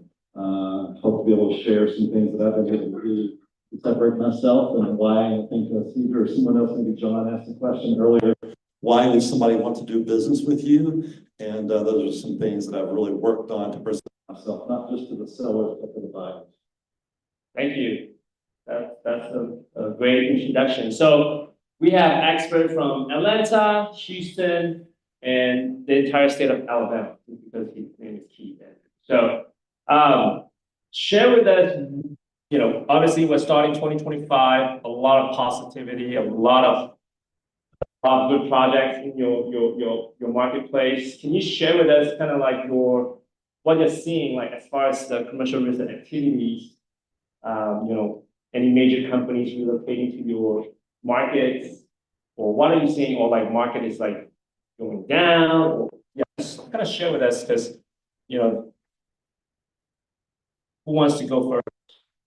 I'll go first. Okay. So I've been working on an assemblage of a large tract for quite a while, 2.5, 3 years. The core of it was about 400 acres. It's now assembled up to about 600 acres. But what's happened since the election, those that were looking for property, this was in single family, they decided to free up their market and free up the capital, and been able to assemble in excess of about 600 acres under purchase sales agreement, non-refundable but applicable deposit that they pay to the sellers. And in the tune of that assemblage is well over 40, getting close to $50 million in the land transaction right now. That will materialize in third and fourth quarter of this year. So it was on the table for a long time. I've been working it for a long time, but I'm seeing already PSA being signed, hard earnest money being given to the sellers, and I negotiated it for my sellers, by the way, versus earnest money just being held. I wanted my sellers to have something tangible, and it can be done, but I'm seeing that activity now. That's great that you're able to negotiate that money for the seller. Congrats, by the way. It's a pretty, one of the largest deal, right? Maybe, yeah, great. Josie? Yeah, well, Texas has been like a icon for the entire nation. Most of like East Coast or West Coast, they are people high potential. So I believe Dallas team or Houston team or Austin team all experience the same thing. But like what I say, I focus more on my own project principal side. And right now we have some of the to be development multi-family project about 27 acres. And we try to find good like an anchor tenant. And right now I got Houston and Austin ready, and I'm looking for Dallas team to help me out. Then I can start to create a similar concept like my KD town. If you have anybody doesn't know what is KD town, I will recommend you to go on my website, KD town and Marketplace. What I'm going to do is more serve for the as a bridge of the multicultural to the general public. All right. Okay, since before Bill came on stage, one of the things that I hope all of you know before today, if not, this is your only takeaway. It's only about who knows you. It's only about relationships. That's the only way you're going to succeed. And I have a classic example for that I'm in the middle of right now. Okay? So I usher at my church. A fellow usher says, Keith, come help me. We go to this town. He's got a little bit of land he wants to do here and there. And then he proceeds to tell me that this little town of 2,900 people in a 5-mile radius from the only traffic intersection, the light, is getting ready to add 3,450 rooftops. It has 2,900 population. In CCIM, we learned tools about the ratio of head counts in the homes, the ratios of the homes, the jobs, and we also learned about job impact to the economy. I also learned from my usher buddy that they're going to build a road to connect to the highways that go through that traffic light a little off of that corner. I don't know, maybe 150 yards off. And it's all on their property. We have 3,450 houses done in the next 2 years. Their population goes from 2,900 to 11,357 or something like that. Where do they go to the drugstore? Where do they get their pizza? Where do they go to get dental care or medical care? The closest places are 17 miles away. There are probably 5 or 6 other little towns within the 17 miles. They got to go to the same other places. So what just happened? He introduced me to the mayor. The mayor talked to me for a second. I said, I got some development friends that we need to bring here. We need to build you a brand new Main Street.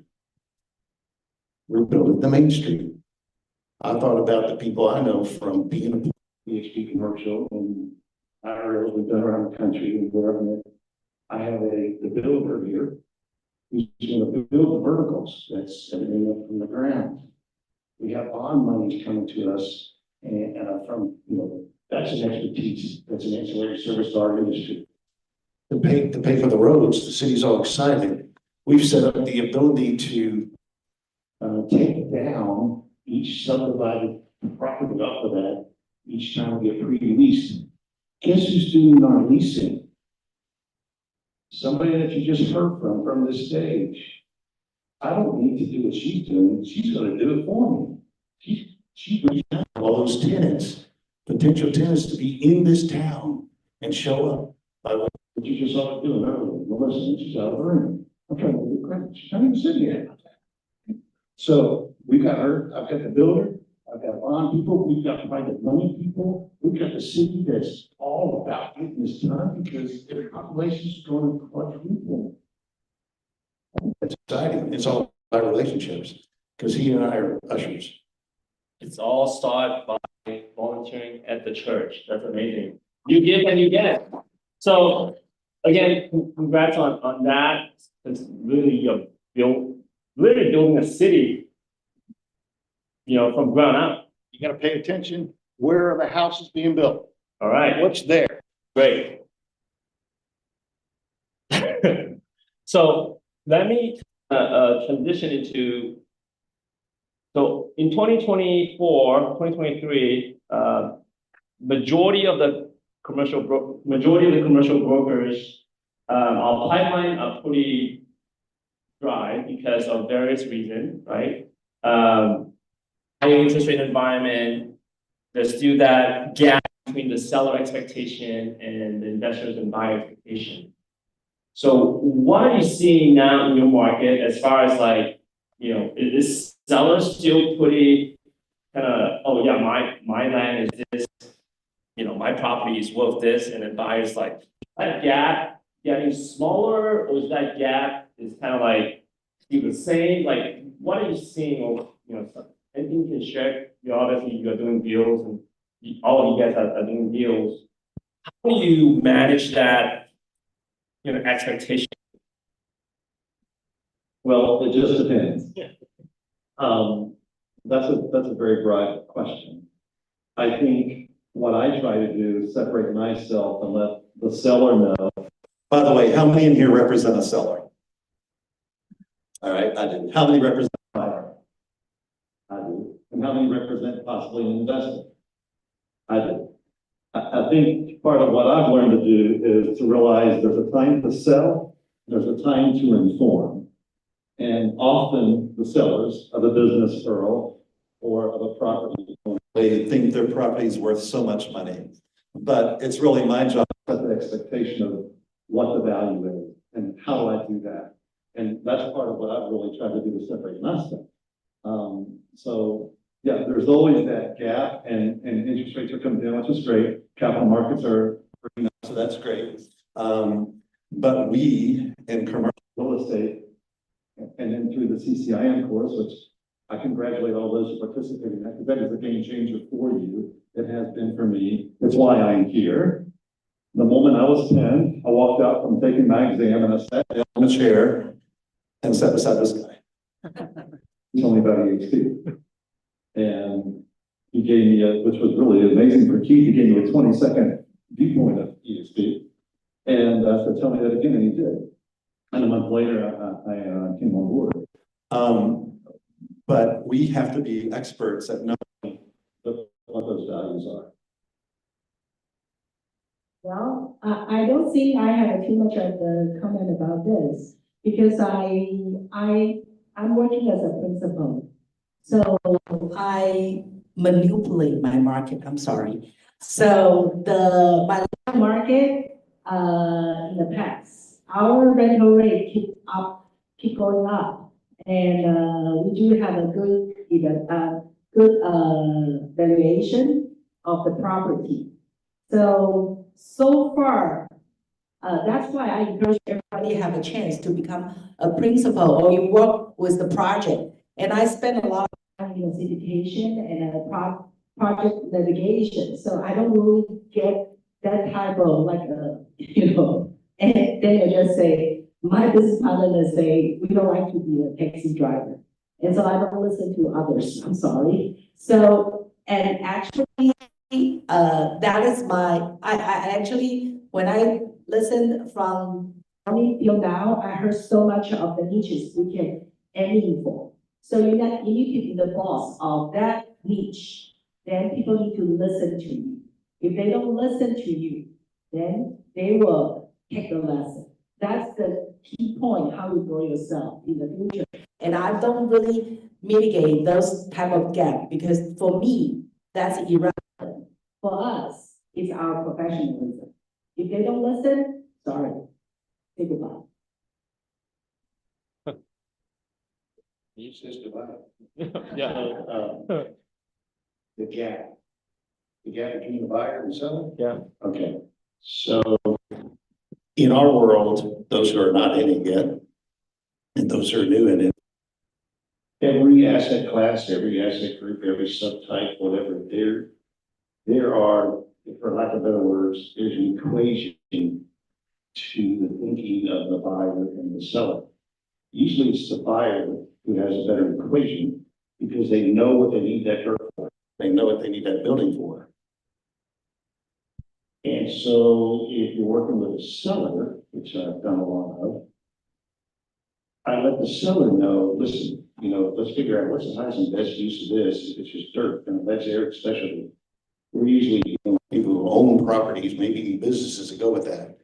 And that might not be the highest and best use for that area. That might not be what the government, as John said earlier today, says, this is what we want to happen here now. And so when you talk to the seller, you got to explain to them a developer is going to pay this price because dirt is the variable. Everything else is fixed, basically. It's about the dirt.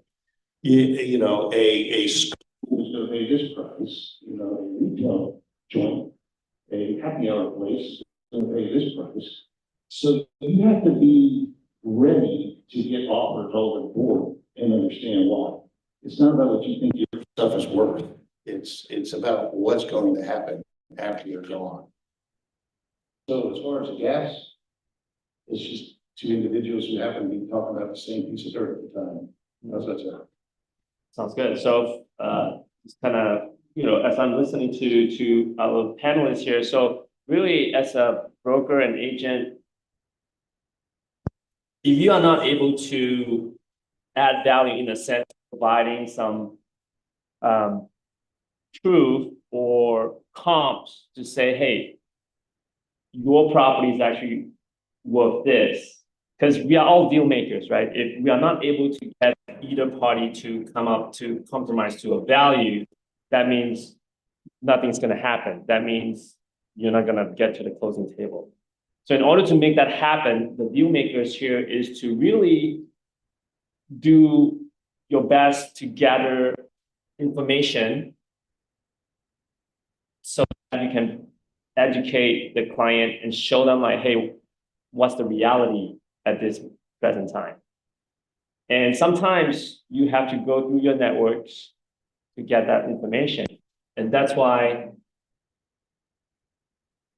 we always been saying your network is your network. So by plugging into a network, it will add or enhance what you're able to do and your capability to close the deal.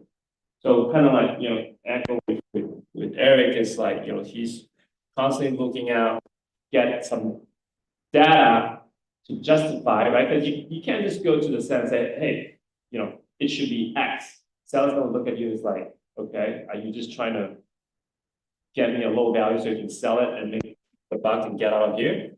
Or you're really there to be, like Bill mentioned earlier, obviously be yourself, be authentic, and be genuine, right? So those are the things that is gonna help you navigating that gap. Because we all know that there's a lot of capital out there still trying to place into real estate.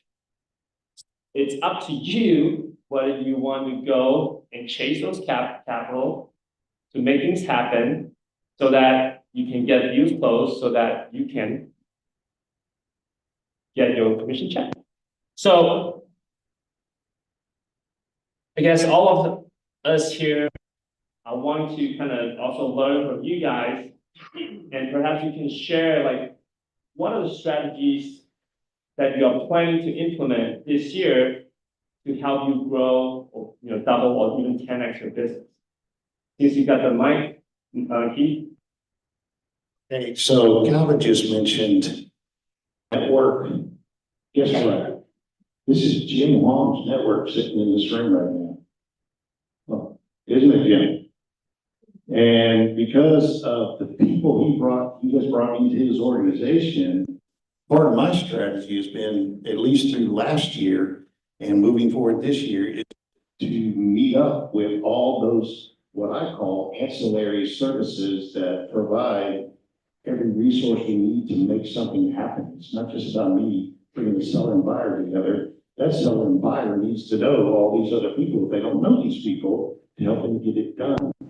So that's my strategy. That's what I've been doing. I'm taking advantage of the network that I get to be a part of, and all of you get to be a part of as well. Well, I think I like what Earl said today.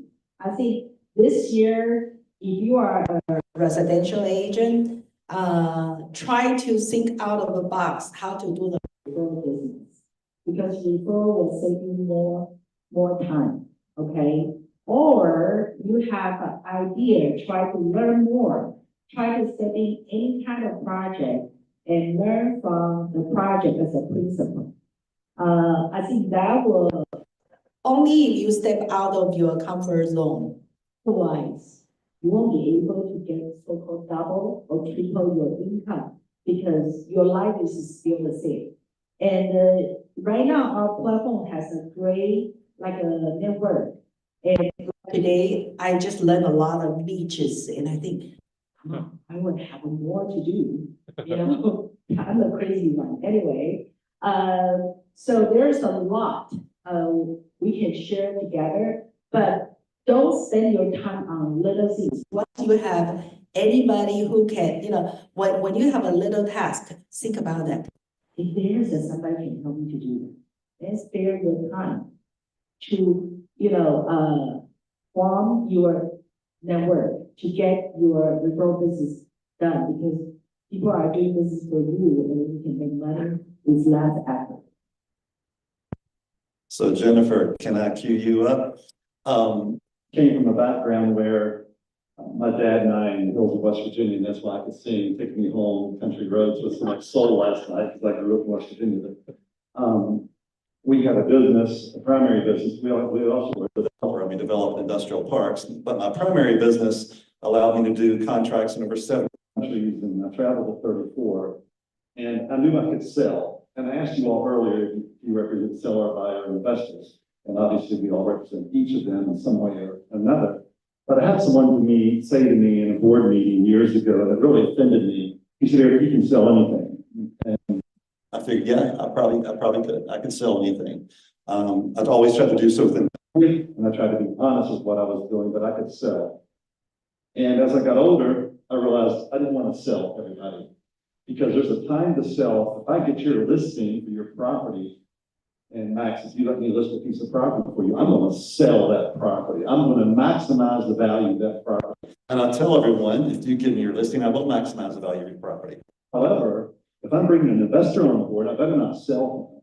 If I'm doing the syndication, I better not sell him. I better be an informer. If I want to get a listing, I need to be an informer. So something that I've done that everybody can do. I wrote this document on accounting in Bartow County, Georgia.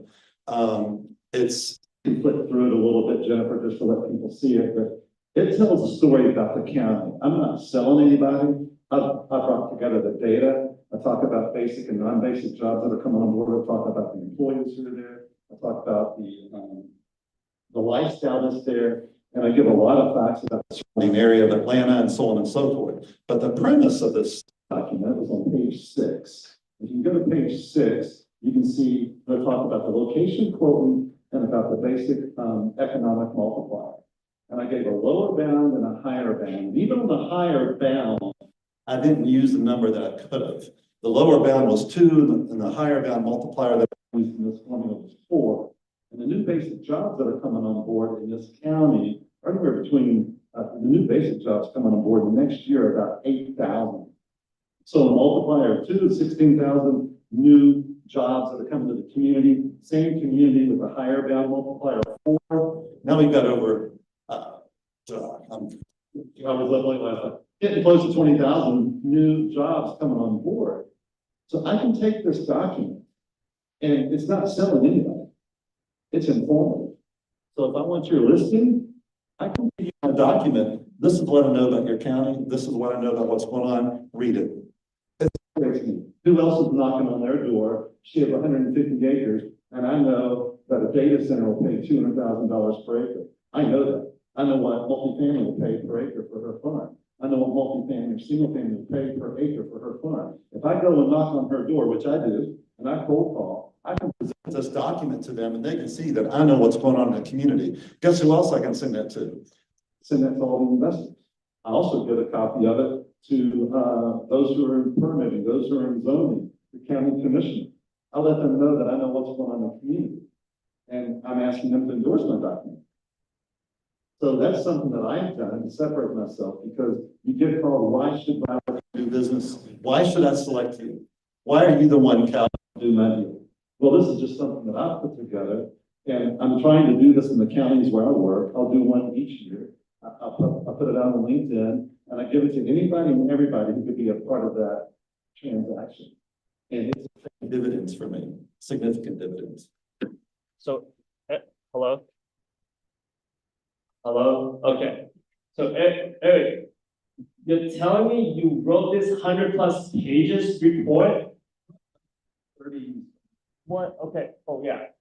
Well, still, this is like a PhD level kind of report. I mean, flip around, it's like, this is what you do. It's really good. If I'm a seller, I'm gonna hire you to like sell my property. I mean, look at that, like quality of it. It's like, wow. Yeah, so I found a company, and kudos to Melissa. Do the mic. That's my country. Yes. Melissa, kudos to Melissa. She talked about getting people on your team who aren't necessarily, you know, the W-2, but it's 1099. So I found some people to work with, and I collected all the data. I put it all together. Yeah. But, hey, I need to do this, and here's what I want it to look like. And so, yeah, look at that. So, I mean, as I was, you know, listening and all that, to kind of summarize that key points. So, it's essentially you guys are assembling your superhero teams, right?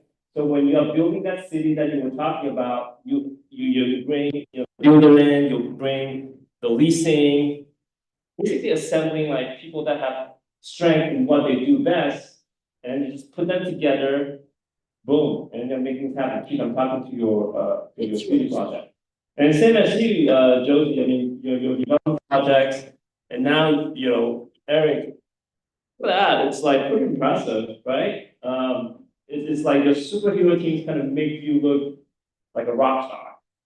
There we go. So yeah, start thinking about who you can assemble, right? Partnering up, putting together your superhero team, you know, whether you're Spider-Man, Iron Man, or whatever that is. It's I think in today's world, if you guys, you know, maybe disagree or would agree, it's like in today's world, if you want to get things done, it's no longer like a one person kind of thing. You really have to have like a team to really push forward so that you can do even more, right? Because we all only have 24 hours a day, right? Just like, you know, there's a reason why you have people, you know, either clean the house or mow the lawn, because your hourly rate is much higher. So anyway, the superhero teams, right? If there's one thing that to take away from today is really just finding who you want to partner with, you know, putting together a team, a rock star team, superhero team, so that you can get to even high production level. What are the things that, you know, obviously everyone is still pretty sharp and all that right now. They can absorb a lot more. Do you want to share like some of the advice and tips that will help, you know, the audience here to be, you know, get to their goals, you know, this year? Any advice that you can share? I'll start. Okay, listen. So I have an entire presentation because I thought I was presenting at some point a couple of weeks ago. But instead I'm on the panel, my presentation, and it's my mantra, I put it out there on LinkedIn. It's very simple. It is not about who you know. It is only or all about who knows you. So it's about relationships. And the way I start everybody off as a mentor is I send them one piece of paper. And that piece of paper takes all of us and puts us in one of 7 categories. And it's all about building relationships. And it's not about texting to each other. It's about seeing each other. It's about talking to each other. And that will make you successful. So if you want that one piece of paper, hey, look there. That's my presentation. Okay. All right. At the end of that, if you want to go to that, Jennifer, you can throw my contact on there. If you want that one piece of paper, let me know. It's at the very end of all that. And I'll send it to you. If you're a mentee of mine, you should be working on this. You should be working on it since the day I sent it to you. All right. Well, like I actually collaborate lots of my tenants in KDH town to do collaboration for marketing for the entire center. That's why we became the landmark in Houston, and we have about 4.7 score and then 4,000 reviews. And that is my main concept of business is shared economy. That's also the value of the network we can provide. So there is a lot of the business model I'm creating right now for shared economy. And what I want to do is I want to say, yes, we do need to have a lot of people to work together. For example, like me, I have different assistants in Taiwan, Philippines, or even Dallas, or different locations. But at the end of the day, I think you need to find out your central concept. What do you want to do? And even if we are not in the same city, you are more than welcome to join together. For example, right now I have probably like a $40 million like a retail condo waiting for sale, and I need people to know the commissions are out there, and that's my project. Okay, I'm the seller, I'm the principal as well. So that's why I want to say, don't limit yourself, and also I want to give all the residential agents a very sincere like advice. You have to give and to get, because I was a residential agent before. And when I started to get into commercial, I lost my biggest, like an investor was single family. And he trusts me so much. He purchased probably 7 or 8. We done probably 20 transactions already. And then I was so upset at the time. And my husband said, because you grow and they are not growing anymore. So you can give it up. And that I experienced like a loss. I feel, oh my gosh, I cannot get it. You know, that another deal is not mine. But however, I think when you make college, you need to dare to let go. Because recently I have some business partner in my team. You know what? I say, let's get a training of the CCI class, how to calculate the numbers or something. He took the first one, the second one, oh, I'm sorry, I cannot make it. I don't think this is going to help me soon. This is inside her mind. She said, oh, because my client's like a dishwasher broke. I need to take care of. And I say, so, and she asked me, Josie, I have to keep up my residential agent, my residential transaction. Otherwise, I will lose. And I said, you only have 24 hours. You have to give up. If you don't give up, don't tell me you want to become a commercial agent. You have to experience the pain. Otherwise, you know what? You will never ever to get into the game at all. Well, excellent. I would say, first of all, do everything you do with integrity and be honest and never give an answer that you can't support. Because if you give an answer that you can't support, it's going to come back and bite you later, and then you get caught in a trap. Don't go there. You don't know the answer, don't answer it. Stay in your swim lane, do what you do, and be the best at what you do. And separate yourself from other people. My favorite client, and I've got a lot of clients from all over the world. My favorite client, she's a widow. She's 78, and she's sitting on a beautiful farm in Bartow County, Georgia. I helped her do about 16 million transactions over the last few years. I've sat on her front porch, and she's on her swing with her house that's leaning, and she's gone in her kitchen and got me some Georgia moonshine that she only keeps for medicinal purposes. And I said, Carol, you're not sick, but Erik, I want you to try it. I take her flowers for her birthday. I take her balloons on her birthday. I don't have any transactions with her right now. But I treat the people I choose to work with, and I want to emphasize choose to work with. I love those people. And I'm good at bringing the best value to their asset. I tell every client, I'm going to maximize the value of your property. And I can separate myself from showing what I can do. And in 3 counties, I've brought the highest value to a client of anybody else per acre. And so one client I thought of earlier, someone was speaking today, and they said, it could take years before you get that contract. I started counting back to the family, the roll. They're in their 80s, reminding my parents that they're transitioning. And I've pursued them for 5 years now.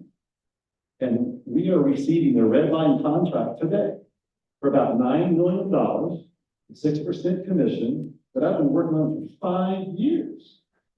And 2 years ago when she fell and she broke her hip, I was in the hospital with her. And when no one else was there, she didn't mind. She didn't ask me anything when I asked her this. I just simply reached her and grabbed her and said, hey, can I pray with you? She said, sure. When somebody's hurting, go accept your faith. And I prayed with her. And I was there. I was present. She got a rhododendron for Christmas. She's got one for the last 5 years. I hand delivered to her. Only tell her husband, Joe, your name's on here too. But you treat people the way you want to be treated. You select where you want to work. You choose who you want to work with. Don't chase deals that won't pay you. Only do deals that will pay you. People getting there. I get that. And do all things with integrity. Treat your clients like treat them like your mom and dad.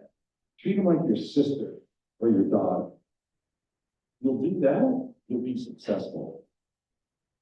I hope you guys are taking notes or recording this. This is like some of the best advice. If I'm like, starting a business, that's the advice that I want to, listen to and hear all about it. So with that, thank you so much, Keith, Josie, and Erik. Those are really, valuable experience that you guys are sharing. Hopefully you guys are, learning a thing or two. With that, thank you so much. Unless you have something else, it seems like you have more to share. Oh, no, that's after hours. Oh, okay. Yeah, so Keith, Josie, and Erik, thank you so much. We're gonna have some time for family and friends, so we talk to them, get that wisdom out of their brain. Thanks so much. Yep. Right there. Yep. Okay. Next, we have Yuan and only Jim Huang. So,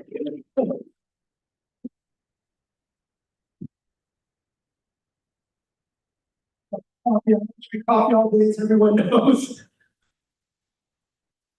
So quick thing, who's learned something new? And I know there's veterans.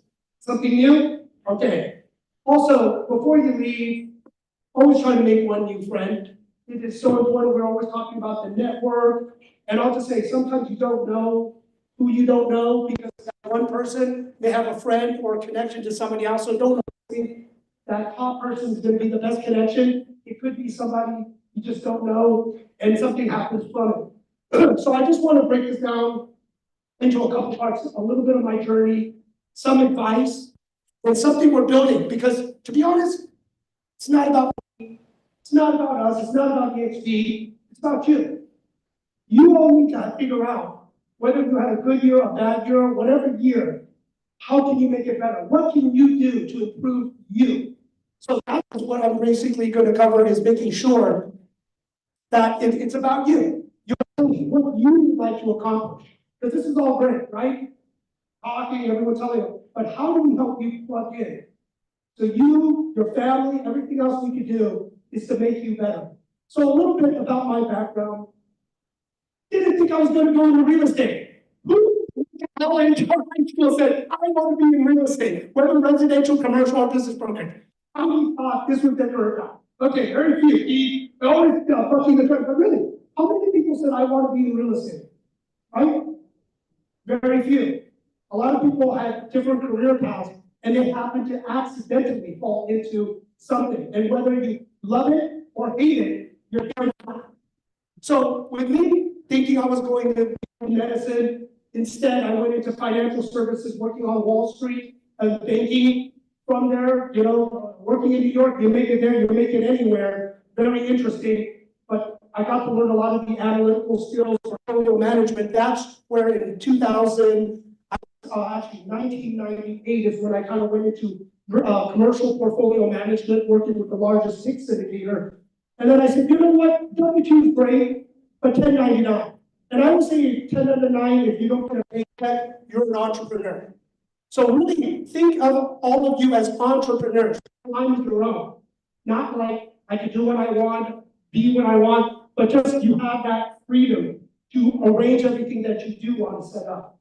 From there, I said, okay, I went to M&M, Marcus and Miller Chapters, everyone in the commercial real estate industry, everyone knows M&M is a tough place. They say, you can make it at Marcus, like New York, you can make it anywhere because of just the way they train you and grill you.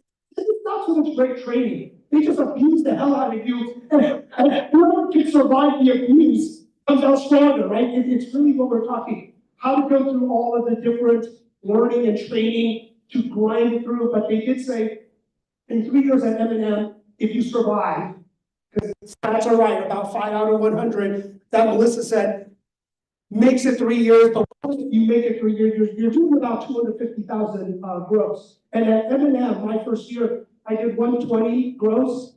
I got 18,000. So paying your dues, you got to understand. It's just part of the process of commercial real estate, and you got to understand that. But through the courses, you can see different leadership, and I'd say you work 9 to 5, you do business 5 to 9. Think about that. 9 to 5 is the day job. 5 to 9 is what you do to create opportunities, like showing up here. So it is hard because people do have family commitments, you're tired, but because you own your own time, it's these commitments that you have to do from 5 to 9, which I always say is volunteering, giving back, going out to network, co-workers, you're going after hours, right, for a drink or dinner. That is 5 to 9. But everyone does 5, that's part of the course. When you're done on 1099, 9 to 5 is just par for the course. 5 to 9 is where I would say the magic happens. So with the volunteering, building, you start now. Think the New Year's resolution. I'm not going to say the word, but you just make a decision that you just want to start making the changes now. Don't wait for a date, don't wait for a time, don't wait for something to trigger you into doing something. You just start right now. You just make that decision or not, which is okay, right? Because you're only going to manage and live your own life. But it's important to just determine the course of action to make that happen. But a lot of it is running different companies, being involuntary, and those that are in LA with me, they know we invested in restaurants and bars. Yes, with government officials, I always get financing at different events. And that's how you kind of know political people, you know, from nonprofits, volunteering, 5 to 9, and you do your day job. But I'll just say one of the things through my journey of running EXP, which I'm very fortunate to have that opportunity. I had a chance from being at Marcus, starting my own firm at BRC, which we did $2 billion in sales. The 2007 and 9 hit, those that are old enough or know the recession, blew me up. Then I ran a franchise commercial firm. Then I went to EXP. So I got to see the whole evolution of working with the very large firms, you know, having my own firm from scratch, building a franchise firm to a publicly traded. So a lot of things that I saw in the industry and the changes with technology was really important. So that's why everyone has to look at what's happening. And I would say those that are residential, the residential actually is our canary in the coal mine for commercial. What you guys go through is what's going to happen in commercial over time. Timing is what we don't know, right? Whether it's 1 year, 2 year, 5 year, 10 year, we can approximate changes. So whatever happens in residential, it is coming to commercial. So it is important to adapt yourself and understand how to make these kind of changes. So you are not caught off guard. I was to say back when I was running BRC to the 2009, arrogant, didn't know, thought money would just keep coming, right? We thought every year just keeps getting better. It doesn't. To plan, to build, to diversify, to set money aside, to live below your means. It's just all good advice so you don't get caught in a very tragic, hard situation. So, you know, these are some of the things that just worrying. There was another slide. So, well, there was another slide I would say that one thing that we're always, here we go, that we are talking about, this is just a piece of advice. I said, through hard times, having the right attitude, having the right mindset to do this business over and over and over. Because any time that you're running your own business, it's a roller coaster, it's a mind game, right? You're not getting a paycheck every 2 weeks, you're not getting that consistent income. One day, and many people probably have that, I'm gonna make $1,000 paycheck, last hour. They found something on title, something happened. I mean, I had one, this was really sad. The daughter died, there was a fire, people getting close. And this deal freaked me out because it was an exchange to an exchange to an exchange. As Melissa said, she loves to have problems doing 1 day, 2 deals. I had an exchange client buying another exchange deal to another exchange deal. And the first deal had a fire and his daughter died, so we couldn't sign any paperwork because he was mourning and grieving. So, you know, it is important to just have your mind and everything set up right. This is the other thing. We run our own business in our own companies. Put everything in your calendar. Everything. And then that keeps you honest if you don't have a coach, if you don't have somebody accountability, somebody to hold you accountable to everything you're doing. I would say put it in your calendar. Be honest. What you time block for cold calling, what you time block for research, what you time block to network, when you go work out, when you spend time with the family. All of that in. You don't have to share it, but I would say sharing it or writing it gives you bigger advantages to make things happen, right? They say if you actually put things down in writing, you have a higher level of success. So by putting it in your calendar, whether you want to share it or yourself accountable, do it. Because then you get to look back, week by day, week by week, month by month, quarter by quarter, year by year, to go, oh, that's why I didn't make the 100,000. That's why I didn't make the kind of money I'm supposed to make. But be honest when you do this. The other thing is the accountability mentor coach. Like I said, if you put if you tell other people, share. People that are your friends, people that are really in your corner, they're going to say, hey, did you do those things you were supposed to do this week? Hold each other accountable, because that is going to help you get it. And I know, hello, Rich, everyone. Rich and I were at M&M. accountability coaches to each other. We said, hey, do you make the 50 phone calls today? And how did your deal go? And a lot of times we'd say, okay, I did a deal, you did a deal. We would buy each other dinner or drinks.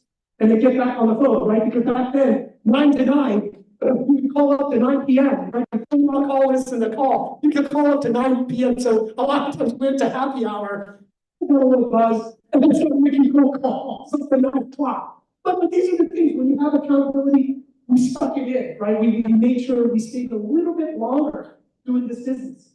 And that's what's going to be, if you have something accountable, not by yourself, having a network or a group, whomever or whatever it is, it will keep you in the game. This is the game you want to be in. This is the biggest thing that hasn't really happened before. It costs too much money. Those that haven't built their brand. LinkedIn, everyone knows a commercial, you better have a LinkedIn account. We're going to start teaching how to be better at LinkedIn to really go viral and push it out. But everyone needs a website or LinkedIn. It's almost like before in the 90s, it's a website. And we knew all these companies that were putting websites getting paid $2 or $3 million with stock options. Toy.com, the other one is toy.com, cookie.com, or something, right? All of those owners, and we knew a lot of them that were web designers, made a couple $1 million in stock options. Crazy. But right now, the new thing is having a website and having your social media. This is the easiest way to build your brand. So I would hope everyone would start building their brand, at least on LinkedIn. That's easy, it's already cookie cutter. You just put yourself out there, and then eventually you can tie it to a website, build your social media with everything else, and tie it all together. It's getting really easy.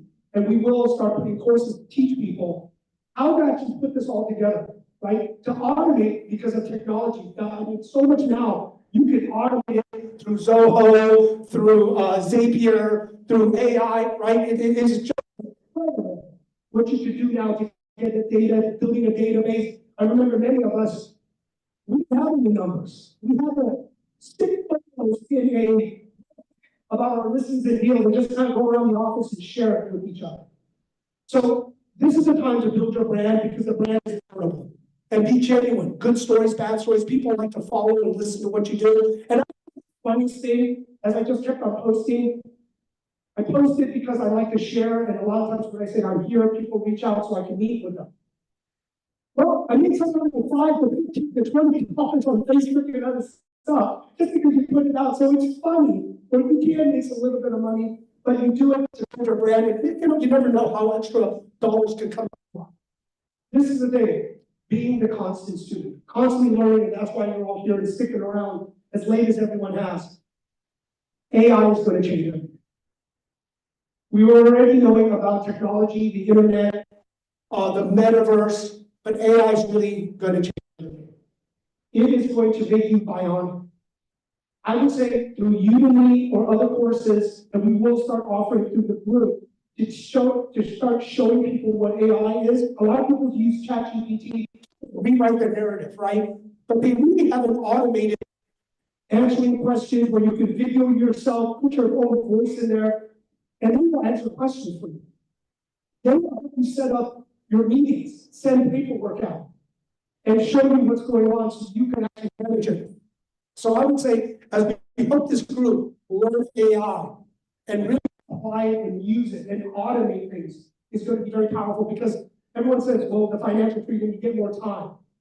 Well, technology, and we're trying to put it in a box and you could just put it in your business and figure it out. That's really hard. But if we could show how everyone can just do it and make it work, so we are trying to put together, getting the best providers, teaching people, and allowing people, depending on what you do, to plug in. And the last is, like I said, just keep connecting every day. I at least do 5 connections every day. 5 connections every day. I would say been like this for, on the average, right? Some days you do better, some days you don't. But 5 days for the last 30 years. So when everyone says, wow, it's my network, it's everyone's leveraging each other's network. It's just that I just been doing this and I realized having the network, having that reputation the right way, you don't want to burn it and be known in a bad way, and that's going to hurt you, not help you, but it matters. So constantly connect, use LinkedIn, meet people here, at least one new person, and you're gonna see this just really bloom. Even if it's one person a day, reach out to somebody. This is the biggest thing. Solving problems, like Melissa said. EXP, I have this vision and idea of knowing about how the real estate market was working, being involved, volunteering, and producing and doing and listening to agents, top leaders, and everyone else. Now we're building a Renaissance network, which is, we call it the Global Educational Referral Service Network. This is brokerage agnostic. So if you're not ready to join, that's okay.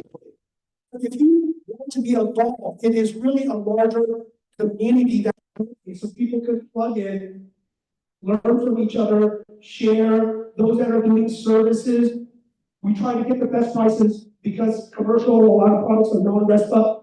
I want to make sure that everyone gets paid through your connections and relationships, which is yours, so you can build other ways of making income. Because this year, I did say, I want to say Tom Power, who brought me into EXP, to help a certain amount of people, to show them how to be financially free, so you are not kind of on that hamster wheel, how to diversify, not just in real estate, but investing, I would say investing private equity funds, different groups, how to leverage the stock market, the bond market, right? Bringing other experts and other people in, so you can actually, without taking too much risk, be able to be financial free. And I do want everyone to say, you know, and I'll give my contact information in 5 years.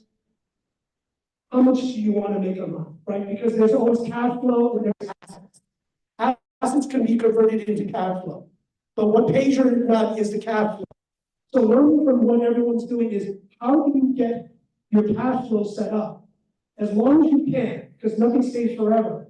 And diversify so you have that financial freedom to spend more time with the family, to give back and volunteer and help others, or whatever anyone wants to. But that is what my goals now is to put this all together with experts around the country and to share some ideas, possibly putting some money back for nonprofits and charity and things we can do to help others is very important to me. Because I would say the biggest thing I learned was through failure.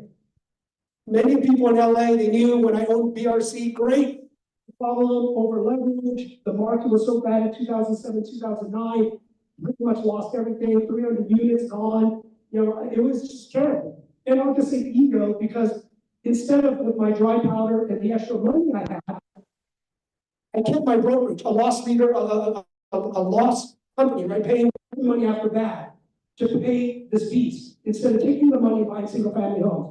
Right? Those that bought single family homes in the 2007, 2009 notes, you didn't over leverage and didn't sell it and didn't do something bad, you made a ton of it.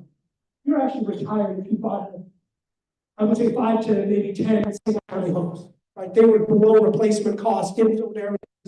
There's so much to do, but that's why with this group, we want to put this group mastermind network where to learn, where you can invest, how you can get there by doing your job, how to leverage it even more so you can build that financial freedom. And that's why I kind of shared Renaissance with the idea where I know with EXP, there were some things that we didn't have. Well, this is an overlay. Many of the commercial companies, many of the other businesses, I'm not going to leave, I can't leave. Well, this is the solution, is joining a network to help everyone, you know, right now to understand and learn the costs. And there are some free stuff, so even if you don't want to pay in the beginning, look for free, right? There's some things that we're just going to share to just help people.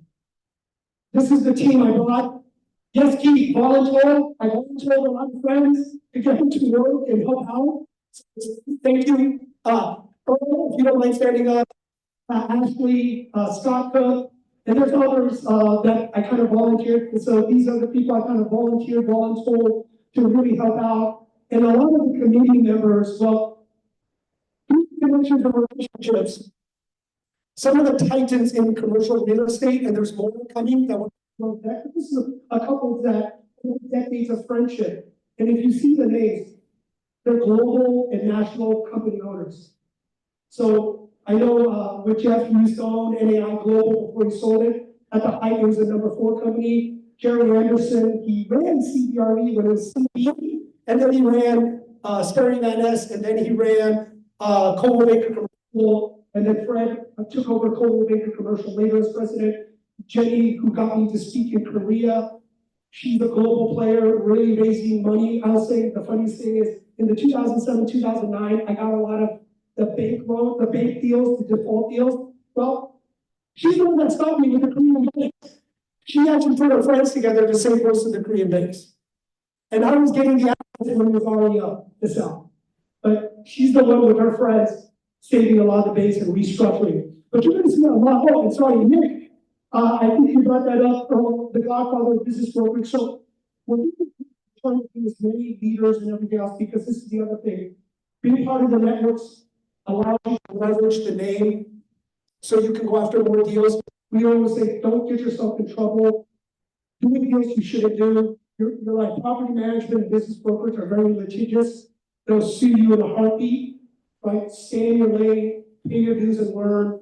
And this is the way you're just going to get better. These are some of our global leaders and friends. We have about 20 global friends. And this is the thing that we're doing with Renaissance. Because some people are EXP, and that's great, 27 countries, and other brands, they are in all countries. But our friends are boots on the ground and you can see in about 20 different countries around the world that have been operating for, I would say, about 20 years, all around the world. So it is a boots on the ground, people that we're working with. And I know, Daniel, you met some of our friends, right? Raju from India last time. So you can see why we put this entire course together, this program together, so everyone can network, but there is this purpose that we're trying to do with each of these parts.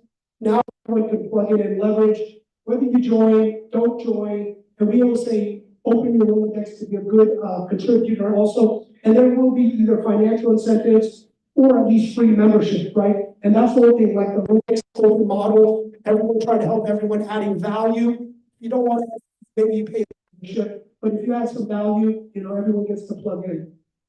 These are some of our committee members. Different companies, different brands, everyone, and there's a lot of different committees. If you see a committee that you don't have, but you are an expert, let me know. And then we'd love to put it in, and as we open it up through, I would say my financial is running these tech companies to really open the world, so the world will start plugging into what we build as a team. Because you can't do it alone, you need to work with the team, you need to work with good people, so it's really opening everything up. And if you take a look, this is what we're building on the Renaissance Network. Happy to share the slide. I think Calvin and Daniel, you can share the entire slide with everyone. That allows everyone to kind of plug in, listen to for free, volunteer to run a committee or a group, opening a service or a referral program or getting referrals. We have a lot of technology companies that are using, so people can get in, and we all know, like Amazon, how many people bought a book from Amazon when Amazon opened up? Right? And did you know if you would show up, I bought like a $5 book, and it didn't show up like 2 or 3 weeks later. I'm like, hey, this is cool, let's buy a book here. This is kind of the same thing, but it's more open right now that people are used to using technology and bigger product. But the biggest thing is verification, validation of the right people on the other side. So it's the credibility and trustworthiness of everyone to make sure when we work with each other, there's a good part, and that's the thing internationally. You don't want to work internationally and go, oh my gosh, I worked with the wrong person, I'm going to spend my money. Right? And that does happen. These are some of the benefits. Happy to share the entire deck. And the website and the calendar. So if you look at the calendar, there's going to be a lot of events that we're going to put up like this, live and virtual. We're getting a lot of instructors and teachers and networks and friends all 24/7 around the world, starting to have people plug in, contribute, learn, help out, and grow this large network so everyone can send referrals, finding some good services that if it's non-RESPA, right, you can get paid. Everything's going to be transparent, so you do know how and when everyone's going to get paid, so you kind of don't have to work with anybody. And that's a fun thing about everything we're building. and really through a group of friends to help everyone build that financial freedom. I would say if you're going to do one thing, try to do maybe 5 or 10 different things with the right people, because you can't be an expert at everything. You just can't. But you can work with yourself and bring more people in to work with each other to do more deals. Obviously, we'll figure out how to make sure everyone gets compensated to feel good, but it's not the lead funnel where you're just making all the money for yourself, because it's going to be transparent. The deals have to make sense. And everyone knows what they're going to get paid, what they're not going to get paid, what this is, so you don't have to do it. So this is going to help as it keeps growing and evolving. It's going to be more efficient. There's going to be like the rating or star system we see in Yelp and everything else that people will know. They're credibility trustworthy. We're using LinkedIn so everyone can look up their contact and verify. That's the thing in commercial real estate is those that have been around. We can pick up a phone and figure you out in one call or less, right? Because everyone's friends with everyone in commercial, but now the globe will get a lot smaller, like everyone's relationship. So, use the sign up. You're going to see more coming. I'll send it to Daniel, Alvin, the team, so everyone can see how they would like to plug in, how they would like to volunteer. And we just want to make 2025 a fantastic year for everyone. I'll go back to this later. So here's some of this. Well, that was some of the services. Here's my LinkedIn. Happy to connect with everyone. It takes time, so sometimes just double send me an information because I do get a lot, but I want to respond. And if you do Dallas event, I'll make sure we prioritize it. I think our team will help me organize it. And just say maybe the monthly dollar amount in 5 years that you want to make. And then we could talk about it and help everyone try to maybe put a plan together, how you hit the number. And I'd say, I would say 200 million. Well, that's a big plan. That's a big plan. But a lot of times to make 10,000, 20,000, 30,000 a month, which seems daunting right now, very doable. It's just, do you want to do it? Do you want to plug in? Do you want to make that happen? So we have to share and help work with everyone to make it a great 2025 so you can have your time and life back to give back and help others. That's the whole goal. And work with friends, which that's what I love. Go back to the screen and codes. Any questions for everyone, and then I'll pass this so you can do the, what do you call it, the speed networking deal. Well, we can open up for Q&A for Renaissance. Erik. Jim, you talked about using AI. Is there a certain AI function or AI app right now that you're trying to learn? You're, every day spending 15, 20 minutes on looking at. Share that with us. Yeah, you know what? So tomorrow we're going to be doing our strat plan. I have Mike Hieronymus, who everyone knows from CCIM and other friends from Udemy, show up, share it, because everyone knows ChatGPT, but then there's other type of AI tools. But then there's like those that know Zoho or Zapier, right? Integration tools. And maybe you know it, maybe you don't, but everyone's heard of ChatGPT. But if you go down, there's so many different tools that you could use. And because of the process and path of AI, it's not in years. Sometimes it's in months. So we will show it, but there's so much, Erik, but that's a great question. There's so much on this to show you how you can use AI, but the biggest thing is not just using it, it's integrating it into your life. Because the problem is you still manually have to do many things with the AI tools, but if you can integrate like a funnel, from if somebody goes into your LinkedIn, pushes it through to set up a meeting, right? Ask the right questions, send the paperwork, set up a calendar, whatever it needs to. Sometimes, it cold calls for you. I was going to a company that somebody was going to cold call using your voice, and as long as you put a list together, it would cold call for you. I mean, there's some incredible stuff, and I'm sure laws and regulations like the do not call list are going to catch up, right, with all this stuff. But when there's a window and inefficiency, I think some people said there's going to be opportunities. So be first to adapt, trying it out, just pushing it out there is going to help. But we hope to show all this. One of our friends, that's a LinkedIn expert, he used to own a tech company, in Dubai. They didn't care about the LinkedIn account. They reverse engineered, figured out how to work LinkedIn efficiently. We're going to share that for when people put their LinkedIn account. I'm going to get for a friend a beta test. Friend, pay a little money. 47 million views. That's not common, yeah. So if you start building your LinkedIn, and he only built it for LinkedIn, he's trying to work on algorithms and how you can actually pay or put things together to push it further. It will help you, right? So all these little tips, tricks, ideas, life hacks, other ways to diversify, not just in real estate, but just doing your job every day is going to try to free you. And this is why the group, and we don't know everything, that's why we're putting it out there, because everyone knows something that everyone doesn't know. They have a certain relationship. So we can put the price out to make sure everyone gets paid well, right, for what they're doing. Because we all know when we were at the big firms, why they don't collaborate and cooperate, I'll tell you, because they don't have enough money to collaborate. The house takes 50-50, your senior takes 50-50, you're down to 20% after other fees. So by bringing the financial model down, by being transparent and showing what we can do, by finding the best deals, the right metric, we just want to send in leads, but there is always something being first to be involved until it matures or plateaus, then it stabilizes, but they're always during the imbalance, is that opportunity. So thank you for the time. Really appreciate everyone coming in there and looking forward to collaborating and working with all of you. Thank you, Jim. Appreciate it very much.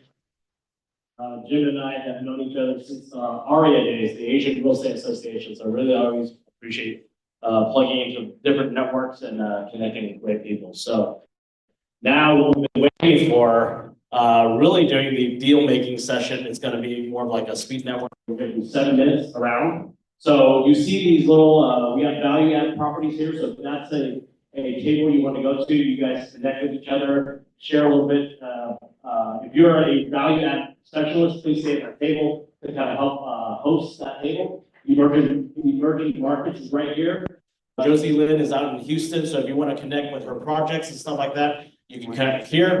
Capital raising, if that's something you want to discuss. We have land development in that table. We got office products there. We got multifamily. If you're a multifamily specialist, please help with that table. Industrial, and we got retail right here. So with your items, I guess with your bags, if you want to move it to a table first and then go find that table, connect, network, please introduce yourself, make it quick. Let's go. All right. Anything, Calvin? Any pointers? Yeah, so share listing, do some deals. So 7 minutes. Or we can do more. We can do 15.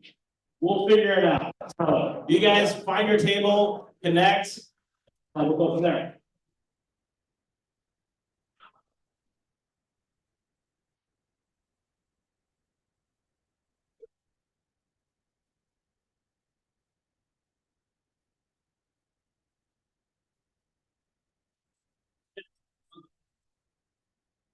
Also, for tonight, we're heading to from 5 to 8. So we're going down to Dallas for the CCC events. So if you're interested in that, there is a discount code for us. So you can scan that. Get down there. Go.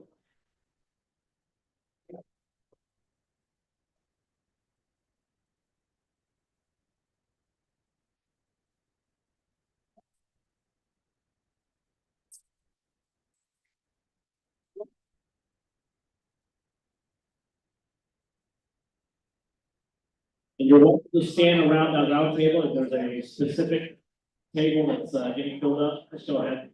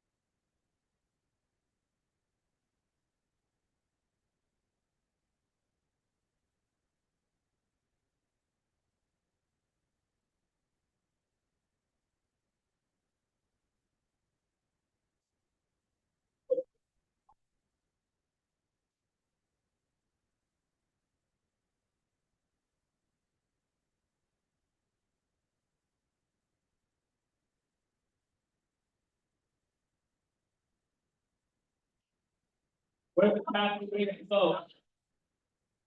Capital raising.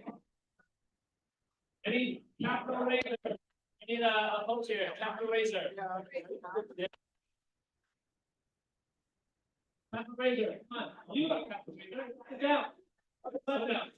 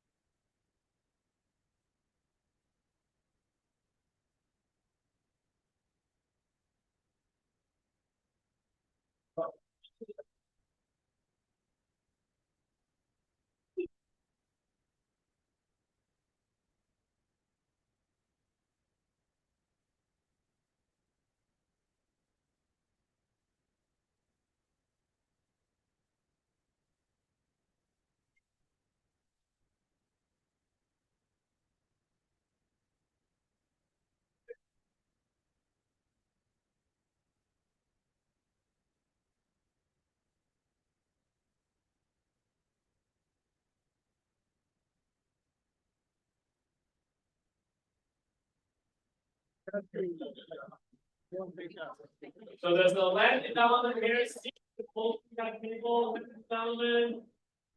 Over here, land development. Land development, not only land development. We got Alex.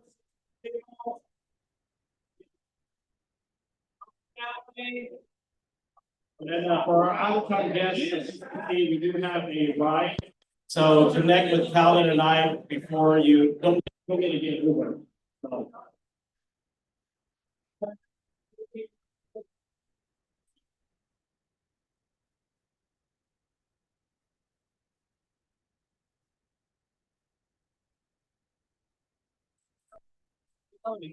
Regardless of the introduction.